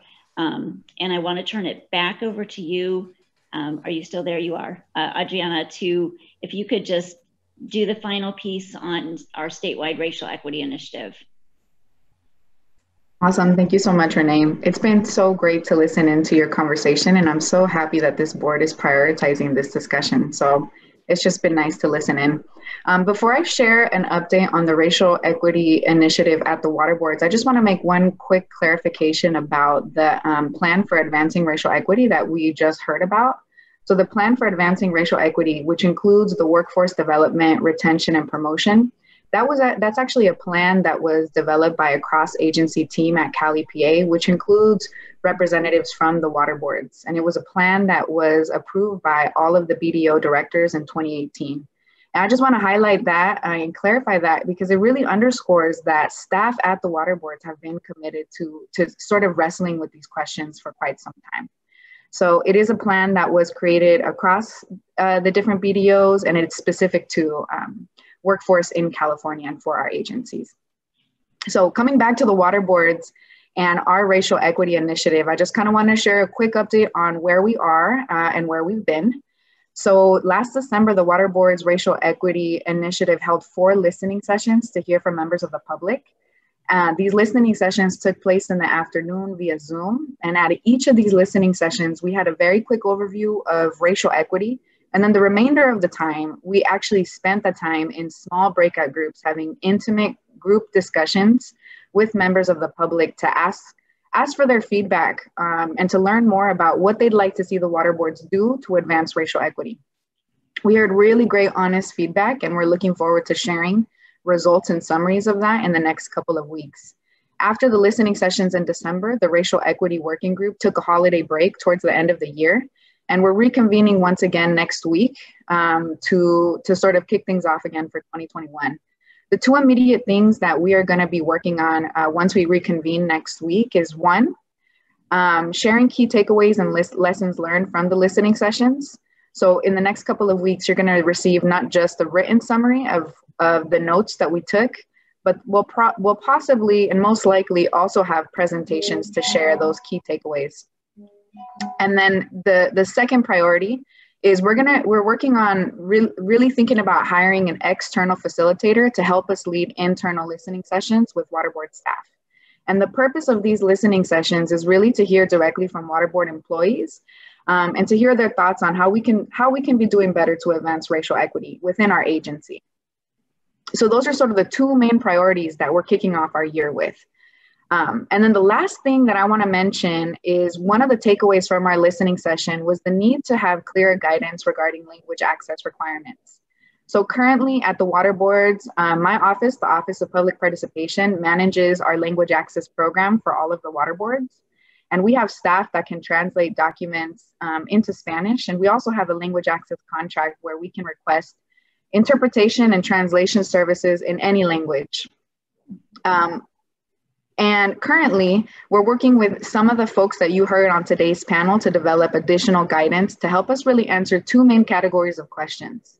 The first category is, what are the roles and responsibilities of waterboard staff who are bilingual certified?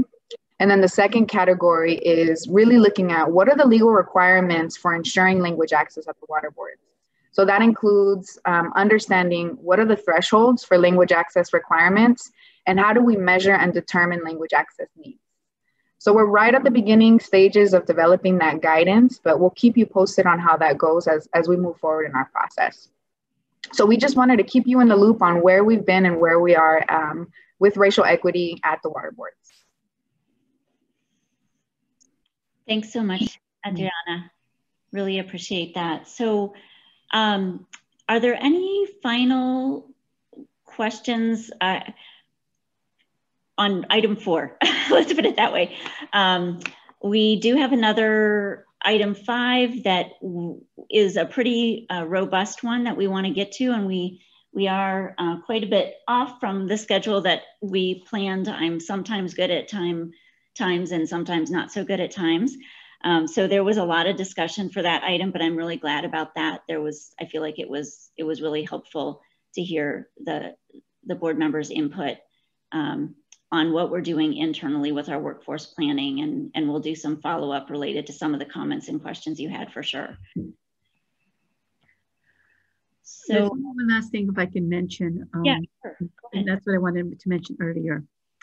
We had a workshop with Caltech on earthquakes in Spanish in the same community that you came to in the Northeast LA area. And we were able to find a seismologist that worked closely with Lucy Jones, who was a professor there, who was Latino and spoke Spanish. Mm-hmm. And he gave his presentation in Spanish. Even Lucy was able to communicate Spanish, although she doesn't know many words. But during the break, 3 little kids, like 6, 10, and 12, came to the Latino seismologist, Dr. Ampudo, and said, you know what, I want to be like you. I want to be a scientist and I want to study earthquakes, but I don't know if I can. He goes, what do you mean you don't know if you can? He says, well, all the scientists I've ever met don't look like me. And so the point here is the fact when you send people of color and women out in the field to talk to community, I know we can't do it now during COVID, but people see themselves in the folks that are presenting and saying, my God, if he can do it or she can do it, I can do it too. And so I remember Dr. Ampudo saying, yes, you can. What are you talking about? Mm-hmm. You know, and so I think that is a very powerful way of letting people know that these professions are for everyone. But if they continuously seeing non-diverse folks and only men, it doesn't encourage you to say, well, this is a field I want to get into. And so I say that because I think that that was one of the most powerful incidences I saw of little kids yearning to be a scientist, like one that they had just heard that looked like them, mm-hmm. like their parents, that spoke like their parents. So we shouldn't forget that. And so the other question is, as we're moving forward to talk about how we are going to approach race equity in the work that we do we need additional training for our staff, or do we need new positions? I said, because the last thing is that you do not want to have expectations of staff that's not prepared to do this work. You know, you're going to set them up for failure. And from my understanding is that we're not going to be getting any new positions.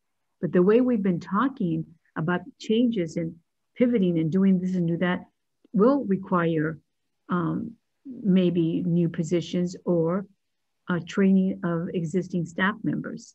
So how are we going to deal with that, with the budget being so tight and limited?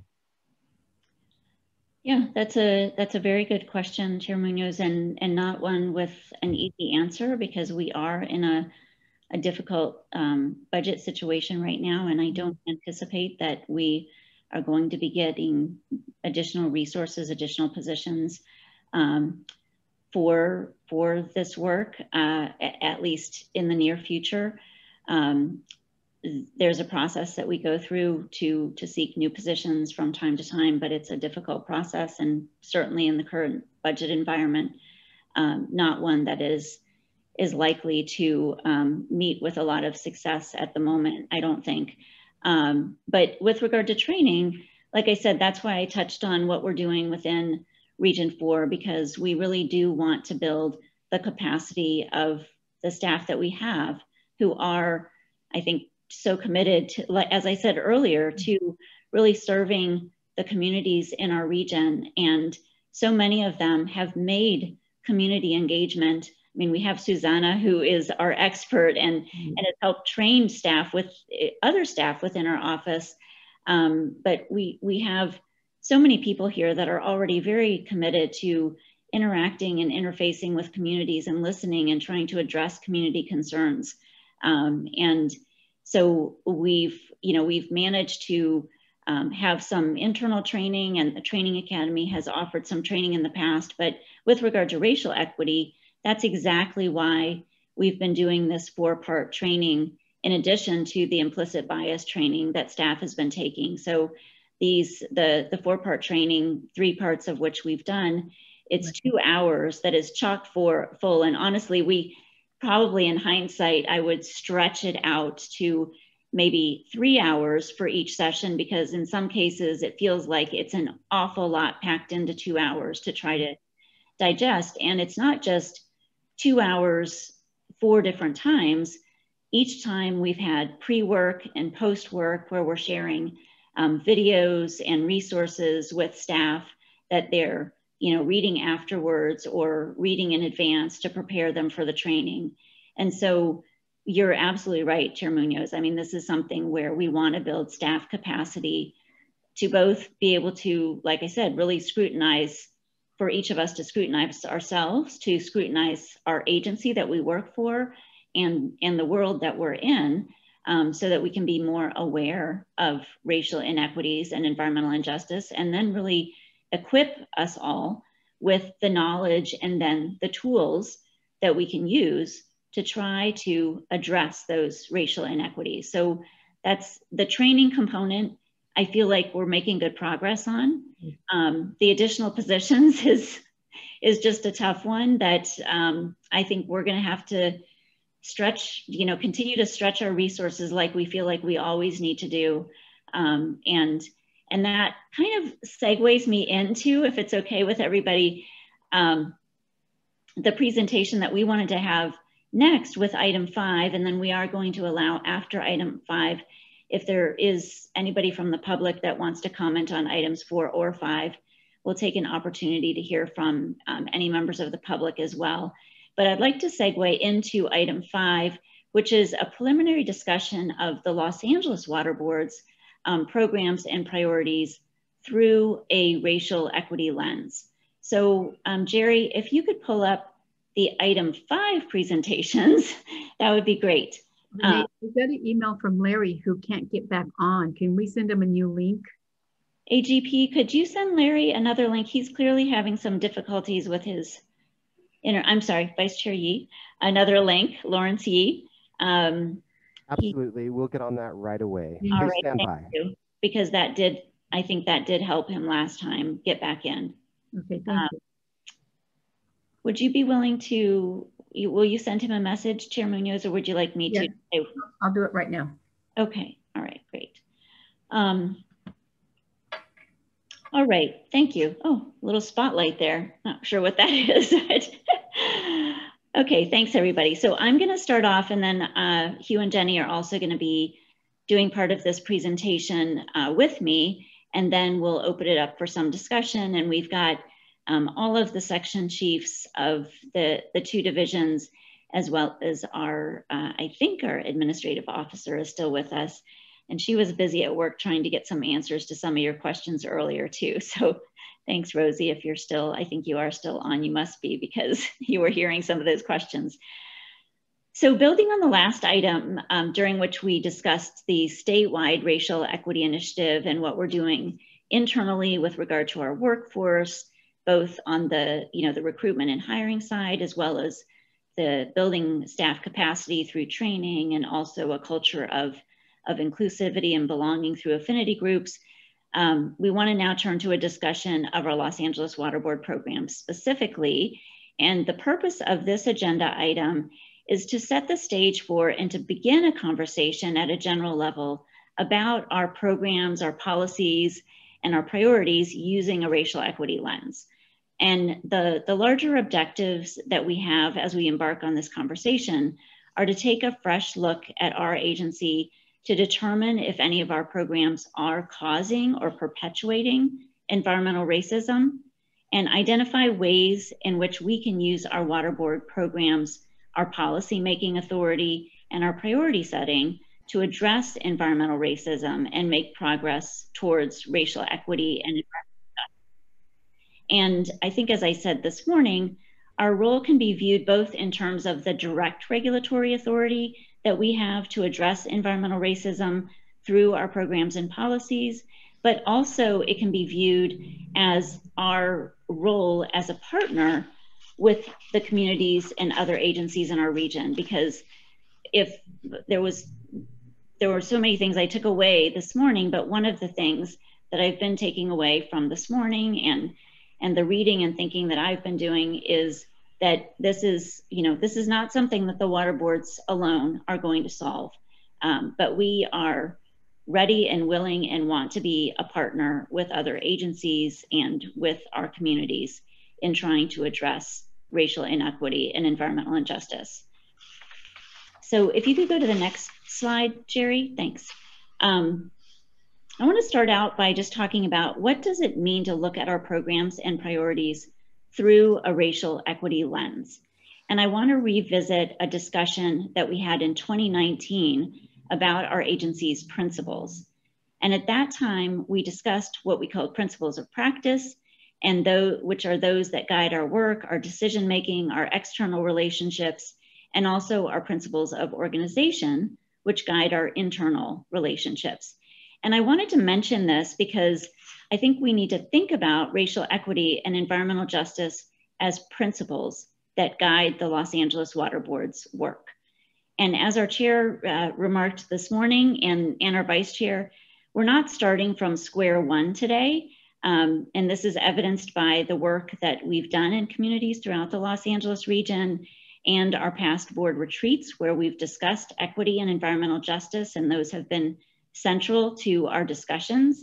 But we really are doubling down on this again and trying to take another look and a fresh look and bring more voices in to help us take that fresh look about how we can do a better job.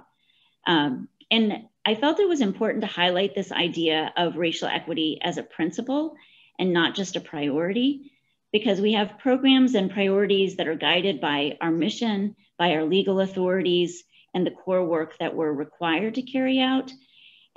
But these programs and priorities are underlain by our principles, which should include the principle of racial equity and environmental justice.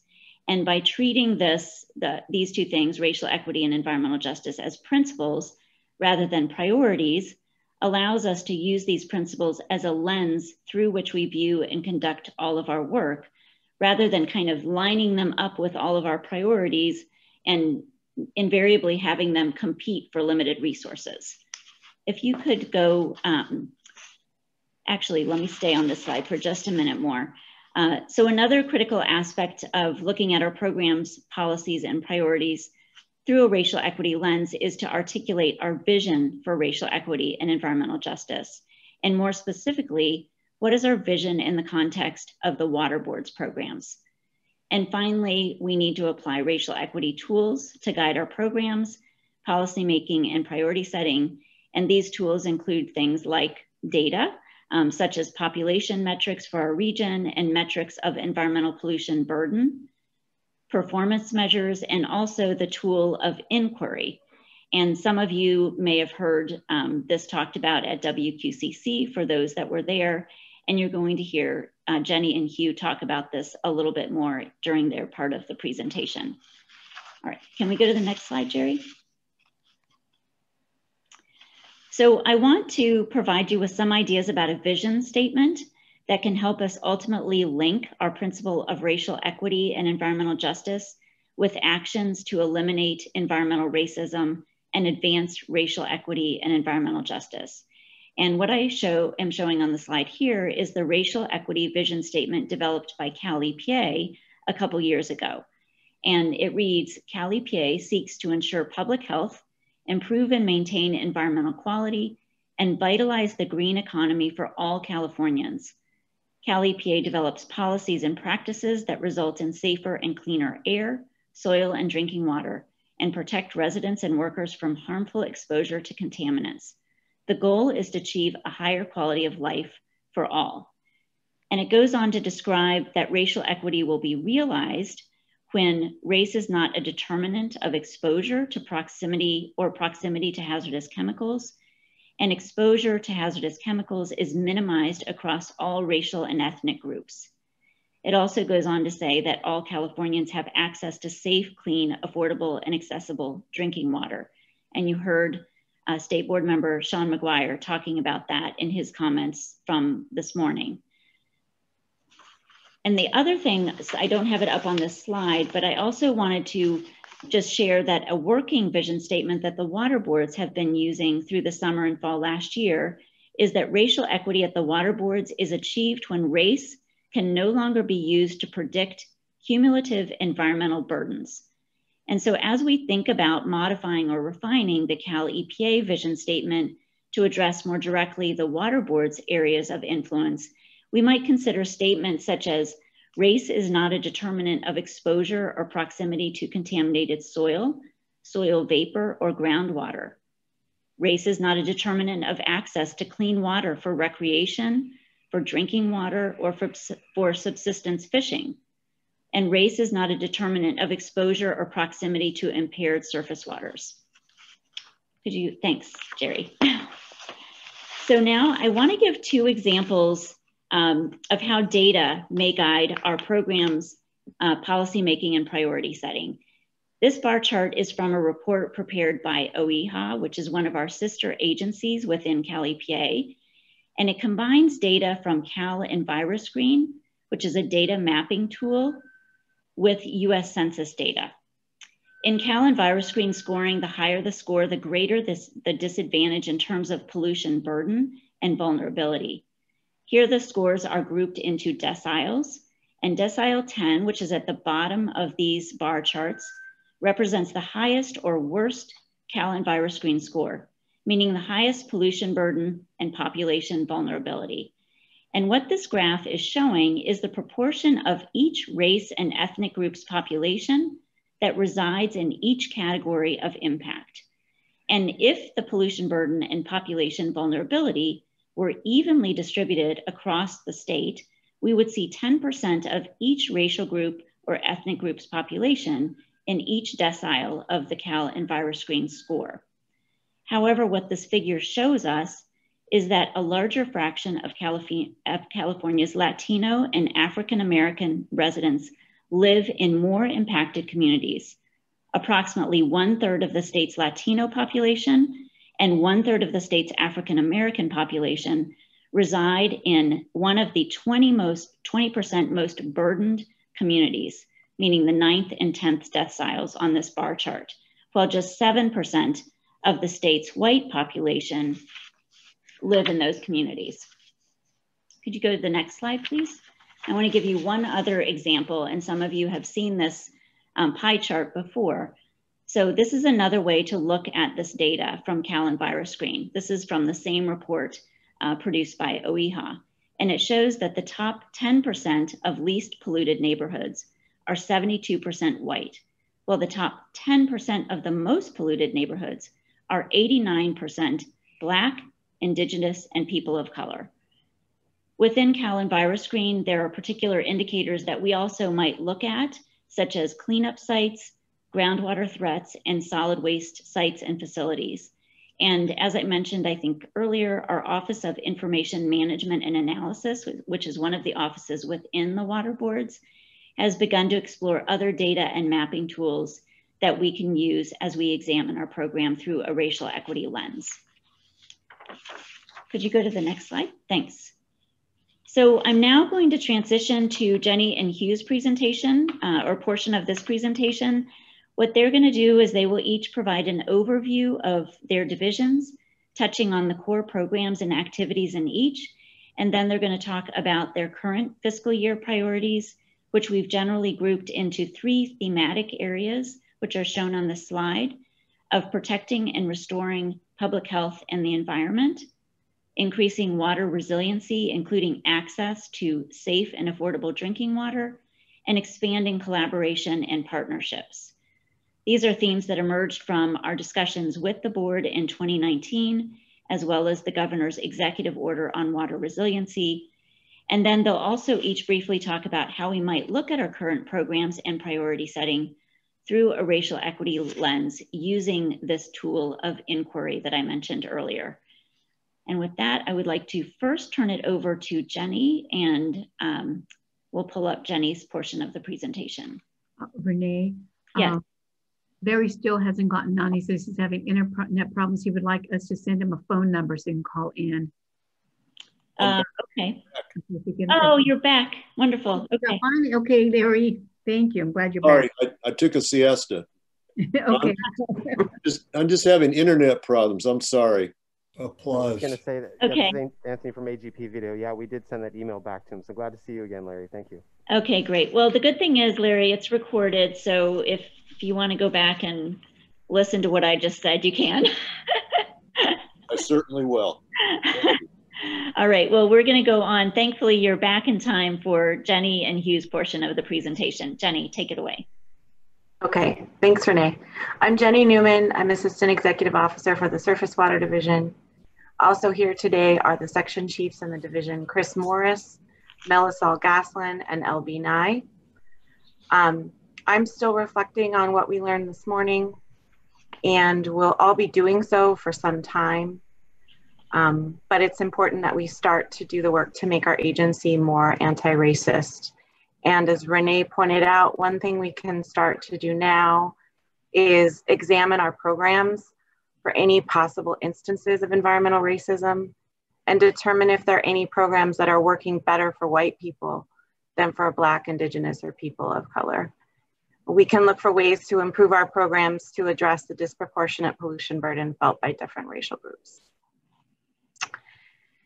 As we learned at the November board meeting, we can ask these questions about our policies, regulations, and programs to work towards racial equity at the water boards.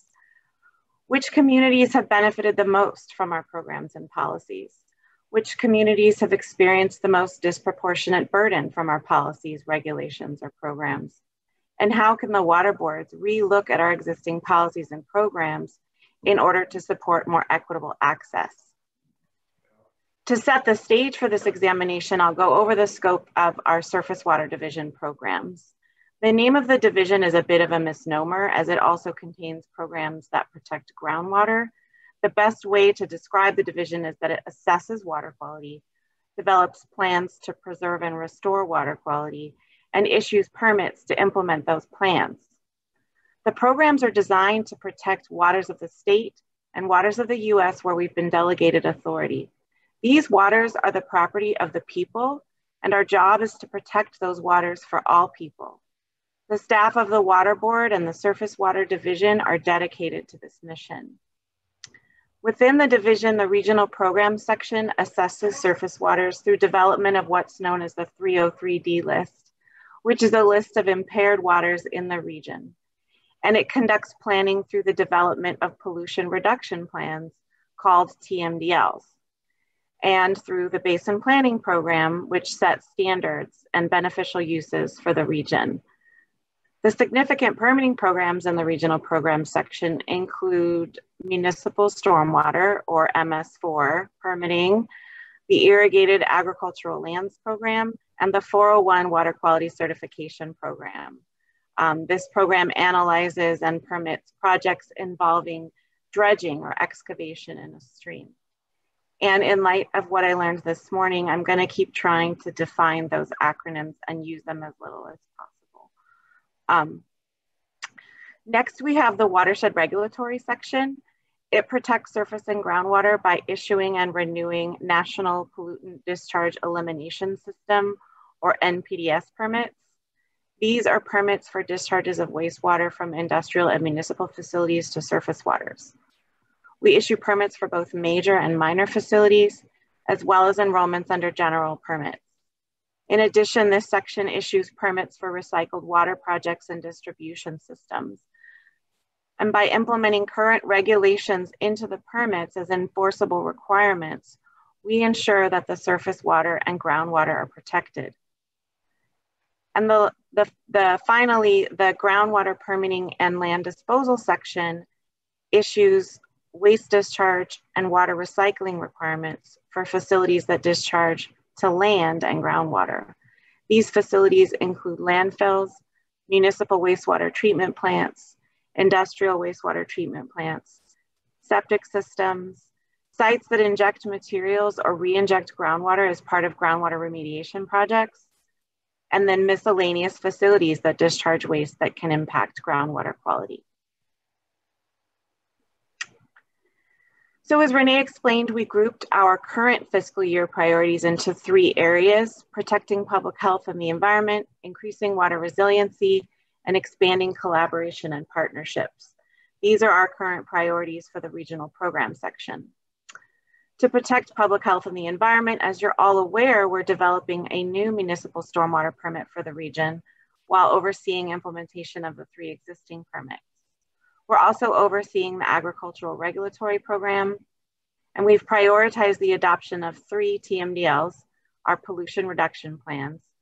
1, a reconsideration of the LA and Long Beach Harbor toxic pollutants TMDL, and 2 new TMDLs to address bacteria pollution in Los Cerritos Channel and Alamitos Bay. We're also working on a consideration of extensions for TMDLs with upcoming deadlines. To promote water resiliency, we've prioritized the adoption of the Salt and Nutrient Management Plan for the San Fernando Valley Groundwater Basin, and we're participating in the Los Angeles River Flow Study to determine the potential impacts of increased water recycling on flows in the Los Angeles River. And we plan to collaborate with partners by overseeing grants for stormwater and non-point source pollution control, to work with stakeholders to obtain all data for the upcoming water quality assessment for the 303D list, to adopt our triennial review of the basin plan, and to support the adoption of tribal beneficial uses.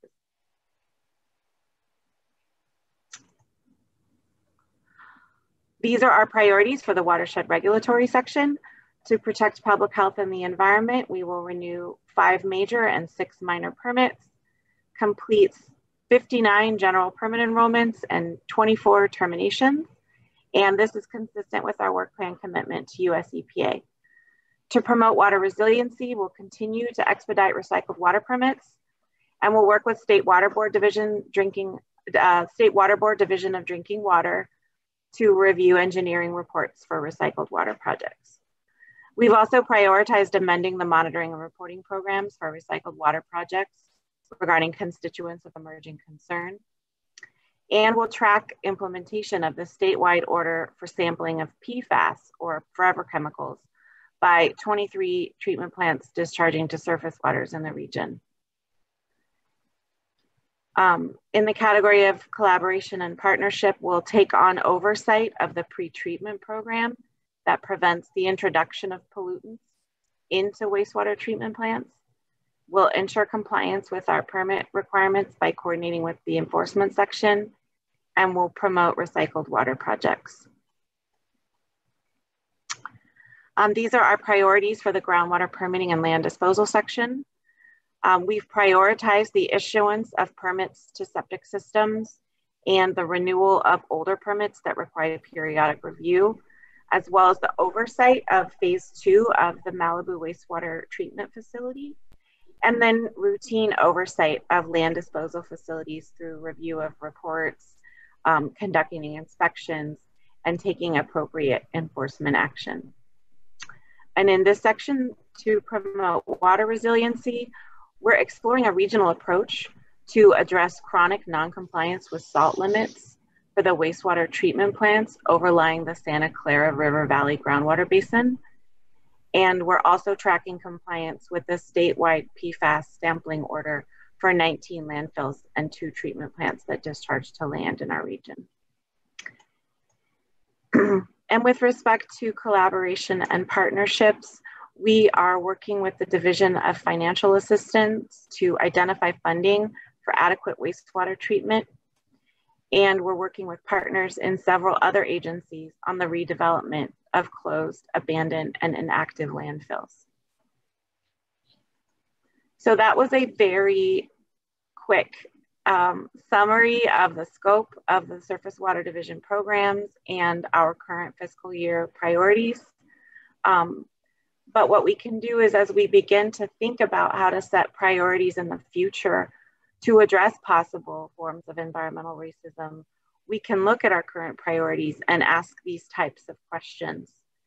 And so for the 2021 priorities I just reviewed, with respect to data, we can ask, what are the racial demographics in the geographic area identified? Are there any racial inequities present? If so, what caused those inequities?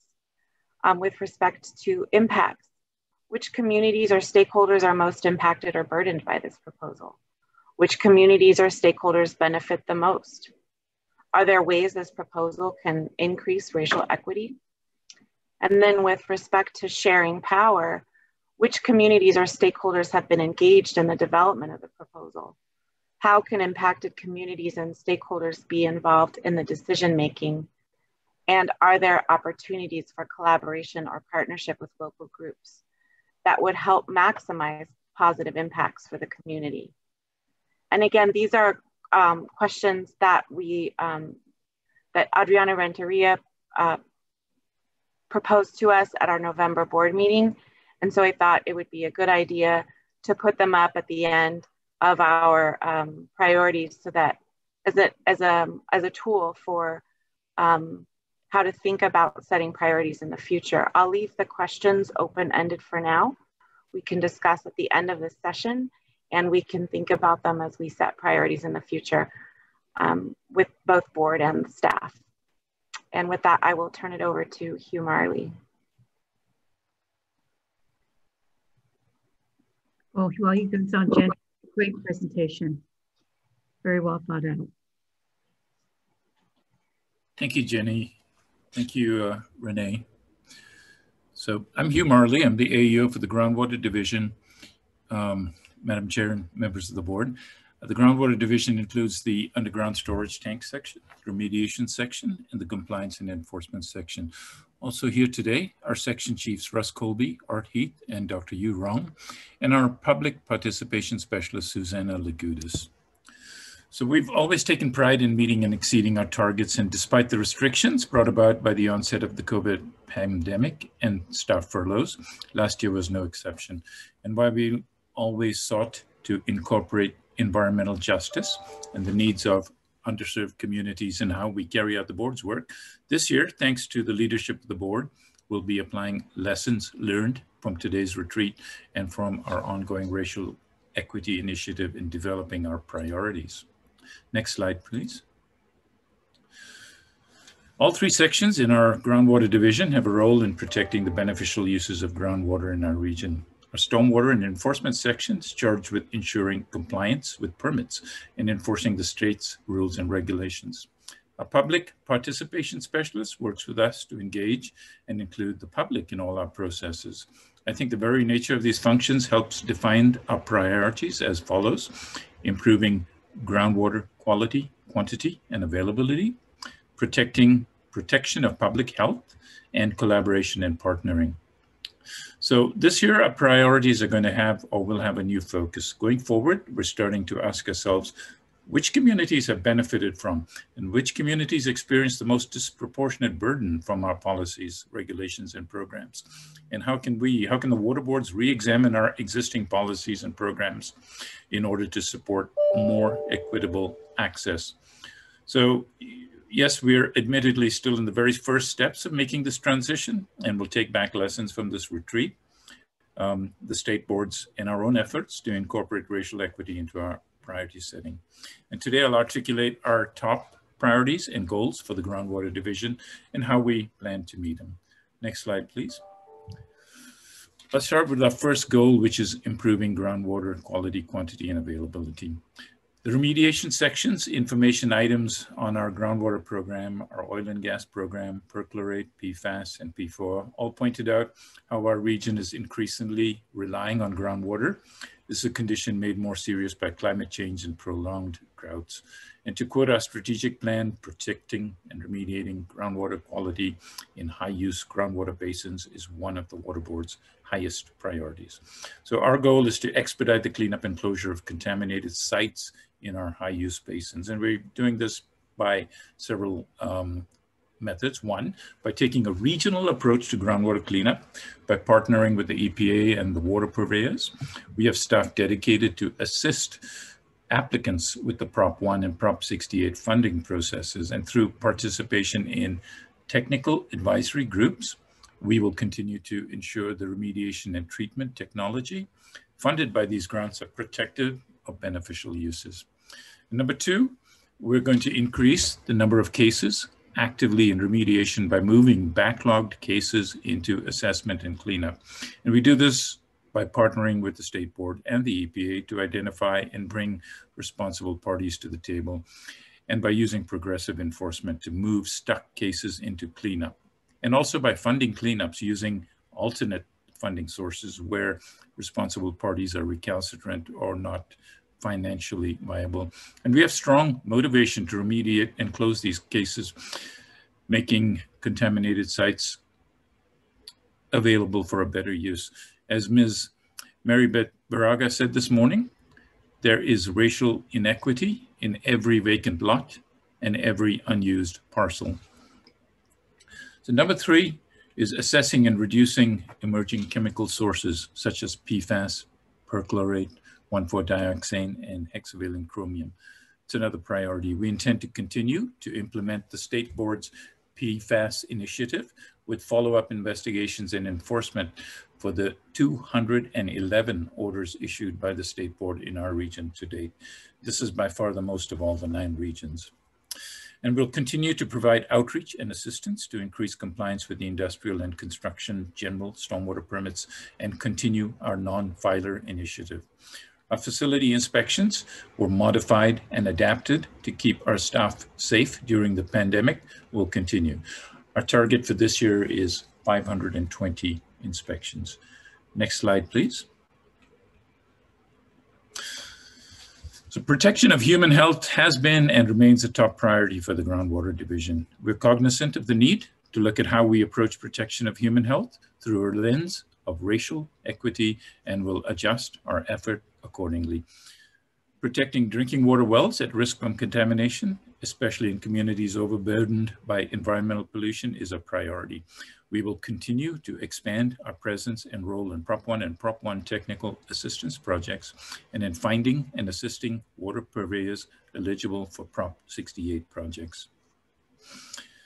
Our remediation section has a long established 5-step process to clean up contaminated sites. We also have a significant backlog of cases. And one consequence of having this backlog is that contamination can continue to migrate offsite and impact commercial and residential areas.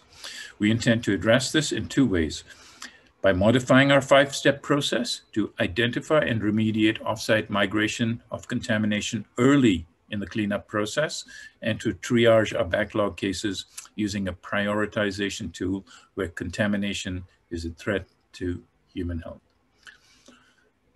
Reducing sewage spills in our region is another board priority. We'll continue our effort to reduce sewage overflow events by prioritizing audits of permittees based on their overflow history and on impacts to those communities overly burdened by environmental pollution. We'll also take formal enforcement action on all sewage spills over 50,000 gallons. Our partnership with the Rose Foundation provides us the opportunity to use penalties collected through our enforcement program to fund projects in communities overly burdened by environmental pollution. For 2021, the Rose Foundation has proposed a list of 23 projects that address environmental restoration and protection, pollution reduction, pollution prevention, and public health projects, many of which are centered along Compton Creek and Bayona Creek, and the Los Angeles, San Gabriel River, Rio Hondo, and Santa Clara rivers. Expanding our non-filer initiatives is another tool the board uses to address unpermitted sites that contribute to stormwater pollution. Outreach, legislation, cooperation with municipalities, and enforcement have increased enrollment rates in our region by over 200%, and we are working to continue this positive trend this year. Next slide, please. So we know that through our outreach efforts, meeting with and collaborating with the public and community groups, we can help provide a better understanding of what's being done to remediate contamination and to protect human health in communities under our oversight. We have developed a robust outreach program in our region, and we intend to continue to expand on our public meetings and outreach efforts, expand the use of multilingual fact sheets, public meetings, cite frequently asked questions or FAQs and presentations to ensure that public outreach is accessible to the community, it's informative, addresses community concerns, and supports the cleanup process. Our groundwater division staff are also working on an initiative to expand outreach to all sites with off-site investigations, not just where it is mandated by statute. We'll continue with and increase our proactive collaboration with other agencies on cases where our authorities overlap to avoid duplication of effort in remediating sites and to have a synergistic effect on cleanup. And finally, we will increase partnering with other agencies and community groups to assist us in identifying both stormwater non-filers and businesses in non-compliance. Next slide, please. So in conclusion, we understand the need to further incorporate racial equity, environmental justice, and the needs of underserved communities in how we carry out the board's work. And I want to leave you with a few examples of initiatives we have already started to work on. One is prioritizing inspections. Our ability to conduct inspections are resource limited, and we have recently started discussions with the Office of Enforcement on how best to use these inspection resources to efficiently address human health and racial equity. One option being considered is focusing on a greater percentage of inspections in areas that Cal EnviroScreen ranks as highly contaminated. Another initiative is focusing on bringing permittees into compliance. Another step we've taken is actively working with dischargers to bring facilities into compliance with NPDES and stormwater general permits. This is a resource-intensive exercise, but we find this to be a very effective tool that brings most dischargers back into compliance before enforcement is needed. Our remediation section has also taken a proactive approach to identifying water purveyors who can benefit from Prop 68 grant money to operate cleanup systems for drinking water wells serving water to communities overburdened by pollution. Last year, their efforts resulted in grants of $840,000 and $456,300 being made available to water purveyors in the Florence Graham and Bell Garden system and in Huntington Park to treat groundwater contaminated by volatile organic compounds and perchlorate. And these are zero match grants. So I think they're an extremely good and positive thing. Then increasing outreach and communication for underground tank sites. So we know that informing residents of what's being done to remediate contamination in their community is important. Informing residents of exactly what is happening when they see remediation activity in their neighborhoods, as shown in the top two photos on this slide, goes a long way towards replacing misconceptions and fear with facts and an understanding that we are there to protect their health and the environment. Today, we do this through fact sheets, FAQs, frequently asked questions, and updates, primarily in cleanup sites in the remediation section. Going forward, we intend to expand this effort to our underground storage tank program too, particularly in sites that are located in communities that are overburdened by pollution. So finally, I want to talk about SEPs. As we mentioned in an earlier slide, we've partnered with the Rose Foundation to actively solicit and fund projects in communities overburdened by pollution. The lower right photo is one example. It's a photo of a cleanup in Pacoima Wash by Pacoima beautiful volunteers that was funded by penalties from one of our enforcement cases.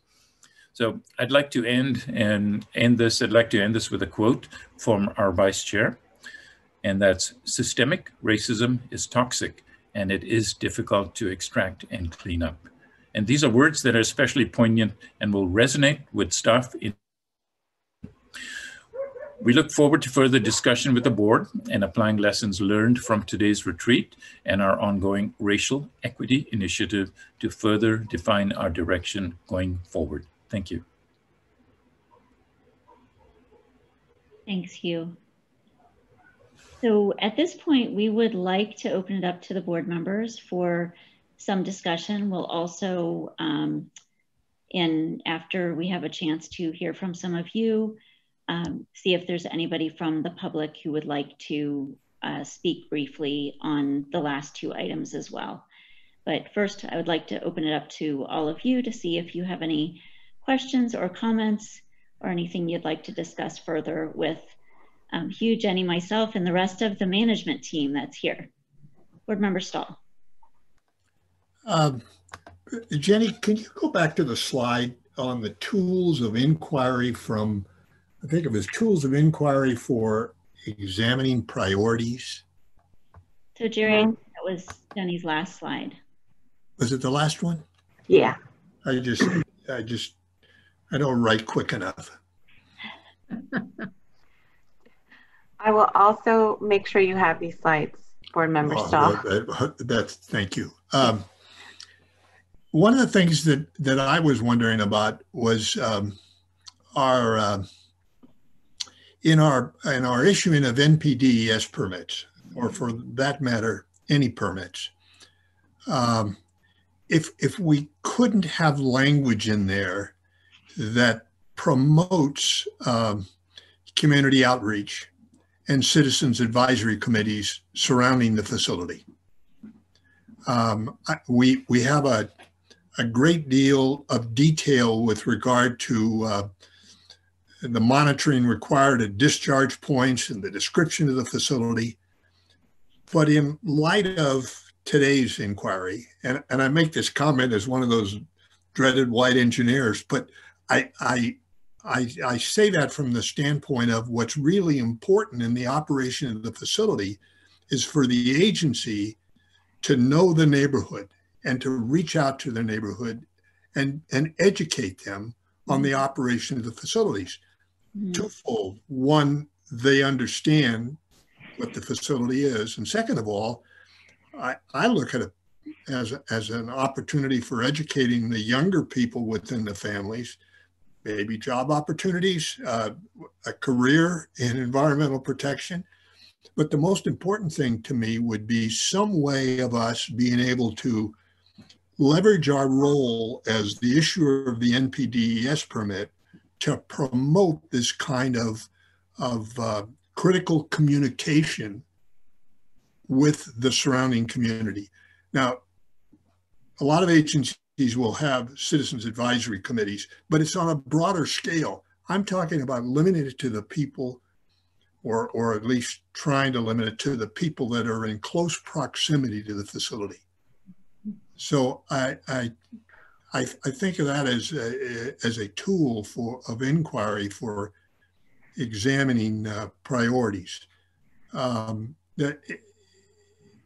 So that's what came to my mind, at least, Jenny. And so I make that comment from the standpoint of maybe a way that we could put that into our program, where it isn't just entirely upon the regional board to reach out to these communities, but more importantly, to me, to the discharger and the operator of the facility.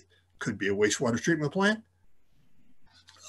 It could be an industry. Now, I'll say this quickly. As far as the industries are concerned, it is the holder of the pre-treatment program that issues the permit for the industries.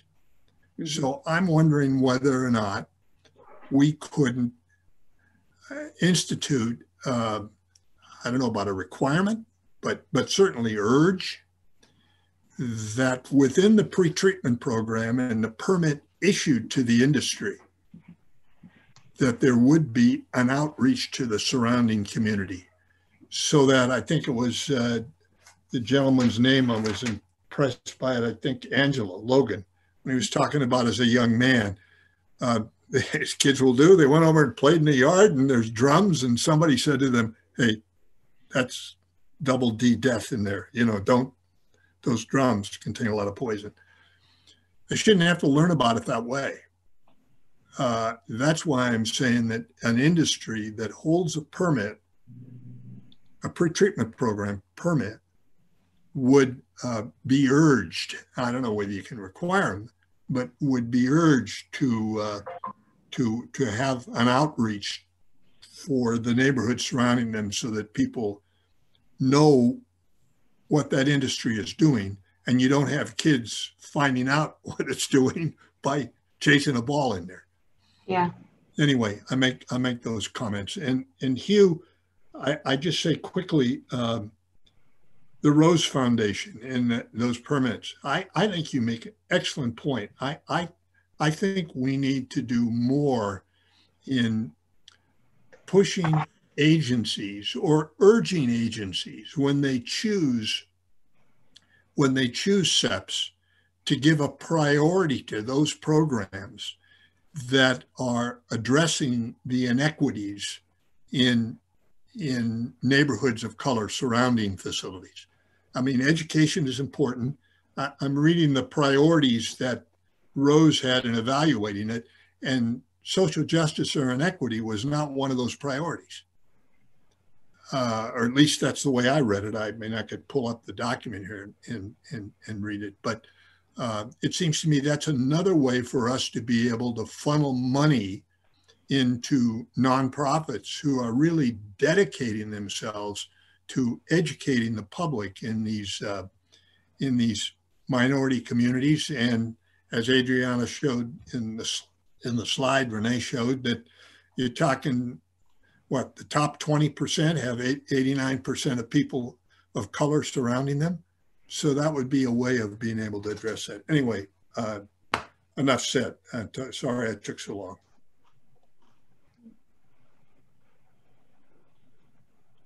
Yes, Chair Munoz. First of all, I want to congratulate both Jenny and Hugh for really good, well thought out presentation. You know, this is the business I'm in my nonprofit, and it's really a good and strong executed plan where you talk about the data, the impacts, and the sharing power. I would put sharing power and knowledge, because that's what you're doing. You're empowering through knowledge. Because this is great. I'd like to, if I can support you in any way and help you in any way, please let me know. I think this priority setting is very, very good. And I'm just very pleased. I think that you always come up with things that are attainable. And that to me is what's important, is that you always focus on the outcomes. You know, your divisions are, Hugh in particularly, because I'm more familiar with yours than I am Jenny. So I'm always amazed at how in tune you are with community and with people, and the work that your division has done with the Industrial Task Force. I really feel that that task force, people want it, everybody wants to be on that task force. And I think it's because people see that we're serious. People see that there are some outcomes that are taking place. We're not wasting their time. And when you report the successes that we've had, you know, people want to be part of success. So very well done. I think it's real clear that you put a lot of thought and effort into this, and I'm anxious to see how it goes, you know, what the outcomes are. But this is the kind of things that we were hoping would come out with our conversations to do today on race equity. And, you know, I did mention this in the morning, but we are implementing a lot already when it comes to race equity. I think we are the region in the state of California that excels in that. And because I have witnessed it myself, I have seen it myself, and this is just going to even make it stronger and much more impactful. And I just like the presentation, the questions that were asked, and the way you outlined and framed the whole conversation. So Jenny and Hugh, thank you so much. Thank you for putting the time and effort into it. You know, it just makes me feel like we are going to be moving it, and that it's just not all talk, and it's not talk, it's action. So thank you. Yeah. We did crib a lot of the questions from the Racial Equity Committee, but we took them to heart, and we are carefully examining our programs and trying to think about how to set priorities using those questions. So thanks. Yeah. A great job. It really is a great job, both you and Hugh. And I like your suggestion, Board Member Stahl. As you were talking, it made me think, you know, we really, that evaluation of, I think we refer to it sometimes as baseline community characteristics is something that's done as a matter of course. And I don't mean to say that in a dismissive or way that it's not important, but with the site cleanup program, you know, we look at that and then we do, you know, we prepare, as he was talking about, fact sheets and FAQs based on an understanding of the community characteristics. I mean, in terms of our language, the languages that we use for some of that outreach is based on really evaluating the community characteristics. And so your idea of possibly moving that or using something similar to that in the surface water division and in the NPDES permitting program, I think is an interesting one to try to get more engagement around those facilities and the permitting of those facilities and operation of those facilities. Yeah, we've done it a little with some of our controversial sites. We've had those kinds of requirements, but I think it's a great idea to put it in all of them. And Chris Morris and I can talk about it and see how we can think about a way of making it just like a regular procedure moving forward. Mm-hmm. I want to ask you a question about the SEP programs. I know a year or two ago, we provided funding to a number of nonprofits, and I know the Rose Foundation manages it. But can we ever get a report on how the projects worked and what were the outcomes, and you know, what would they do differently? Because we do provide them with funding, and it would be nice to build upon their successes. Yeah, so, go ahead, Hugh, I'll let you answer. So, yes, we had projects that were in the proposal last year, and this year we have a lot more. We have 23 projects that are proposed. Last year, we did not have a whole lot of success with folks who had been assessed penalties agreeing to do SEPs off that list. We intervene in a very early stage, and we try and convince somebody who's got a penalty to engage with the Rose Foundation, and we work with them to try and get them to do one of the SEPs. But the bottom line is, it's really up to the discharger, the guy who has the penalty. He says, he has to say, yeah, I'm okay with doing this.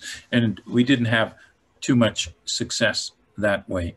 But this year, and I won't give names or projects or discharges, but we have several in the works that we hope are coming through successfully. So we're quite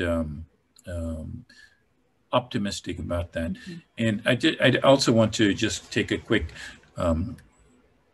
shot at trying to answer Board Member Stahl's question about the SEPs dealing with social justice and racial inequity. We, point taken, and we'll see how we can, we redo the SEP list every year, and we'll see how we can attempt to solicit SEPs like that from the community while working under the problem is the SEP policy has very strict guidelines as to what constitutes a SEP. So we have to frame our projects within those parameters. But yeah, point taken. I see what you're saying, and we can see what we can do about that. And Russ Colby, the section chief for that section. Do you have anything to add, Russ? Or? Do. Thank you very much, Chair Munoz and Board Member Stahl, for bringing this up, because partnering with the Rose Foundations is something that we're very proud of, that started almost 2 years ago now. And every project on that list that has been approved is in areas where, are underserved areas. And going towards the education part and social justice, there are a number of those on there that do deal with education. Very timely, you heard earlier about the Flint, Michigan crisis. There's one on there that actually, it turns community members into community leaders and really educates them on water quality. And once the money runs out for the SEP, the education doesn't, because then they turn around and they're educating their population, their community members on, anything from, identifying sources of pollution to how to advocate for clean drinking water. So we're very proud of that. While we weren't able to get any funding for them, Hugh's right, it is a voluntary. I assure you that every monetary penalty that we issue, we bring it up with the discharger. We talk to them at length. We provide them with the list and talk about the benefits. And again, lessons learned from last year. We went back and we talked to the Rose Foundation, to the proponents, and we looked at ways where we could make it more attractive for the people that we've issued fines against, such as maybe the SEP could be more flexible in the amount that they're asking for, or the time periods that they're asking for, and things like that. So I appreciate you bringing that up, and I hope I've clarified any questions that you had. I just feel that the STEP program could be such a great opportunity to strengthen community education and inspire people to take ownership and leadership of those issues going on in their neighborhood. That's, but I have to tell you, don't tell him, but this work here is what fascinates me so much. It always has, and I'm always always left much more curious of wanting to know more. And you guys run a great shop there. Very, very good. Very well done. Thank you. So I see that we have 2 hands up. Board Member Guzman, I see your hand is up. And then Board Member Stahl. Now I forgot my comment. I guess I think, these are great presentations, and I think I'm just still wrapping my head around them. And I know that, we want to be ambitious, but we also want to be mindful of our current resources and staffing and all of that. I really like Jim's idea about, trying to find sort of, good ways to incorporate some of these questions into just our normal course of business. I was calling to give you the information for Dr. Jelani and to help schedule your 3-month follow-up with Dr. Ruberetti.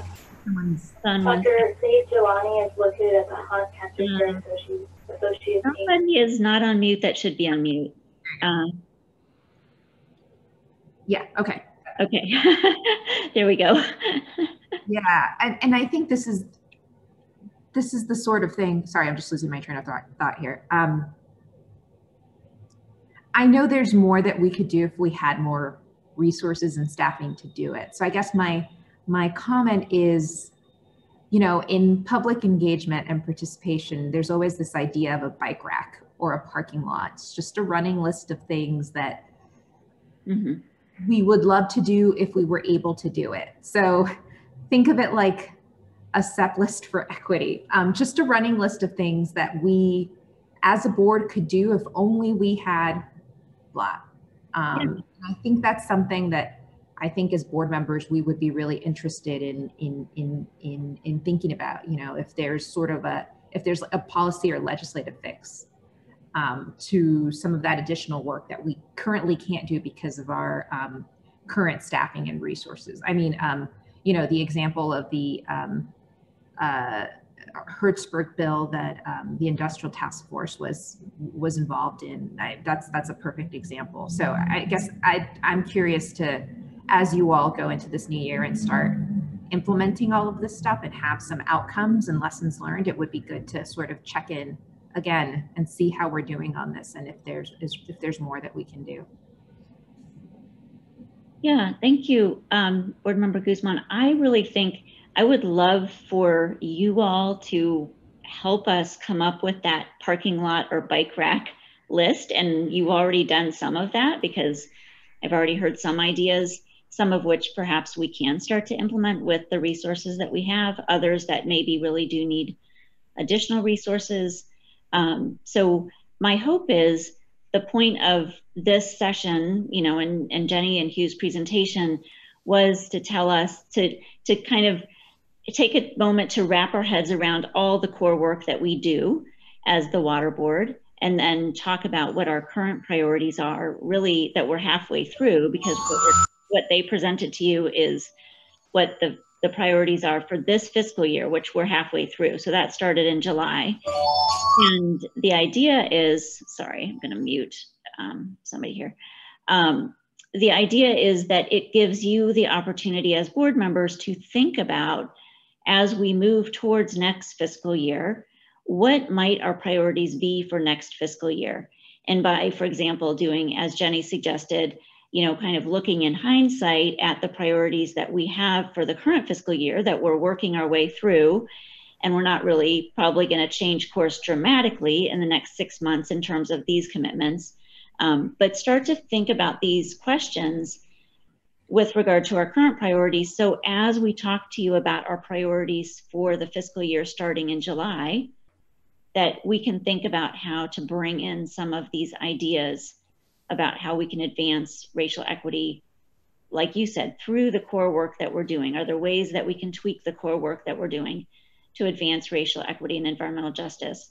So it gives you, the hope was that by starting the conversation now, 5 to 6 months before we start the next fiscal year, that we're going to have plenty of time to talk to all of you and us together as a management team and board members about what our priorities for fiscal year 2021 and 2022 will look like. So July of 2021 through June of 2022.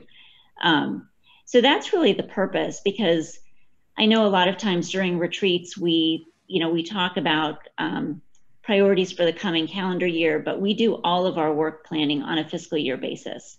And so it's always a bit awkward.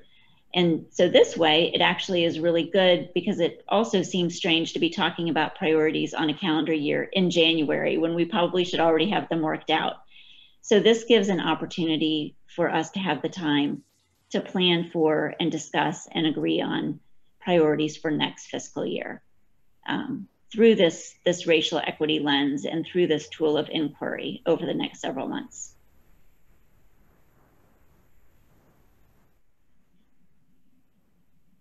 I hope that makes, I might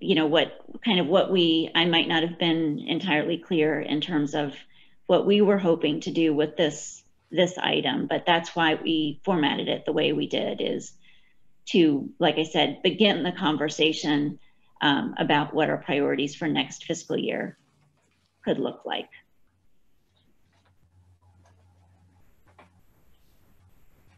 And give you an idea of what we're doing now. Board Member Stahl? Just real quickly, the Rose report, it gives the categories. The primary categories addressed are environmental, goes on and talks about it. But yet when you read through all of the projects that were submitted, or chosen at least, there is a good cross-section of them that address the issues that we talked about today.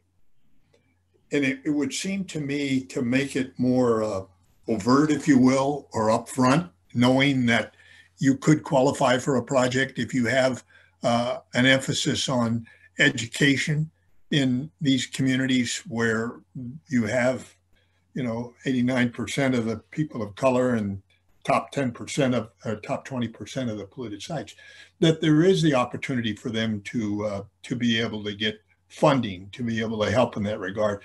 So I think the state board's SEP policy needs to be reviewed. This could be a task for the state board so that it's articulated in that policy that those kind of projects are eligible for SEP. And to the extent that we can, once you get those projects, I think staff said they're doing this, but the extent that we can, we advocate for the choice of those projects if they're multifaceted from the standpoint of bringing up water quality, but addressing social justice and educating these communities of color in what we do. Anyway, that was my point. But again, great staff presentation, and I like the bike rack analogy that Cynthia has. I think that's the way you got to look at it. Yeah. Or parking lot. Mm-hmm. But I think the issue with this SEP is not, well, not the issue, but just what happens is staff seems to bring this up a lot in conversation, but you know, it's again on the discharger to decide whether or not they want to actually engage in the project. So, mm-hmm. which makes me think that we have a really great list of projects. You know, we could the criteria can certainly be refined to, you know, better reflect what we want to get out of it. But I wonder, and again, this is probably slightly outside of the role of the regional board, but I would be interested in engaging the Rose Foundation to see to what extent we could engage other environmental donors and philanthropy to fund some of these projects that could really go a long way in the communities that we care about. Mm-hmm. Mm-hmm. If I could just add one bit of information, my apologies. I think, yes, you're correct. The SEP policy probably could go further regarding the promotion. I will say, though, that there is an incentive there for the discharger, because when projects are selected, and they do occur in these communities, there is the option to contribute 100% of, if there are administrative civil liabilities versus mandatory penalties, they have the option, the ability to submit 100% of that liability towards that project. So there is a little incentive there for the responsible party to choose one of the Rose Foundation SEPs. Right, because otherwise they can only direct a certain percentage. I forget what it is, right? They could do 50%, or there's a little calculation for mandatory penalties, but generally 50%. Right, right. Yeah.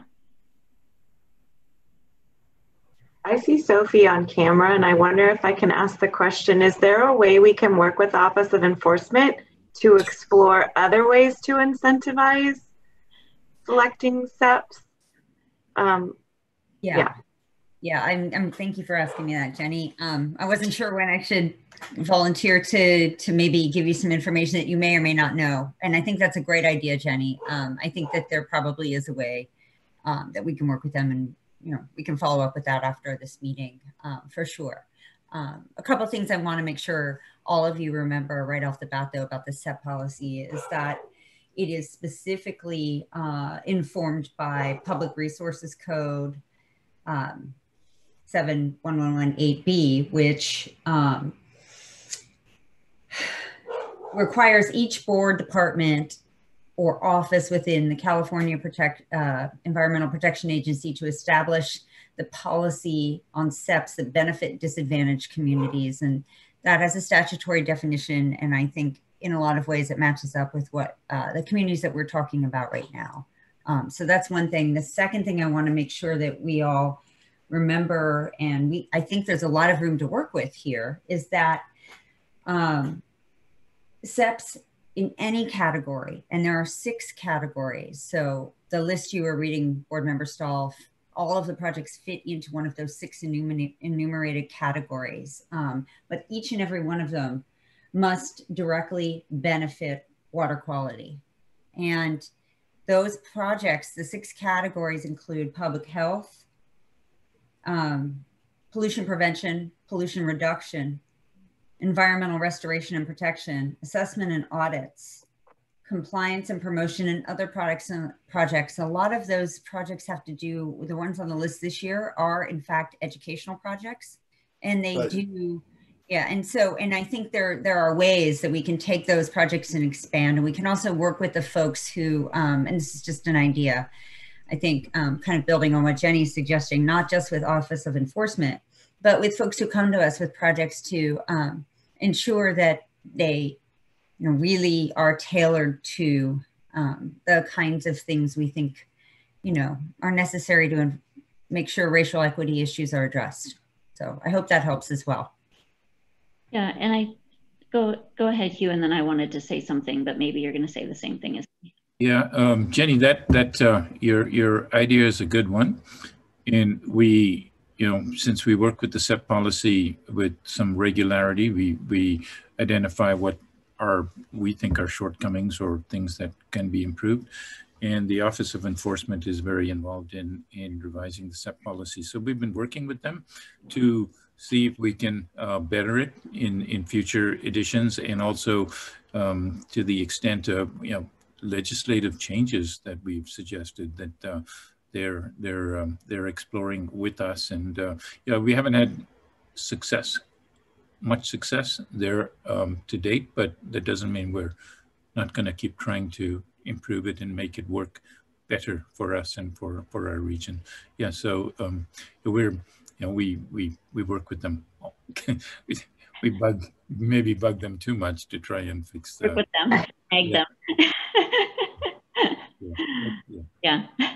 And I was just going to say, Sophie, I just wanted to clarify, I think what you were getting at, which is the projects on the current SEP list, most, maybe all, Russ and Hugh, you might be able to tell me, most have an educational component, but I think what you were trying to say is that they also have to have a direct relationship to improvement in water quality. So we just need to think about and work with, and that's one of the things that, maybe there's a possibility to work with the Office of Enforcement as we all become, more aware and hopefully more committed to really trying to build local capacity to see the value in projects that are really focused on, education and local capacity building, and how in the long run, that really is going to result in improvements in water quality. It may not be as direct as what the SEP policy currently envisions, but I think that we all understand the importance and the value in building that capacity and that knowledge base in order to achieve improved water quality. So I think, was that what you were trying to get at, Sophie, is that yes, they have an education component, but each one of them also currently has a component where there is a direct improvement to water quality. Yes, and I think that's one of the requirements of the policy. They have to say, yes, exactly. Right. Yeah. Okay, let's see. Oh, Hugh, did you have something else you wanted to say? Is your hand just still up? That's a legacy hand. It's going down. Okay. I always forget to lower my hand too, when I even remember to raise. All right, let's see. I will let Chair Munoz and Vice Chair Yu, we do have one member of the public who would like to speak. So shall we go ahead? Are there other board members that would like to say anything else at this point, or shall we go ahead and call on the one individual who'd like to make a public comment? I would call on the public member. Okay, all right, that sounds good. But are we ending after this or not? Well, that's a good question. We had said we would take public comment after items 4 and 5, and then we would go on to item 6. We are obviously beyond what we said our end time would be at this point by a few minutes. So I would suggest let's take the public comment from Mr. Omari. He'll have 3 minutes, and then we can have a brief discussion about whether we would like to postpone a larger discussion on item 6 for a later date. Okay. Okay. All right. So I am going to promote Mr. Omari. I'm promoting you to a panelist now. Give it just a minute.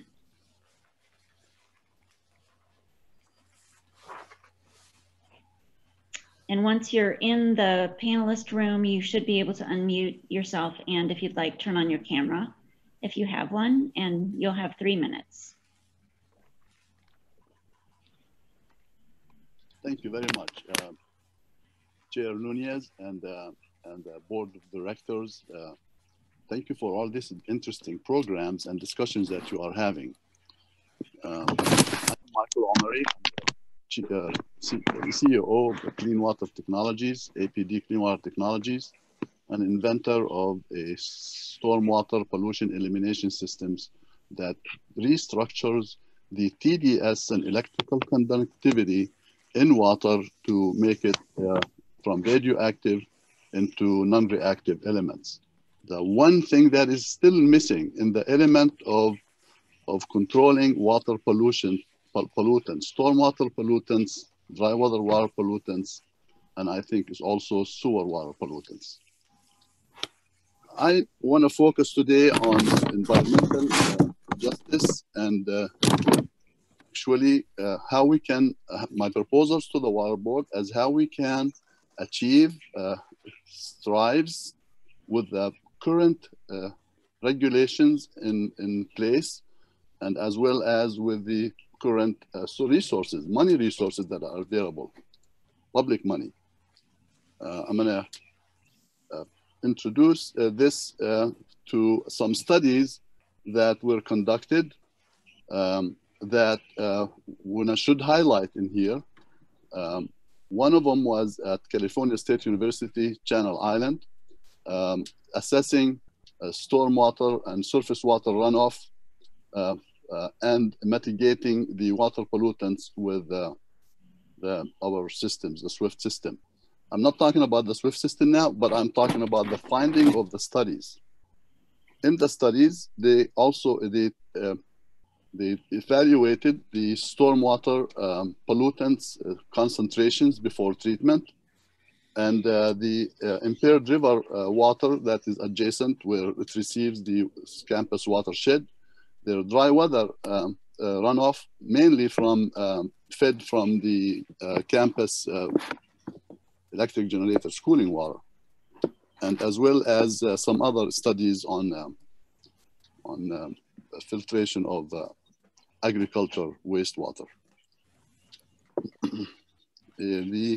What surprised me and others, the professors involved with the study, was the extreme high concentrations of up to 38 pollutants of the 40 pollutants of concern to the US EPA that were tested during those sampling taken from the various resources. I'm going to focus on the stormwater. The stormwater that supposedly falls on just pure water with no contaminants. I have done research on our ranch, and which is about less than 10 miles from the Cal State Channel Island campus, and tested the stormwater which we collect here in a reservoir for irrigation, and found that it is a pure water. I tested for the 40 top pollutants of concern. They only came down with 3 metals that were just in the low 1 digit. So stormwater is naturally falling on us as clean water. Once it touches the ground that is contaminated with previous discharges of water pollutants into the soil, it becomes as polluted as the source of that pollution water. Mr. Omari, yes. Excuse me for a minute, please. Your time is up. And so I think if you want maybe 30 seconds more, but if you could please focus on the issues that we're discussing today in your last 30 seconds with regard to racial equity, please. I'm going to jump right into that. So racial equity with implementation of the Water Board's approved plans for the regions here, the City of Los Angeles region. Let's take an example of Measure W money. 43 projects been submitted recently, with pretty much overwhelmingly placing diverting the stormwater into the schoolyards, into parking lots, into cisterns without any significant pollution reductions. They may try to do ash reductions before it goes into the schoolyards. Now we have all of these are proposing to store shallow water retention basins, 3-4 feet. That's going to be just a problem, health problem, because the street pollutants from these hundreds of acres of watershed that are coming and concentrated in the schoolyard and the park also are concentrating those pollutants in that soil. And when the wind comes, the pollutants are blown with the wind. And when the water comes, it's going to be also decontaminated. The contaminations are also carried to the groundwater. What can the water board do to carry on the environmental and social justice in this case is enforce the regulation. For school, enforce regulation 541, Senate Bill 541, and enforce regulation for maximum efficiency practicable. Mr. Amari, excuse me, I didn't mean to interrupt. This is Board Chair Munoz. Could you please wrap up in 15 seconds because we've given you a little more time than you asked for? Thank you. Thank you. I think the permitting committee, for when the discharger brings into the committee for approval, they have to make sure that the BMPs that are being proposed are going to achieve full compliance with water regulation as far as the TDS and those harmful elements in the water that cause the toxicity of the water, which causes most of the human sicknesses, in fact. Thank you very much. Thank you so much for your commentaries. So I think the next question that we have is, will we proceed or will we conclude? Yes, that's right. And so the last item that we had on our agenda was an item that was really meant to be an opportunity for the board members, along with us, the management team, to talk about planning for more community input on our racial equity initiative. So you heard from State Board earlier, from Adriana Renteria, with regard to what we've been doing at a statewide level. Most of you are aware of, for example, the listening sessions that were held last year and throughout the state. And also you heard Adriana talk about some of the internal listening sessions that are planned to talk to staff about the state's racial equity initiative. So the point of this item, because I heard from some of you that you were interested and felt it was important to do some outreach and seeking community input within the Los Angeles region by the Los Angeles Water Board, in addition to what the State Board was doing and we were doing on a statewide basis.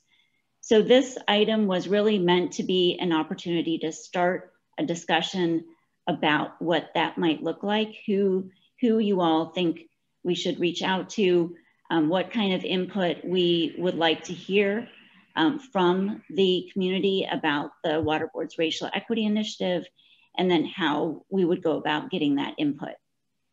And one purpose of that input could be to help inform ultimately a resolution by this board.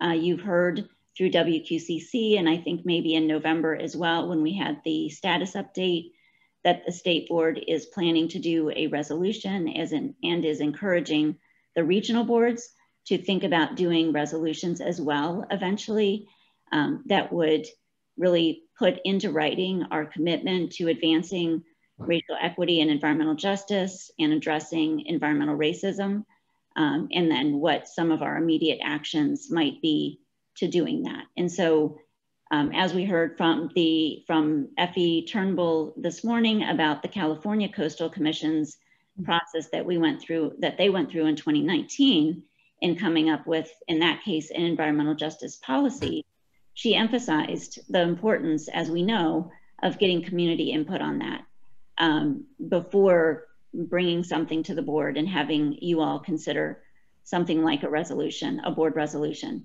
And so that was the purpose of item 6, was to give you all a chance to talk about that and plan for that. We can find another time to do that. It doesn't need to be done today. I know we've had a long day and an intense day. But I just want to make sure that all of you are, are aware of what the purpose of that item 6 was meant to be. Well, Renee, I have to tell you, I feel like my head's about to explode. I mean, it's been a very emotional day.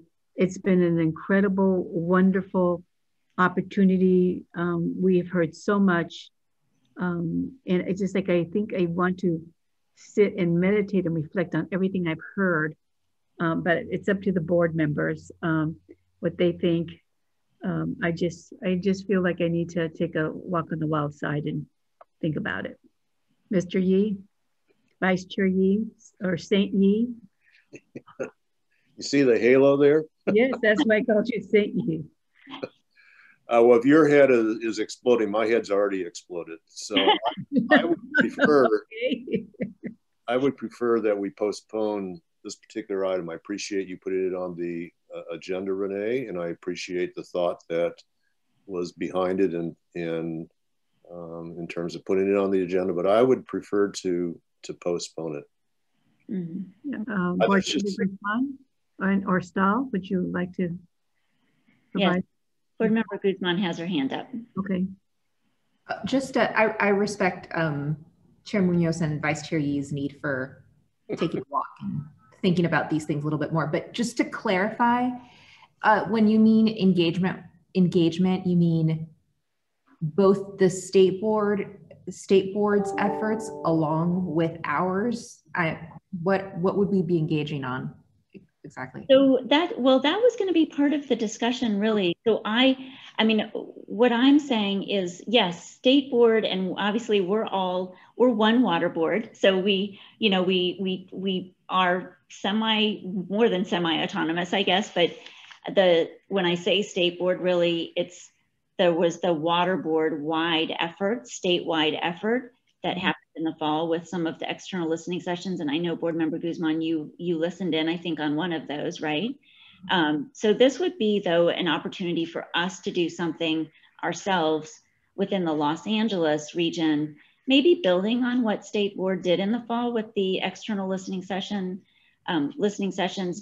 taking some lessons learned from that, which you heard that they're working on compiling some of that information that they learned, both in terms of the substance, but also lessons learned about the process that they went through, and then extending that and really bringing it sort of more local and something that we could do within our region to help inform. And the reason, like I said, possibly a resolution by the regional board, but also things like what might a vision look like for the Los Angeles board with regard to racial equity and environmental justice. And that's why part of my presentation was touching on that it's helpful to have a vision of where we're trying to end up, both as a community, but also within the area of our influence. What is our vision? And I think it's important to get community input on what does that look like for the community? And then that can help inform us as to what are the actions that we should be taking to achieve that vision. And it's sort of, in my mind, a vision becomes a touchstone where you can, just like with the tool of inquiry, it's sort of a touchstone in that you can return to it with any decision that you're making to say, is this going to help us make progress towards our vision that we have of race, equity, and environmental justice in the Los Angeles region? So it's really that, I hope that helps sort of give you a better idea of what I was envisioning, this additional community input. It would really be a chance for us as a regional board to seek input from our communities about what we're doing with regard to the racial equity initiative in our region specifically. Okay, thank you. I'm now looking at Irma. Is this something that we want to punt for later? Because I certainly have thoughts, but I also have more questions. Well, move forward, Board Member Guzman. I just, I guess my thought is that for me, I need some thinking. There's a lot that was said. I took a lot of notes. I need to review the video once again to really try to grasp everything that was shared, because I felt I needed to walk on the wall side of the first three speakers in the morning, because they really resonated with their messages. I think this is very important, but if it's fresh on your mind, I'd rather have you share it now than forget about what you might share. So please do share. Well, my first thought is, I think our efforts need to be coordinated with the efforts of the Racial Equity Initiative at the State Board. Yep. I'm not sure to what extent folks in Region 4 were able to attend the statewide convening. So it would be great to kind of do a twofer. We would have to figure out what that conversation would look like, obviously, but I think folks would be interested in understanding how our piece fits in with the larger California water boards, especially if it's true what they say, that we're actually on the cutting edge. So if that's in fact the case, then I think we need to be talking about both of these things, both of these efforts together. I would also have questions about, resources and timing, because, if we're asking folks to take time out of their day to come sit with us and think about this in some sort of setting, we need to think about the best way to do that, to meet them where they're at, potentially compensate them for their time, or, a lot of the groups that we probably potentially would like to meet with already meet collectively as part of other existing environmental coalitions. So to what extent can we perhaps leverage those networks in order to reach as many groups as we can? Yeah, exactly. And that was when I was thinking of there's the who, and then there's the what are we looking for, what kind of input are we looking for, and then the how. I was thinking along those lines, Board Member Guzman, just about, what is the best way for us to get that input? Going to these community-based organizations or coalitions, I think, is a good way of doing that.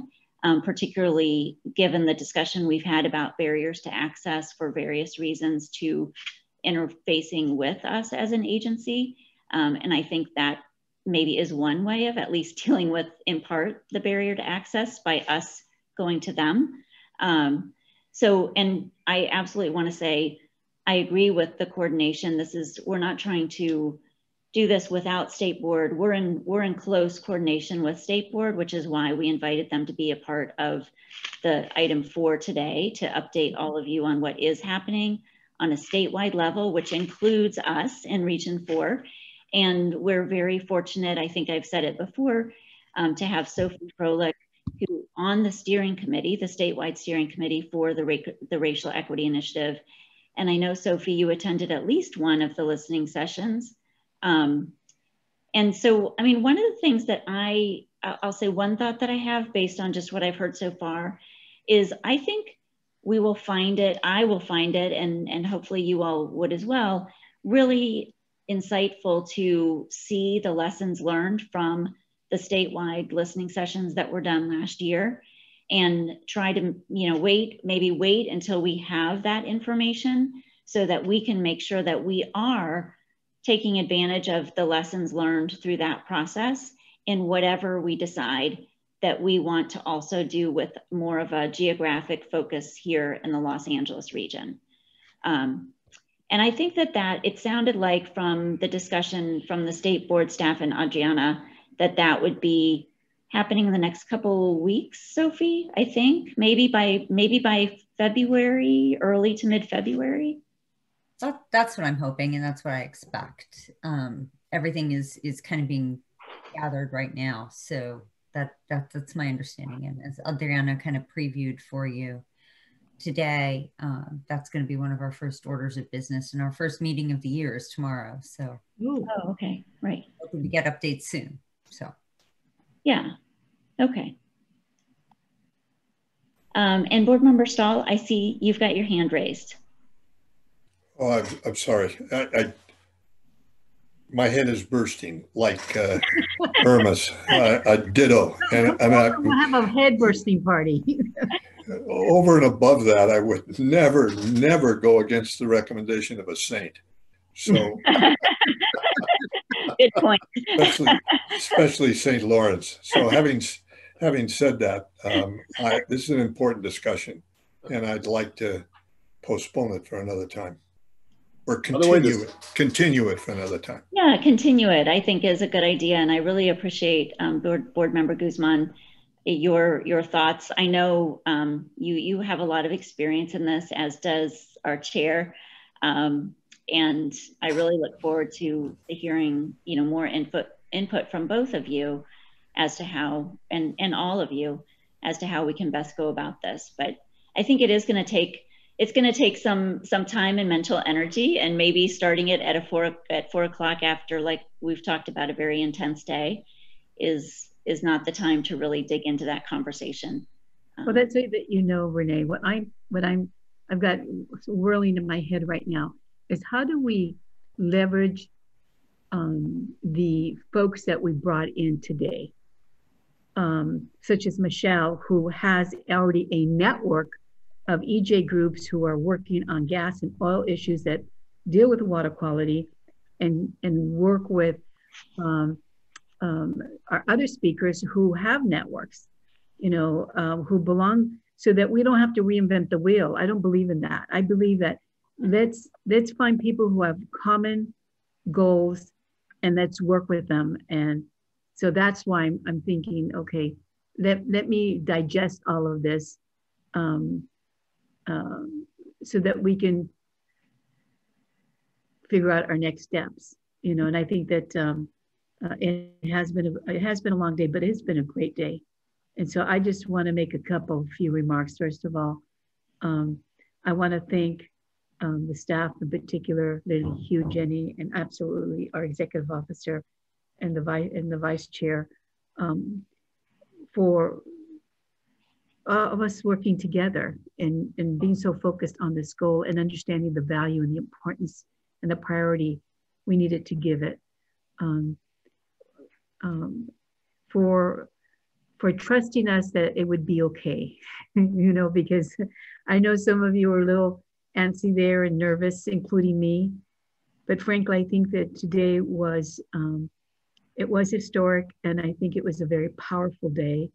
And I think that the people that we invited to speak and the people who were on looked at us now with a different lens, that we would spend this time to talk about race equity with everything that's going on in this country, with the impeachment of the president, with the takeover of the Capitol.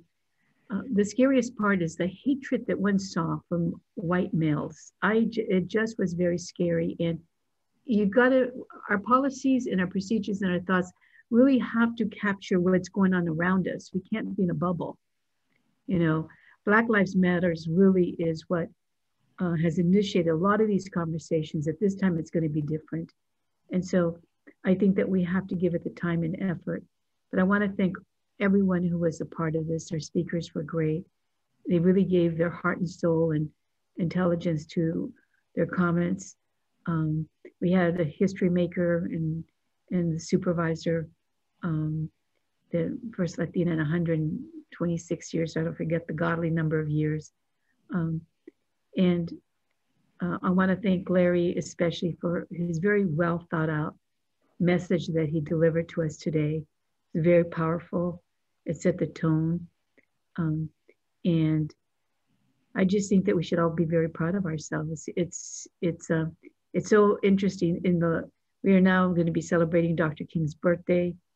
And so it goes along with that. So it is, we are pioneers. We are trailblazers.